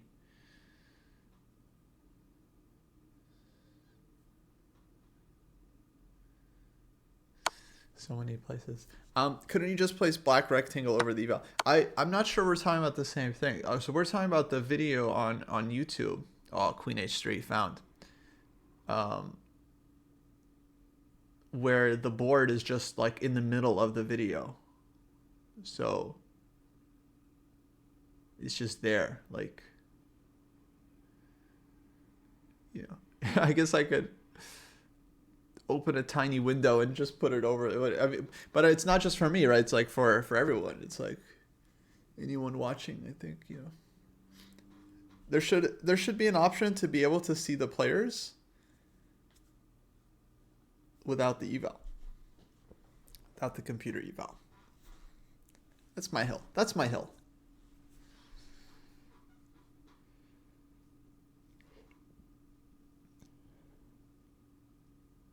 Yeah, that's clutch.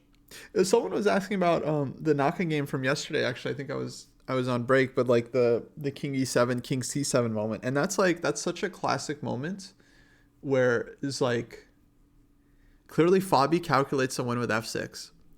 Naka doesn't see anything other than king e7, which ends up losing. While we were looking at the game, we were only looking at king e7 because we were looking without the engine. And then everyone's looking with the engine. It's like, oh, blunder. King c7 is like he had a draw. It's like, so it's like, guys, like, use your brains for like 2 seconds. Like, just just look at a position without an engine for like 5 seconds, and you'll see that it's actually not that easy to just come up with all the moves yourself. So that was a great example where it's like the engine. It's not like it like ruins the experience, but it just basically completely gives the wrong impression of what's going on.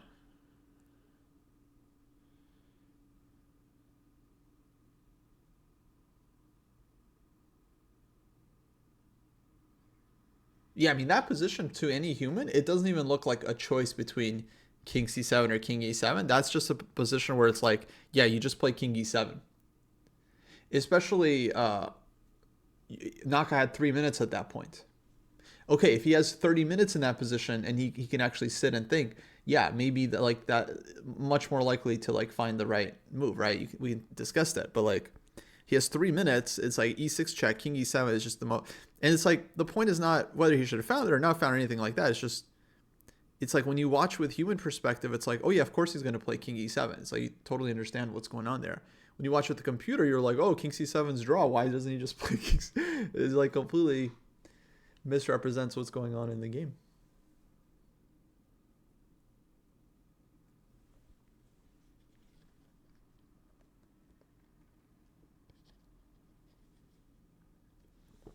Yeah, chess is like the only sport where it's like the fans have more information and they're not, in many cases, not smart enough to understand why that extra information is so helpful. It's like when people watch poker, it's like, okay, it's like you can see everyone's cards, so you understand like you have an advantage over the players. But somehow the same doesn't translate to chess. Like people watch chess, they don't realize like they have a lot more information than the players do. Oh, Hikaru game.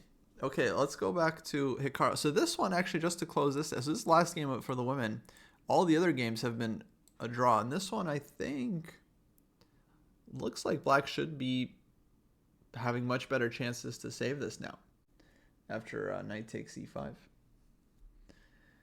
Okay, let's go to Hikaru because he was under some pressure here. I was thinking, could be something. So Rook C2 played, G6, Queen E3, Queen D8, Rook D2, Queen B6. Okay, not much has happened except this H6 pawn is hanging all of a sudden. So wait, here Queen E3, and then he went Queen D8. Okay, threatening Queen D1 check. So you're not in time to take. You lose your castle. Then Rook D2, Queen B6 played, and now why can't? Well, maybe you can take on H6, but Black is banking on C4 with counterplay. Okay, let's go to Hikaru Cam. Hikaru Cam is more insightful than Eval Bar in terms of the evaluation of the position. Okay, let's see Hikaru. He seems okay. Yeah, so probably he's fine. Wow, love the YouTube chat on the stream to the Hikaru game. Definitely some wholesome stuff there. And Esipenko's tall, huh?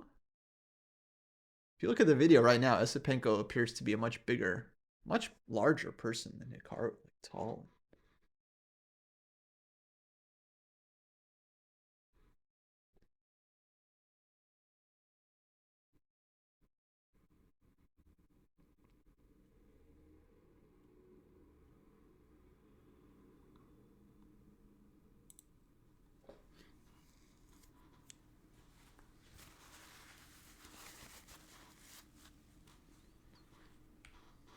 But okay, I mean, my general position is that it's not a bad thing. Like chess has a lot of like dumb fans that just like look at the engine. It's good. It's good for this. Like we need the masses to enjoy our sport, and the engine is the only way they can feel like they're kind of getting anything.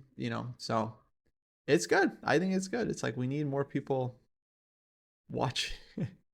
Dumb fans are good for the game. I don't say dumb fans like an insult. It's like every sport has their dumb. Like there are millions of people telling LeBron James what to do. Just think about that. Just think about that first. There's like thousands of people out there telling LeBron James what he should be doing on the basketball court, and they don't even have the engine to at least with chess fans, like they have some objective value to like back them up. This is just like people just like expressing their opinion to like just Goats of goats. It's good. I think every sport. I think every sport needs their fair share of fans that think they know better. I think that's part of it. I think that's part of it. So I'm not complaining. I think it's good. I think it's a good thing. Okay, 11 minutes here for Andre. I've been thinking he's had pressure this whole game, and yeah, the time is a factor. So they don't have the increment here for another 12 moves. It's not impossible to get 12 moves off in 4.5 minutes, but you have to make 12 accurate moves without blundering something. And Andre looks like he's trying. He's definitely been putting pressure.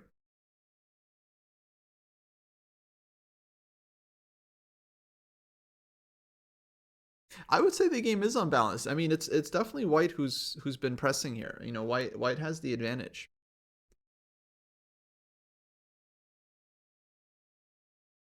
Now he might overpress at some point, and Black could get chances hypothetically.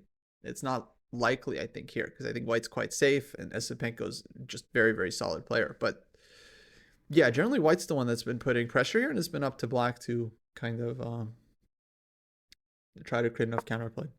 Okay, Queen H6. Yeah, I mean, was a question. I was thinking. Well, I think that was C4. I think probably would have been the answer. Going for activity. Now he's played bishop f1, so he's undefended the e-pawn for a moment, but he wants to plant the bishop on c4. He's going for a little Fischer-Spassky game 6 action. Deep cut reference there, but he wants to like plant the bishop here, play a4, and then bishop just dominates the knight. He can just start swinging everything around. Queen starts moving around, rook starts moving around, some rook d7 somewhere, knight takes d7, queen takes f7, breaking through. Yeah, I like this bishop f1. But king g7, so Naka is on top of it, plays quickly. Now, yeah, it's just slow squeeze. Like bishop c4, I think makes sense. Maybe f3 somewhere if needed. So bishop c4, Naka might go queen b7 just to force White to make some concession. I think objectively, like, feels like Black should be holding, but yeah, for the moment, White is putting pressure.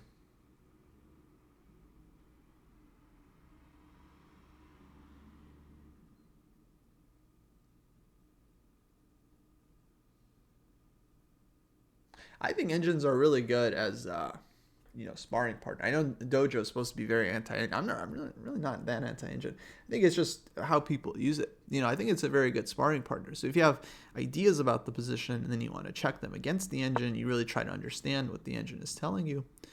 It's very helpful. But okay, most people aren't doing that, obviously.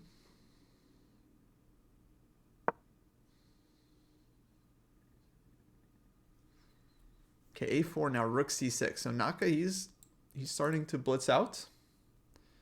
So that's good. He's listened to your complaints about his time usage, guys, and he's speeding it up.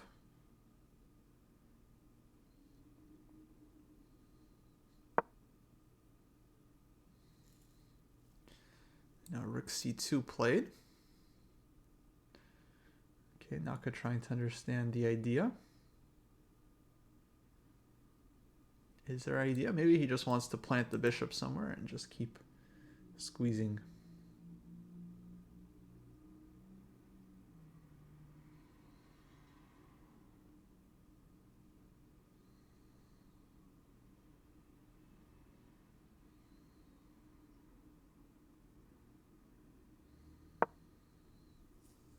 c4 played. Oh, big decision from Naka. Hold on. He calculated something.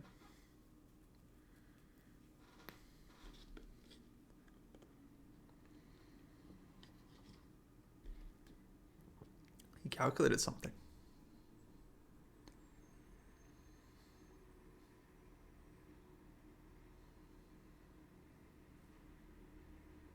What would I do if the would get 56 draws? I mean, that would be amazing. I would stand up and clap if they somehow manage this. It would be the greatest tournament of all time. It would immediately become the greatest tournament of all time.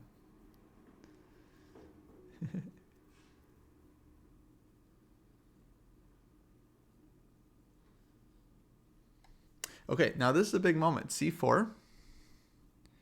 So he's saying that the e-pawn is hanging.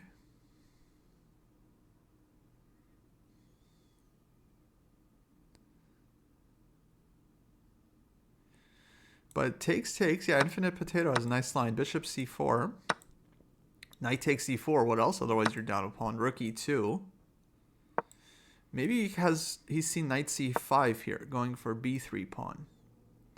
Let's say rook e5. Maybe f5 first, actually. Force white to play. Oh, if f3, there's still knight takes g3, actually. So I'm not even sure why he wants to play f3. Maybe knight c5, maybe just takes here. But I was saying knight c5 might be enough for black. Because I wanted to provoke f3 so that we'd have this tempo. But even here, actually, well, okay, yeah, check, and I think black is having good counterplay. So takes, and I think he's able to take on e4. And yeah, Esipenko now has gone full calculation mode, so I think he's overlooked this c4. Now he's kicking himself. He's like, why didn't I just play bishop c4? Andre, what are you doing? Play bishop c4 and you don't have to worry about it. I mean, he played rook c2. Rook c2, like c4 is the last move you expect to work for black.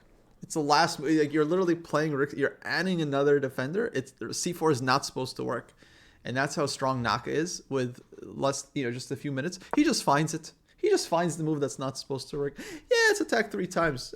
So what? So what? E4 is hanging. Chess is a concrete game. Welcome to the Naka. All right, he takes. Rook takes. I mean, it's not over. It's not over. I still like this bishop on c4, but it does feel like now he's maybe broken through a bit.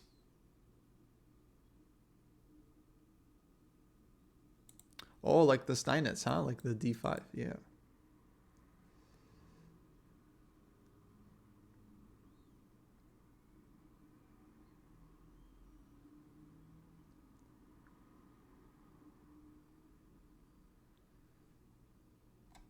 So for rook c4 here, rook b3, still hard to move the rook. I mean, maybe there's endgames where white, I don't know, maybe can take there, but maybe like tries to run the a pawn. But I think black is getting counterplay. But yeah, these simple endgames they can be very, very hard to figure out sometimes. Just a lot of nuances. Sometimes e pawn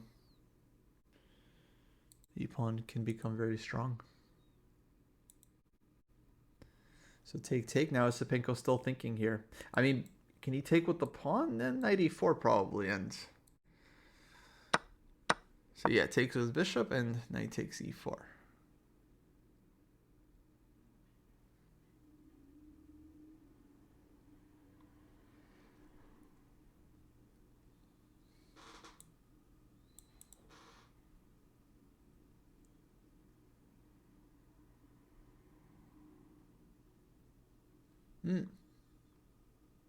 Yes. That makes sense about what Fabi said about the interview. H4, he liked h4, h5.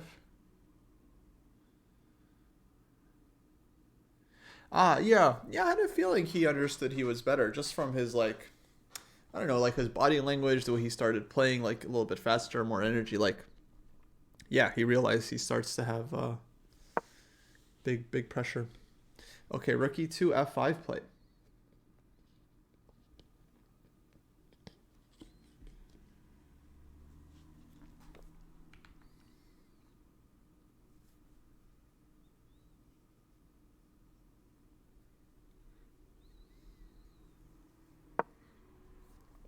Now f3. Okay, Andre down to 3 minutes actually. So he kind of spent all his time. He goes for forced line. And Naka goes back knight d6. Okay, I thought knight g3 is an option. Knight c5. He goes knight d6, a third move. So rook e5, knight c4. And is black holding this one? Is Naka sure about this? Rook takes e5, rook b4.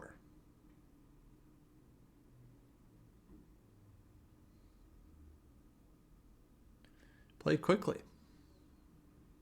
So he's just going straight for this endgame. Actually, it does look like a very drawish endgame. If takes, for example, takes, and if you allow rook c2, then your king is cut.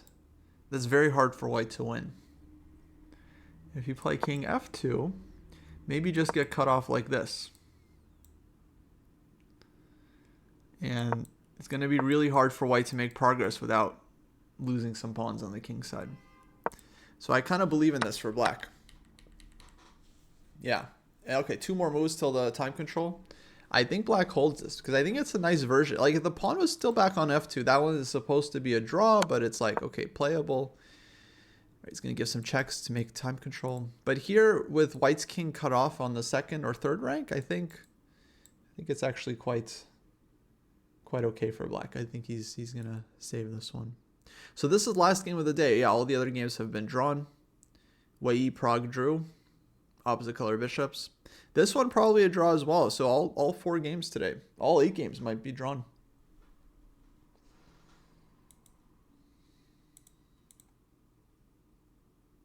Let's see. I'm just curious. Divya, Vaishali. Yeah, it's looking drawish. Yeah, that f5, f3 moment was instructive, huh? He throws this in to force white to play f3 and weaken his king. So rather than going for knight d6. And then, yeah, this is the endgame I was talking about, where it's like, it's kind of 50-50. Like, it's good drawing chances for black, but at least white can try to bring the king out. It's a lot easier to get the king out here. Maybe it's still hard, but I think f3, yeah, is a better version.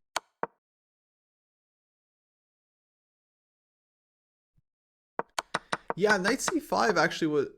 I was thinking knight c5. I mean, rook e3, king f6, you're not really afraid of. So maybe he just thought, okay, here you don't have to take, of course. Yeah, here, I mean, game continues. White just keeps the bishop. You know, there's rook e7 check and different stuff. King f2.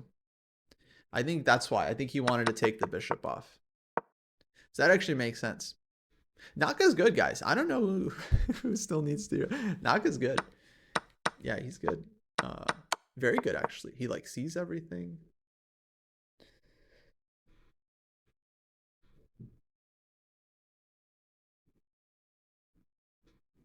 So black's king side is weaker, but that I think that's what makes this so smart from Naka, is that his king is out though. So it like white can't really. If the king was stuck on g8, that would be one thing, but the king is free. So it's kind of more useful for black, this inclusion, that he's able to cut white's king off. Okay, move 40. Let's make sure Naka knows he still has to make a 40th move because he plays black. And Andre has gotten up from the board, so he's trying to trick him, be like, oh, move 40. Okay, we can relax now. Feel free, you know, take your time and think. No problem. You're not about to flag. You don't have 80 seconds. Yeah, take your time. It's tricky rook in game, you know. Yeah, take a couple minutes here. Naka did lose on time in a game on move 40 once, because he thought he had made move 40 and it turned out he didn't, and so he just flagged. And instead of making it, he actually, I think he even knew what move he wanted to make, but he like, you know, just wanted to take his time because he thought he had time. And then he got up and got some orange juice and then he flagged. I think it was last round too. Like he was playing for, you know, a lot of prize money. So it's very expensive cup of orange juice.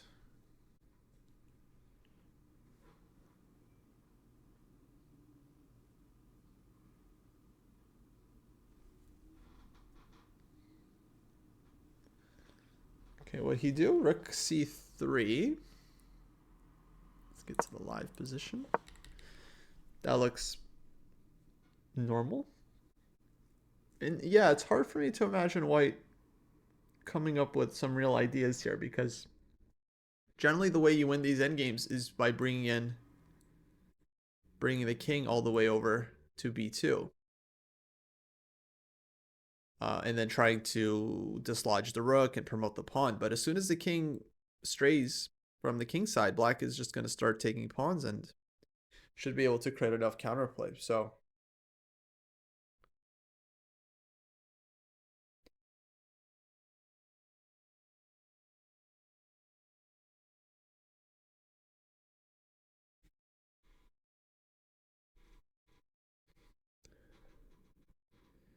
is this endgame winning if white's rook was on the 5th rank? No, I don't think so. I think white would have the same issues. If you put the rook on b5, black just holds and cuts the king off. So it's very hard to make progress without giving up a lot of pawns. Can you explain the plan for white and how black must be careful of back rank checks and promotions? I don't know about back rank checks. I think black is okay on the back rank. King just needs to stay like g7, h7, and black is safe. But yeah, white's plan, like I mentioned, try to run the king over to the queen side, but it's very hard to do without losing some pawns. So I'm not sure if he actually has a meaningful way to push here. We'll see. We'll stick with the game just for a little bit because I'm curious if he will come up with something because he's got half an hour here, but it feels like a very it feels very difficult to come up with something here for white. Some endgames are drawn, but it's like, okay, you can try this, you can try this, you have different ideas. This one, it's hard to come up with ideas because rook is just covering everything.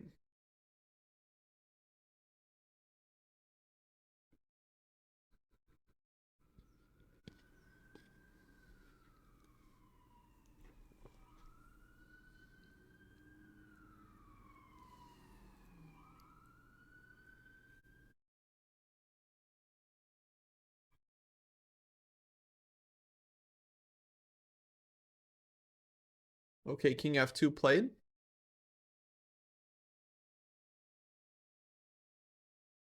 Yeah, black should just stay put. The rook should just stay on a3 here. And it's just very hard for white to make progress. Yeah, the king should just stay on f6 or g7, h7. Basically just not let white do anything. And basically just hold the position.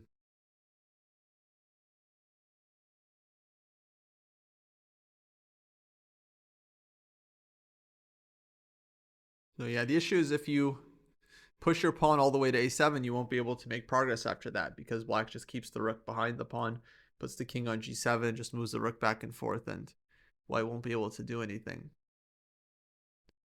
Tanaka thinking here, I'm expecting rook a3. It feels like the most logical move. I mean, maybe you can get away with g5 or something, but I don't think you really need to be honest. I think you hold this just by sitting.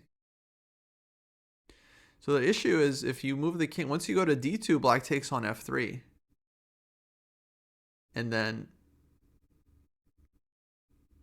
unless your pawn's on a7. So if your pawn's not on a7 yet, black takes on f3 and gets counterplay. If your pawn's on a7, you just won't be able to do anything, right? Because the rook can just move back and forth, and as soon as you walk your king up, you're going to get checked. Yeah, we the plebs find it very hard to just hold. Yeah, exactly. Yeah. Then, yeah, that's what makes these endgames tricky. Oh, I see. Yeah. So, okay, Mr. Potato. Yeah, if you put the pawn on a7, then you just won't be able to make progress with the rook on the a file. Black just sits. So I don't try to take I just don't do anything. You move the king to b2, that's fine. I go rook a6. You move the king to b5, that's fine. I go rook a1. You put the king on b6, I give check from behind. There's nowhere to hide. King will be on g7, yeah? So white's king just has nowhere to hide and there's no progress.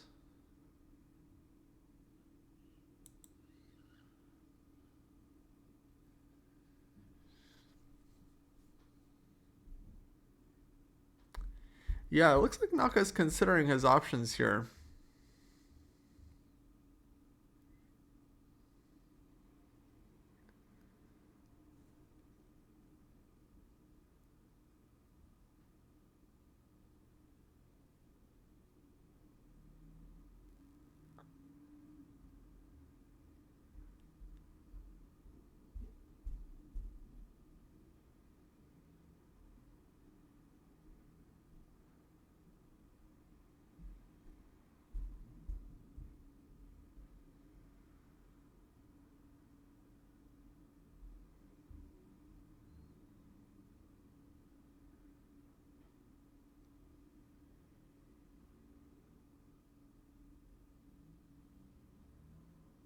What's the win percentage? I would say very slow. Very slow win percentage. Maybe 5%.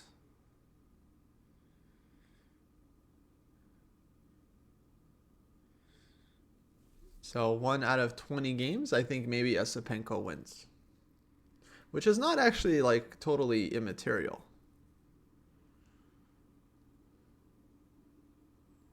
I mean, I'm just pulling these numbers out of nowhere. You know, it's just complete guesstimate.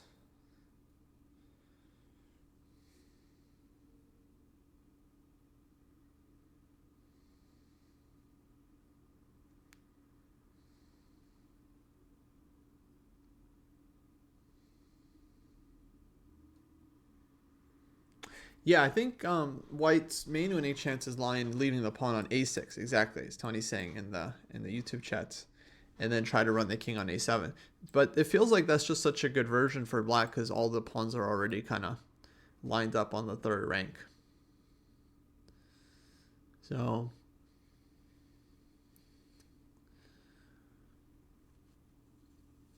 yeah, it's tough because okay, White marches the king over, but then with pawn on a6, we're maybe able to take. Once the king is on d2, we just take on f3.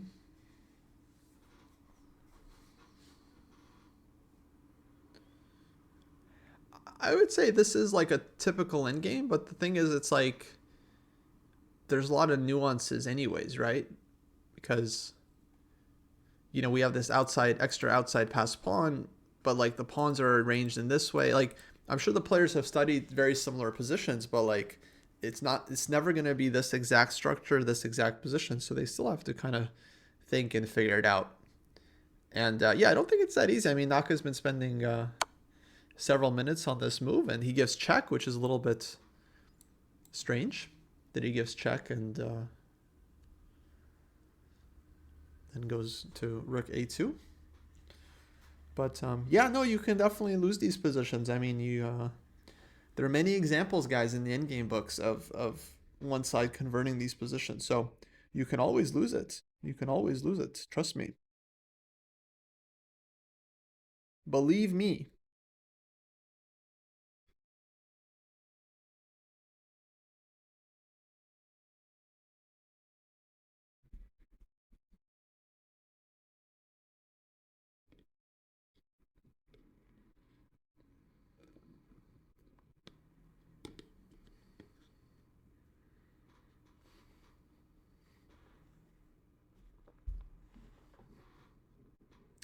Did we figure out the defending mechanism? Defending mechanism is known. You keep your rook behind the pawn, and you try to prevent white from making progress. If they don't run the pawn up to a7, they can't really do anything without sacrificing one of their kingside pawns. So at some point, white will have to give a pawn, and then black can try to create counterplay. If they do put the pawn on a7, then black tries to just hold the fortress. Okay, so Naka gives more checks. So he's saying king d2 he can take, right? So king e2 we'd probably expect to keep the pawn.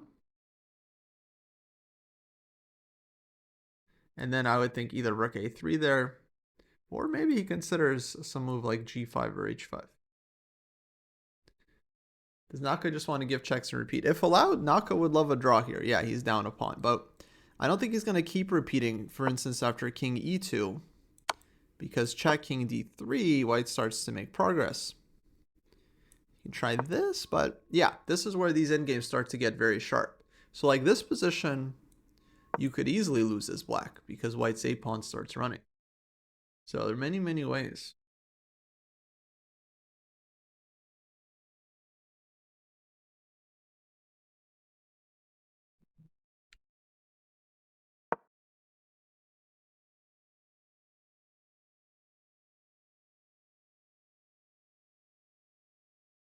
Okay, so king e2. Now we'll see if Naka gives another check. I don't think he will unless he wants to go for rook g2. And he night. Thank you for the bits. Much appreciated. Shout out.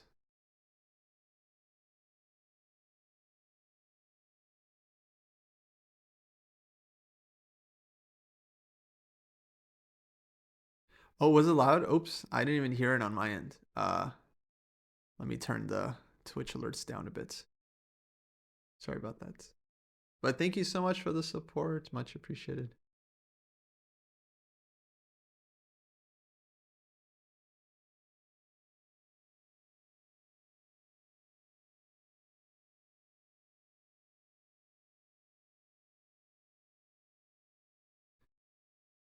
Yeah, likely 8 draws today. The ladies, 8 draws so far. No decisive games in the women's section.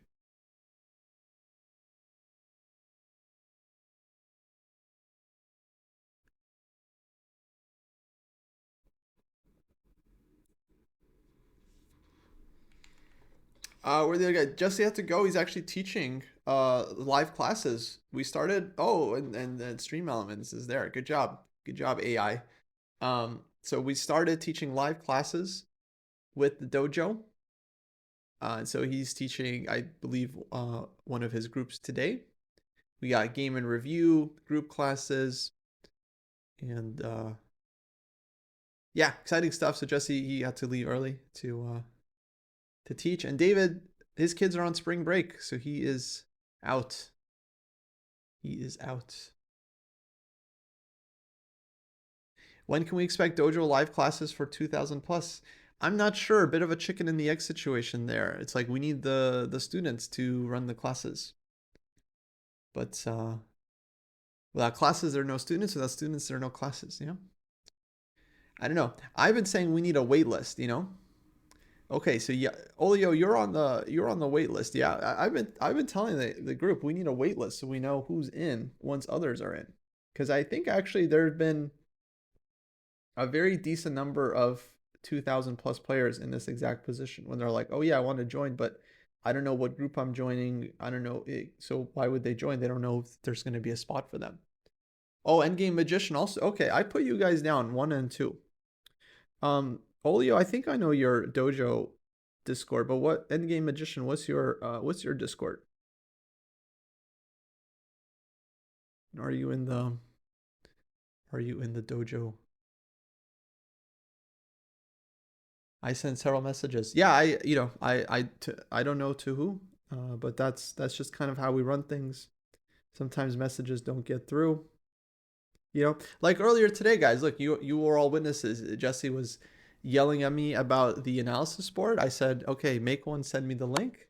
Did that happen? No, right? So there was no analysis board. Like things have to happen, guys, for things to happen. I don't know if you understand this, but things don't always happen within the dojo. Okay, you're just endgame magician. Okay, all right. Now we got a list. Now we got 2 on the list. I think there are others as well. We might be able to start running some classes because I mean that's been the dream. Been the dream. .34, got it.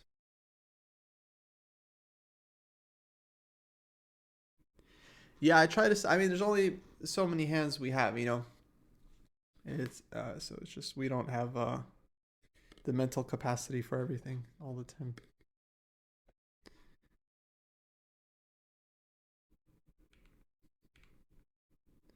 Naka gives another check. So he's inviting King D3.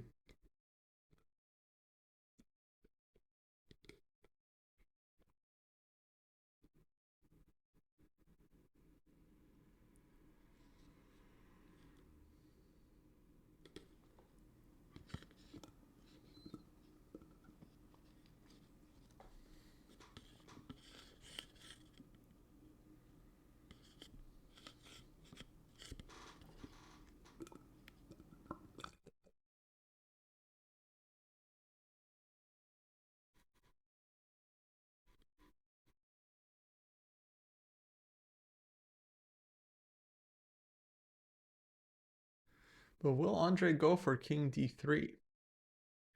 I mean, that's the real big question. And Naka's away from the board because he knows that white's going to tank here. Like, if you don't go king d3, well, actually, you're not making progress because on king e3, Naka's already given check. He's not really willing to go up king d4. This would be too much. You're losing the pawns too quickly. But if not king d3, what else? What else? And on king d3, is Naka going to go rook g2? It is kind of what he's implying, isn't it?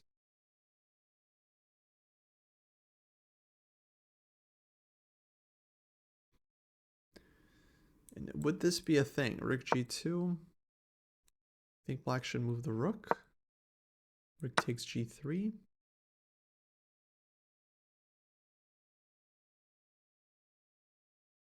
And now, for example, like if here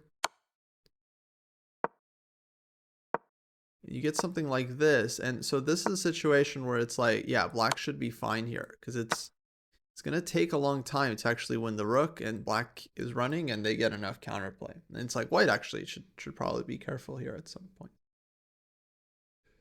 So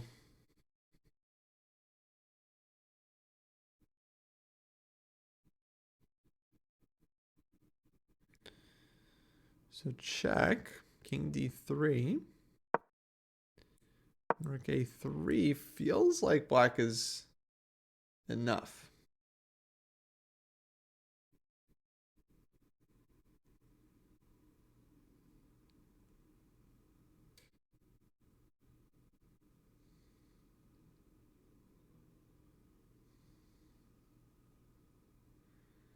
Folks, it does, the show is still a no engine show, so I think we'd appreciate it if we didn't. I know it's hard to avoid and like other people do it, but the more we all can just not put engine evals and stuff and moves in the chat, I feel like the better. Because then it ruins the analysis, like when people write engine moves in the chat, just makes me feel like, well, let me just turn on the engine. Like if people are just looking at the engine, then why analyze, right? Let me just also look at the engine, and then I can tell you guys what the engine thinks. So I can just save you guys from chatting rather than you telling me I could just tell you what the engine thinks. So let's try to not do that. I did not put out any engine moves. Probably I was referring to someone else then. If you didn't put any engine moves in the chat, you're safe. You have a clear conscience.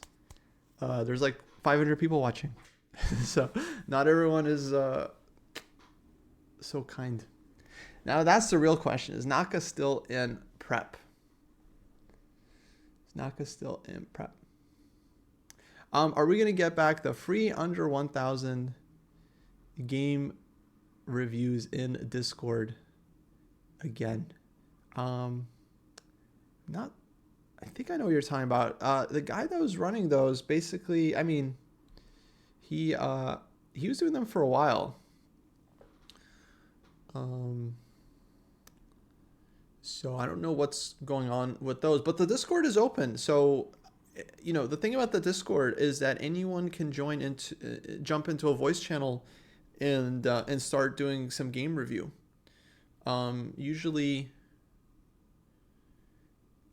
someone joins, opens up a voice call, and then people join in, and then they start analyzing games. So that's still a thing. I mean, that's happening like almost every day. We got people in some of the voice channels starting a study group and things like that.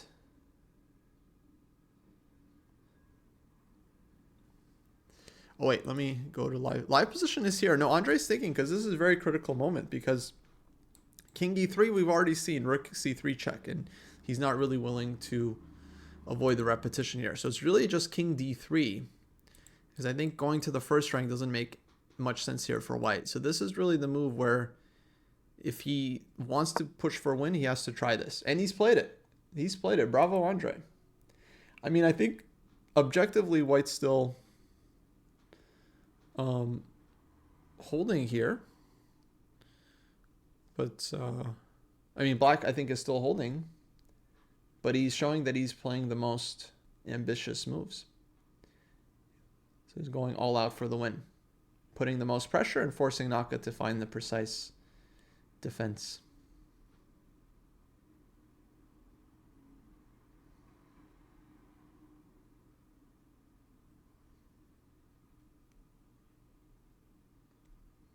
What's the drawing idea? In fact, we recently looked at these endgames in the endgame class. And yeah, basically, well, there we go. Rook g2. So black is trying to pick up at least one pawn on the king side. Eventually, he'll have to bring his rook back and maybe give the rook up, and then um, hope to create enough on the king side. So yeah, on the Discord thing, I hope that was clear. Anyone is welcome to start a voice channel or to start a study session in one of the voice channels. And generally, people, I don't know if anyone here is active in Discord, but generally people join pretty frequently, pretty quickly. Um, so yeah, I think Norris, he was doing it for a while, but yeah, I think he needed a break. And it's hard to do something over and over again, but they're open for others to, it's just called Hub. You join to create, and then you can jump in, start looking at games. Others will join in, get feedback. Actually, the people in Dojo are very nice. Like, there's a lot of very helpful folks that are often joining in voice channels that are happy to just hang out, analyze games. So take advantage. Take advantage. If you don't see one going on, start one yourself. People will join.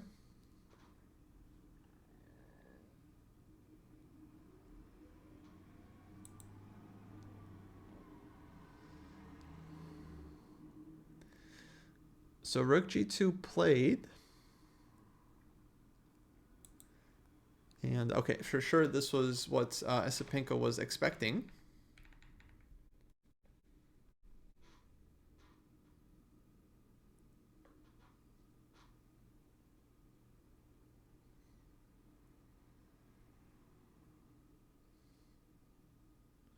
But now he's thinking again.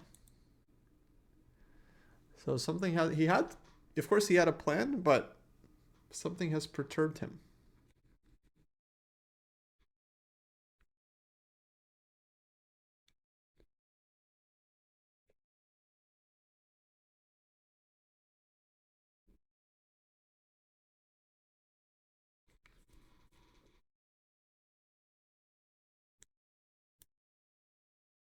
But is there a study group dedicated to playing the only true opening, the bird?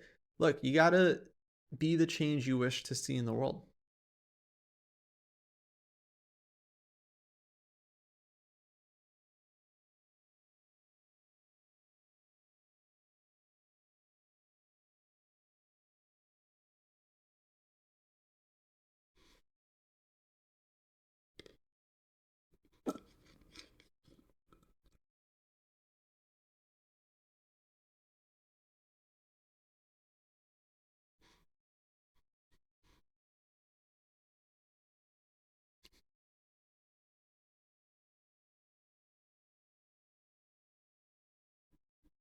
Yeah, Discord is awesome.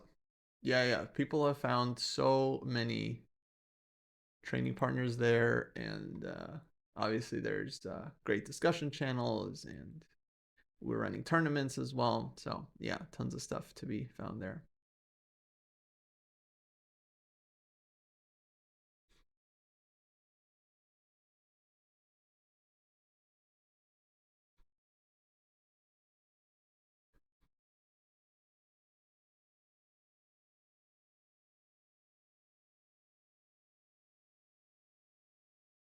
Okay, let's say Hikaru trades all his kingside pawns for Esipenko's, and only the a pawn remains. What are the prerequisites for a draw there?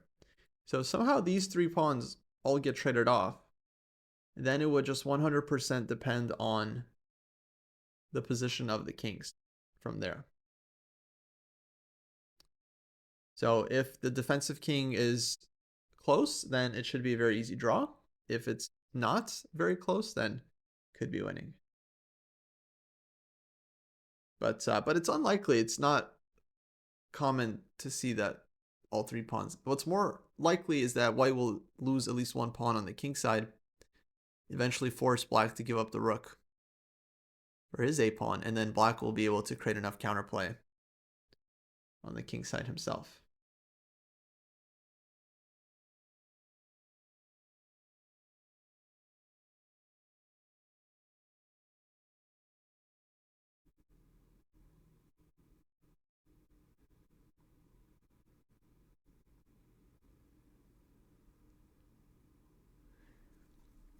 Yeah, Dojo platform.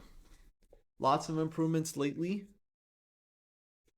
Definitely one of the best times to join the site and get your own training plan, start tracking your ratings, heat map. Great for accountability. If anyone's looking for a structured training program and a community to improve their chess, I would highly recommend the site, ChessDojo.club. We just so happen to have a discount going right now, 20% off with the code candidate. So you can get 20% off your first year. It's actually $100 for the year. It's very, very reasonable. So for the whole year, you get a training plan you can follow. You have access to the various drills and tactics and materials. You get the sparring positions, you get the community, the Discord. Lots and lots of benefits to being in the dojo. I think soon it'll be a must have for any serious player to have a dojo account and be able to track all their stats.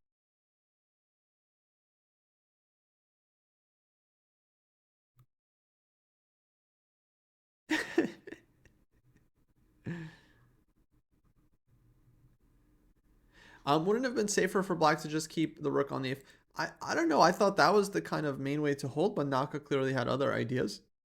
And he seems to think that he needed to get counterplay immediately. Probably he's right. Probably he's right.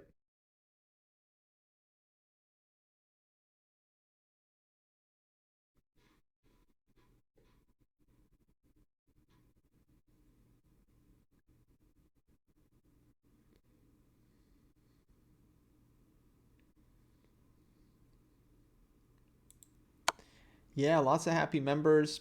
You know, collectively, the dojo has gained something like, I think it's like close to 220,000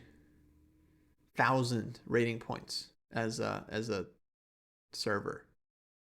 So all the people that have signed up for dojo accounts and have like connected one of their ratings, those people, those members collectively have gained 220,000 rating points. It's quite a lot. And it's not like we've had like that many members. So people that are doing the work, they end up making some progress.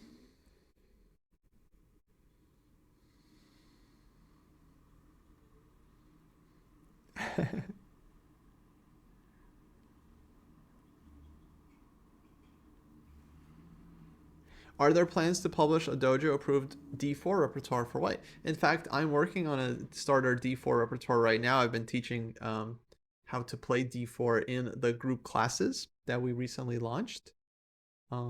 So yeah, we got a D4 class ongoing right now, and hopefully that turns into a course in the future as well.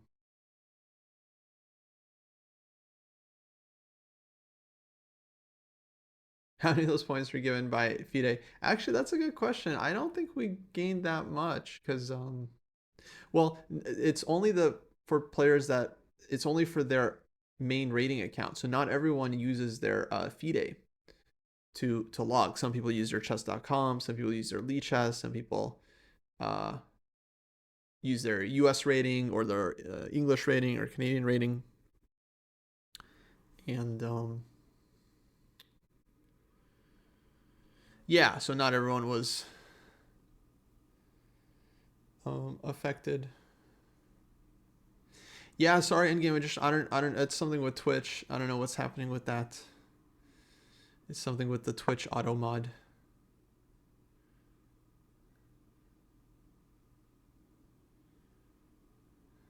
Yeah, no, it's a bug, but I don't.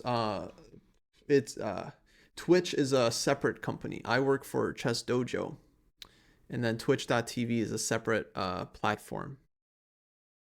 Uh,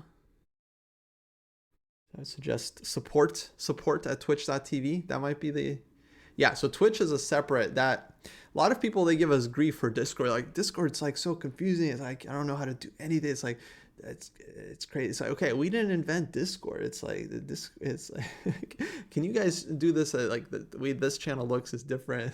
We don't run Discord, guys. These are separate. But I apologize. You're having issues with the Twitch. It's something with the Twitch auto mod. I mean, it can be feisty. You know, this AI these days. Okay, check King F7. Now we might get repetition. Yes, yes, no problem. No, I'm sorry you're getting you're having issues, but yeah, it's a Twitch issue.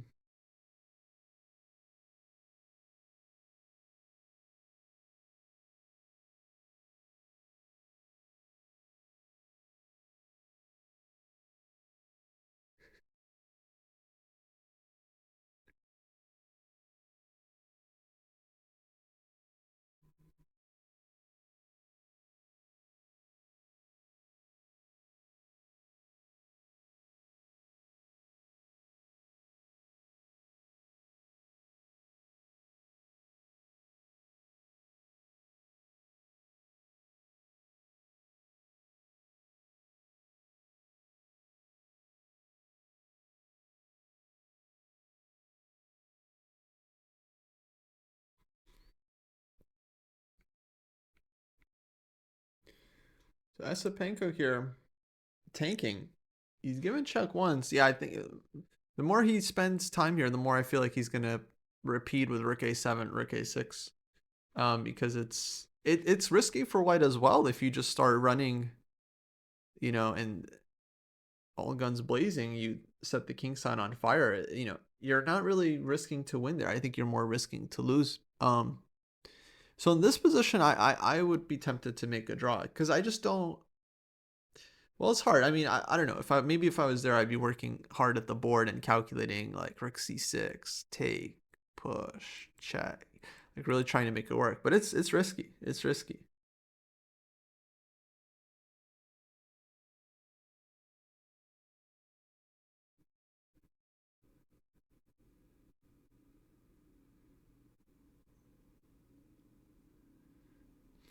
Yeah, no, the Fabi knock-in game was very interesting, and yeah, I mean, with 3 minutes on the clock, I can tell you from our perspective, as me and Jesse were watching that end game live. When Fabi played f6, we thought it was weird, but it's not like it's obvious that it's a blunder. To us, it looked like he calculated a win, and then the win was played out, and Naka resigned 3 moves later, basically. Um, so yeah, it's really only the engines that were like pointing out, like, oh, there's King C7. Yeah, it's just engine stuff. So I don't agree that it was like, oh, Fabi blunder, Naka blunder. Like, okay, maybe they did, but they had 3 minutes, so it's not. There's blunders and then there's blunders. Like there's blunders where you hang something, like you hang a piece, and there's blunders where you miss a detail 8 moves down the line in a tricky end game when you had 3 minutes on the clock. It's like there's blunders and there are blunders. It did not seem intuitive. No, it's not intuitive. The reason it did not seem intuitive is because it's not intuitive. The dude just played e6 check. He's trying to promote this pawn down your throat. You're going to go king c7. Get real. Get real.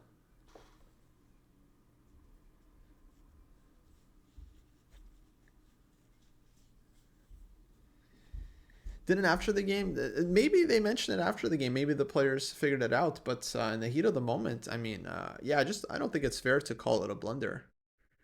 Um, to me, king c7 is very illogical. It's not even a move you consider unless you have time on the clock.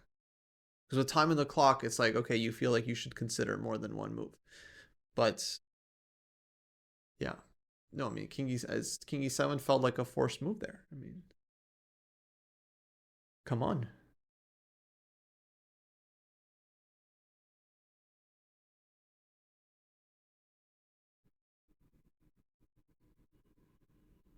Yeah, so far I haven't seen or talked to anyone that was watching the game without the engine and was like, "Oh yeah, king c7." I thought you should like just literally no one in the world who's watching without an engine is like, "Oh, king c7 should play."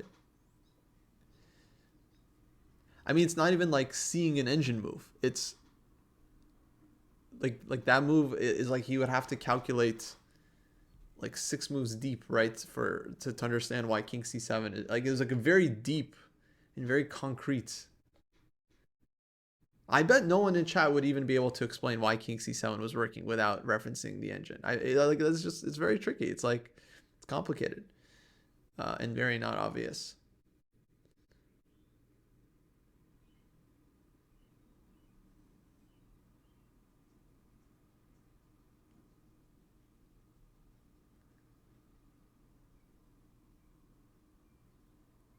Is there anyone watching without the? No, I think many players actually. I think a lot of strong players watch without the engine.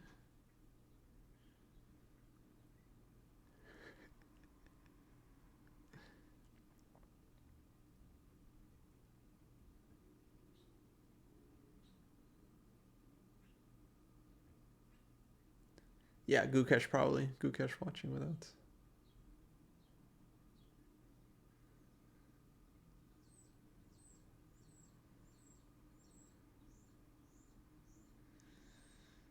Yeah.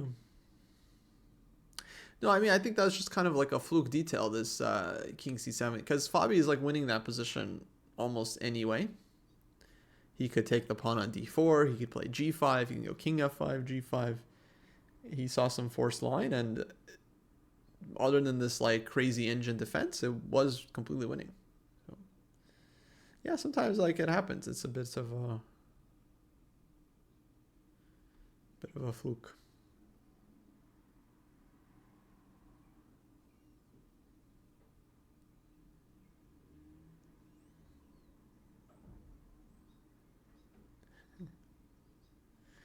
Okay, Andre going down to under 10 minutes, but the more he spends time, the more I think he's going to repeat because now he's, if he plays on some tricky endgame, maybe definitely risking to lose this.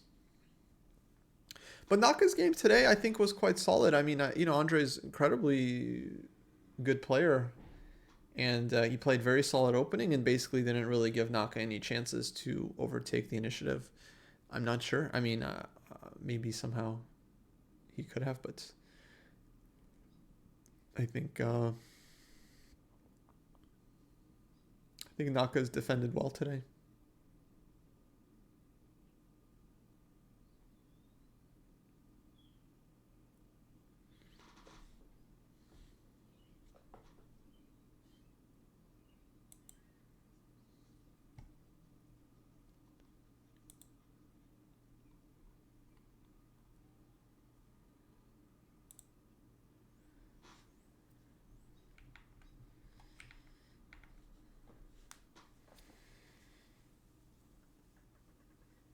Now, is there an argument to be made for saving some mental energy? I don't know, actually. I think that's very much up in the air. Some people would say yes. I would probably say yes. It's good to save energy. Others might be like, you're playing one game a day. Relax. You have time to recharge.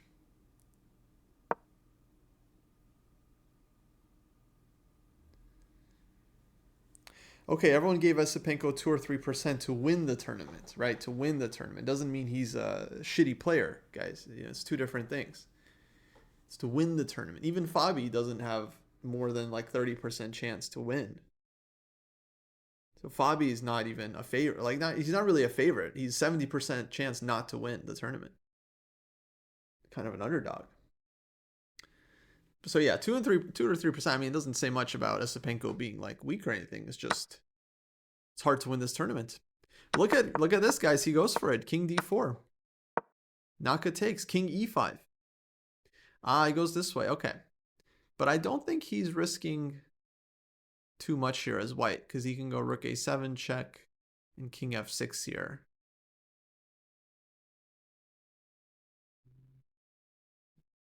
So I think he's okay.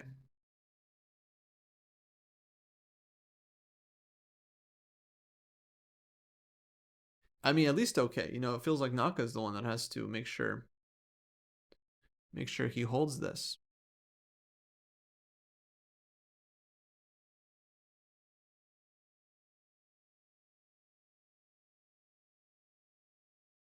So it's still possible to lose this for black. For white, I think white's safe. I think white can give perpetual at any moment.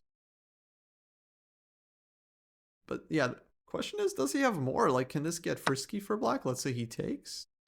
I check. I come in. And like if white is able to kind of, so this is one of those cases where maybe we do somehow get all the pawns traded off. White's left with a strong a pawn, can win the game. So this can be very risky for black. What does black even do here? Someone suggests a move. I feel like this is kind of hard for black now.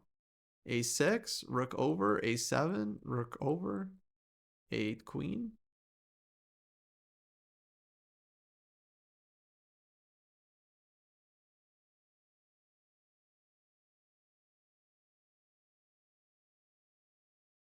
Okay, h5. Then push.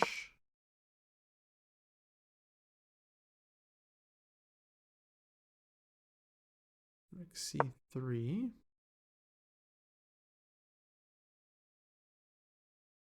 Probably maybe take. I know this isn't. I played two moves for you guys. I don't know if h5 and rook c3 are connected, but you guys can see it looks scary. King g8 was the worst square. Okay, but where to put the king e8? Run the king this way. If white is able, black now has to make sure they win this h pawn, which I'm not sure they do. Like if here, let's say we push, we swing somewhere, and then push. Yeah, this would be winning for white, I think. This would be winning.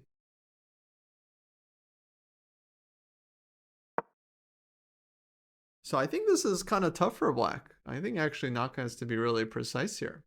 Okay, he did take on f3, and now rook a7. And now Naka has to find good square for the king.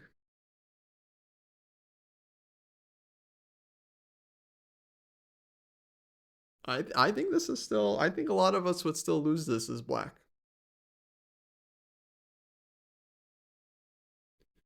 Okay, where he's going. He's thinking about it.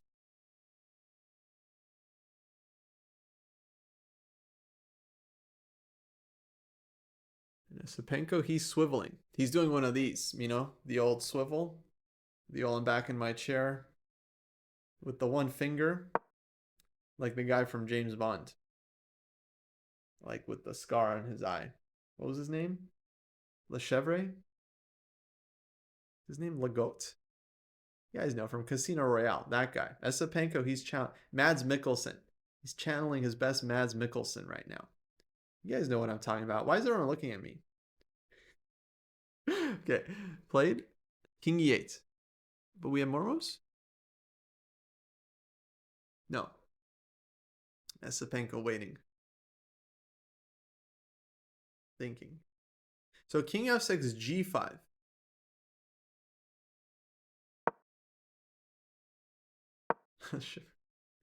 I was thinking his name is Legote. Okay. King F6 G5.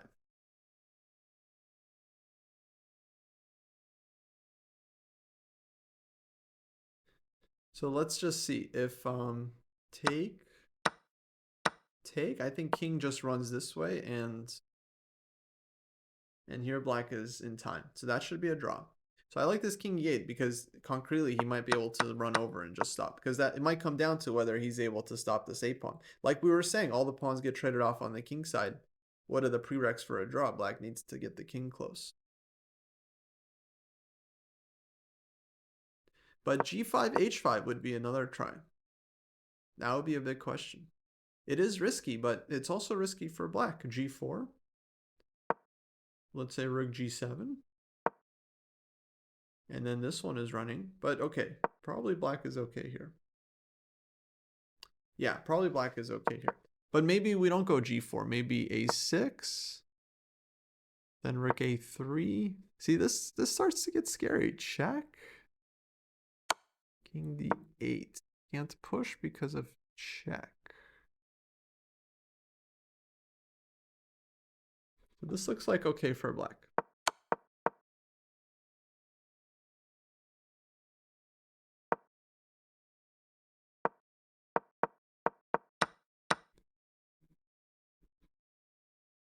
But king f6 hasn't been played. So I wonder if maybe white has other options here. a6, rook g7.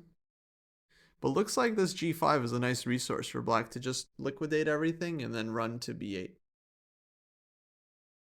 I think he's relatively safe. a6 pushes.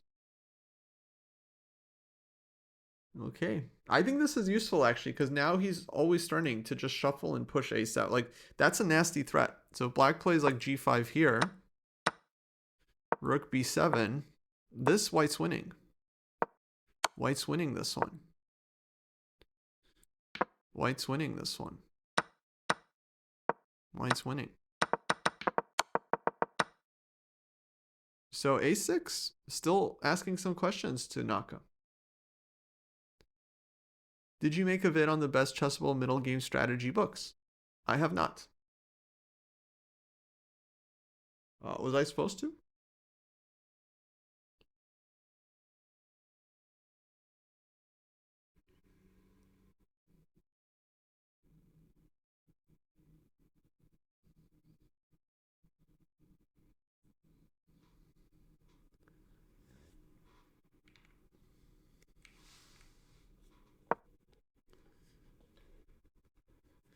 Okay, rook a3. That seems correct.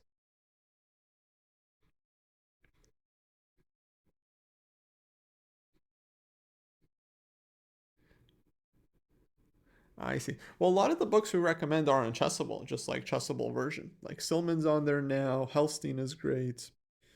Andras Toth has some good courses. So a lot of good stuff. A lot of good stuff on there. Yusupov, of course, very well liked.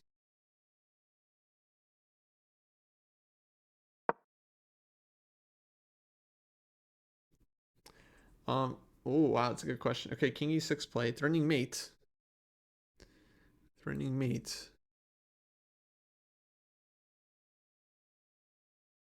Maybe does he do this? Or does he give check? It's still a tricky move. I think this is still difficult. I think this is still difficult for black. Maybe king d8.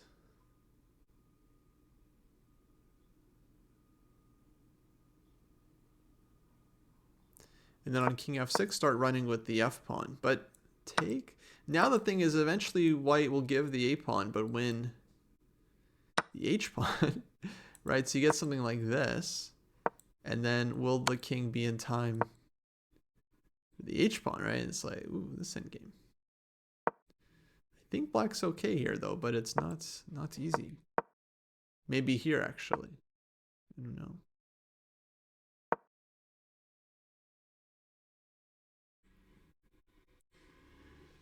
Let's see. Nak looking up at the ceiling. Beth harmoning the situation. But I think they, because of fair play stuff, I think they put like mirrors on the ceiling so that players can't look for moves or boards up there. I think they've got it. They have these like self-reflecting, these like one-way mirrors where it's like, okay, you can't see, on the ceiling anymore, like the moves. Because that's how they used to do it. Like, that's how these players, they would just look up and then they would see all the best moves. But now, yeah, they have to play on their own.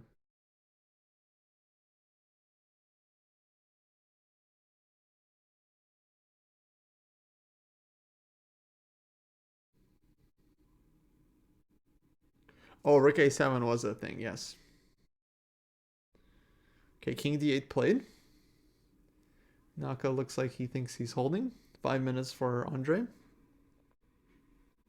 But I think there's no risk for white. I think it's just whether he's able to find a trick here or not.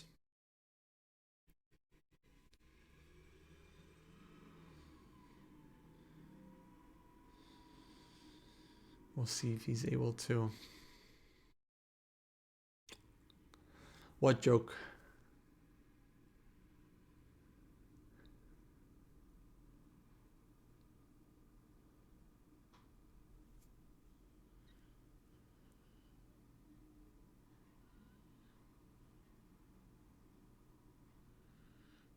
No, that's what I was saying about the mirrors. It's like a one way, so like you can't, so it doesn't, you don't see any reflection. You just don't see nothing.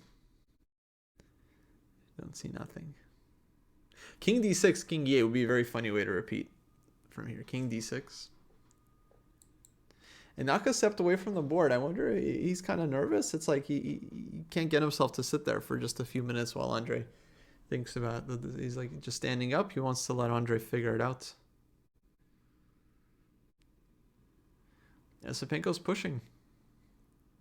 He's trying. He's looking for every last chance. I mean, he's really maximizing his efforts here, but yeah, it feels like it's gonna go to Vayne. It seems like black is holding. What can you try? A pawn is under attack. If you give check and then a7, black's king is too close. But maybe he can still try to run to the other side. Well, actually, no, I would do it here. I would play king f6 here, but yeah, again, black gets counterplay with f3, and it's probably in time.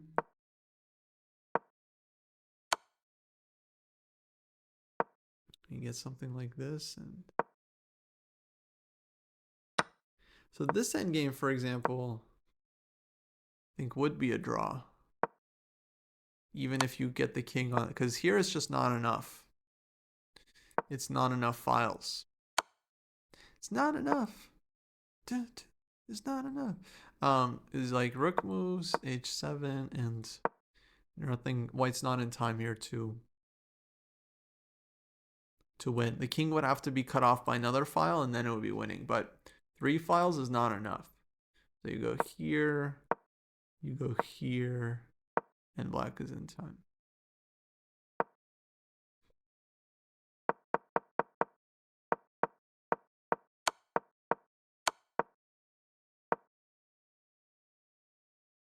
Oh, draw offered.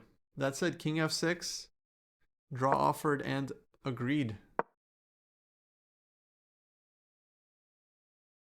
That's it. So yeah, Sapenko gives up.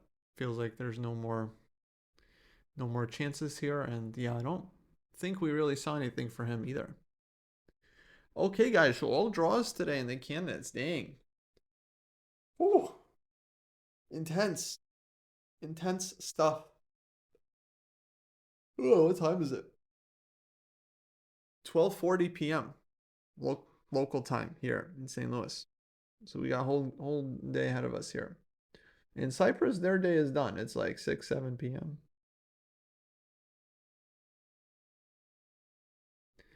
Now they're discussing something. What are they saying? Can we hear them?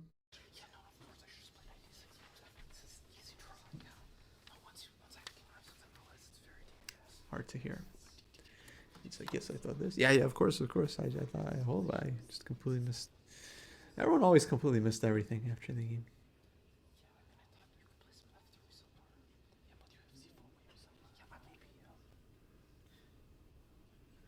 No woman has managed to win a game of the Canada tournament. Yeah, I mean, amazing, right? Like, when the guys have all draws, it's like, oh, women, they have decisive results because they're so emotional. And then when the women have all draws, it's like, oh, no woman has managed to win. Dude, you can't win. You have a lot of decisive games. You're emotional. No decisive games. Can't manage to win. There's no winning with the fans. There's no winning.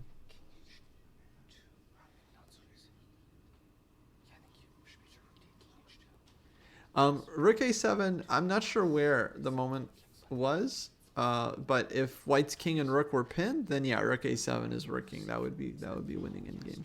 If not, then of course white can ignore the rook and take the f pawn. But I don't know if white's king and rook were lined up or not. Yeah, women just can't win in the chess world, dude. It's tough. It's tough. Okay, analysis is over. Now they reset the pieces. All these little there's all these little traditions in chess that are a bit strange when you think about it. Like resetting the pieces, it's a nice tradition, shows respect for the game.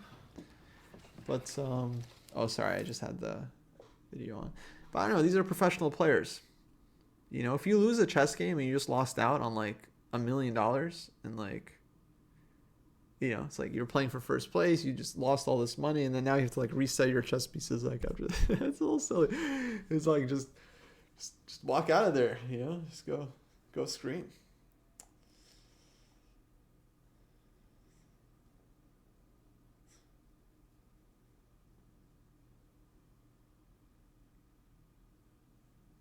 Oh, they probably eat dinner now after the game. Yeah, I don't think you want to eat heavy meal before the game. You just feel sluggish the whole time. So, I'm guessing they have nice breakfast, go for a walk, and then snacks, coffee until dinner time. Okay, guys. Well, that's gonna do it. That wraps up day two. That was fun. Thank you for joining. Hopefully, you come back tomorrow for an even improved stream.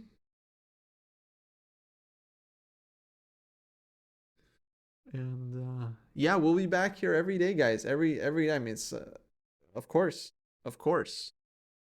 Such a great tournament. We're going to be covering it all day. Alrighty, all. Well then, that'll do it. All draws today. Fabi Prague Sindarov still leading with +1, 1.5 out of 2. Okay, let's raid. Let's see. Are any of our friends playing in Reykjavik? What's going on? Who are we gonna raid? Who's still streaming at such a time? Houseline. Let's raid Houseline. Our boy Houseline playing Reykjavik round 8. But it's getting late there, no?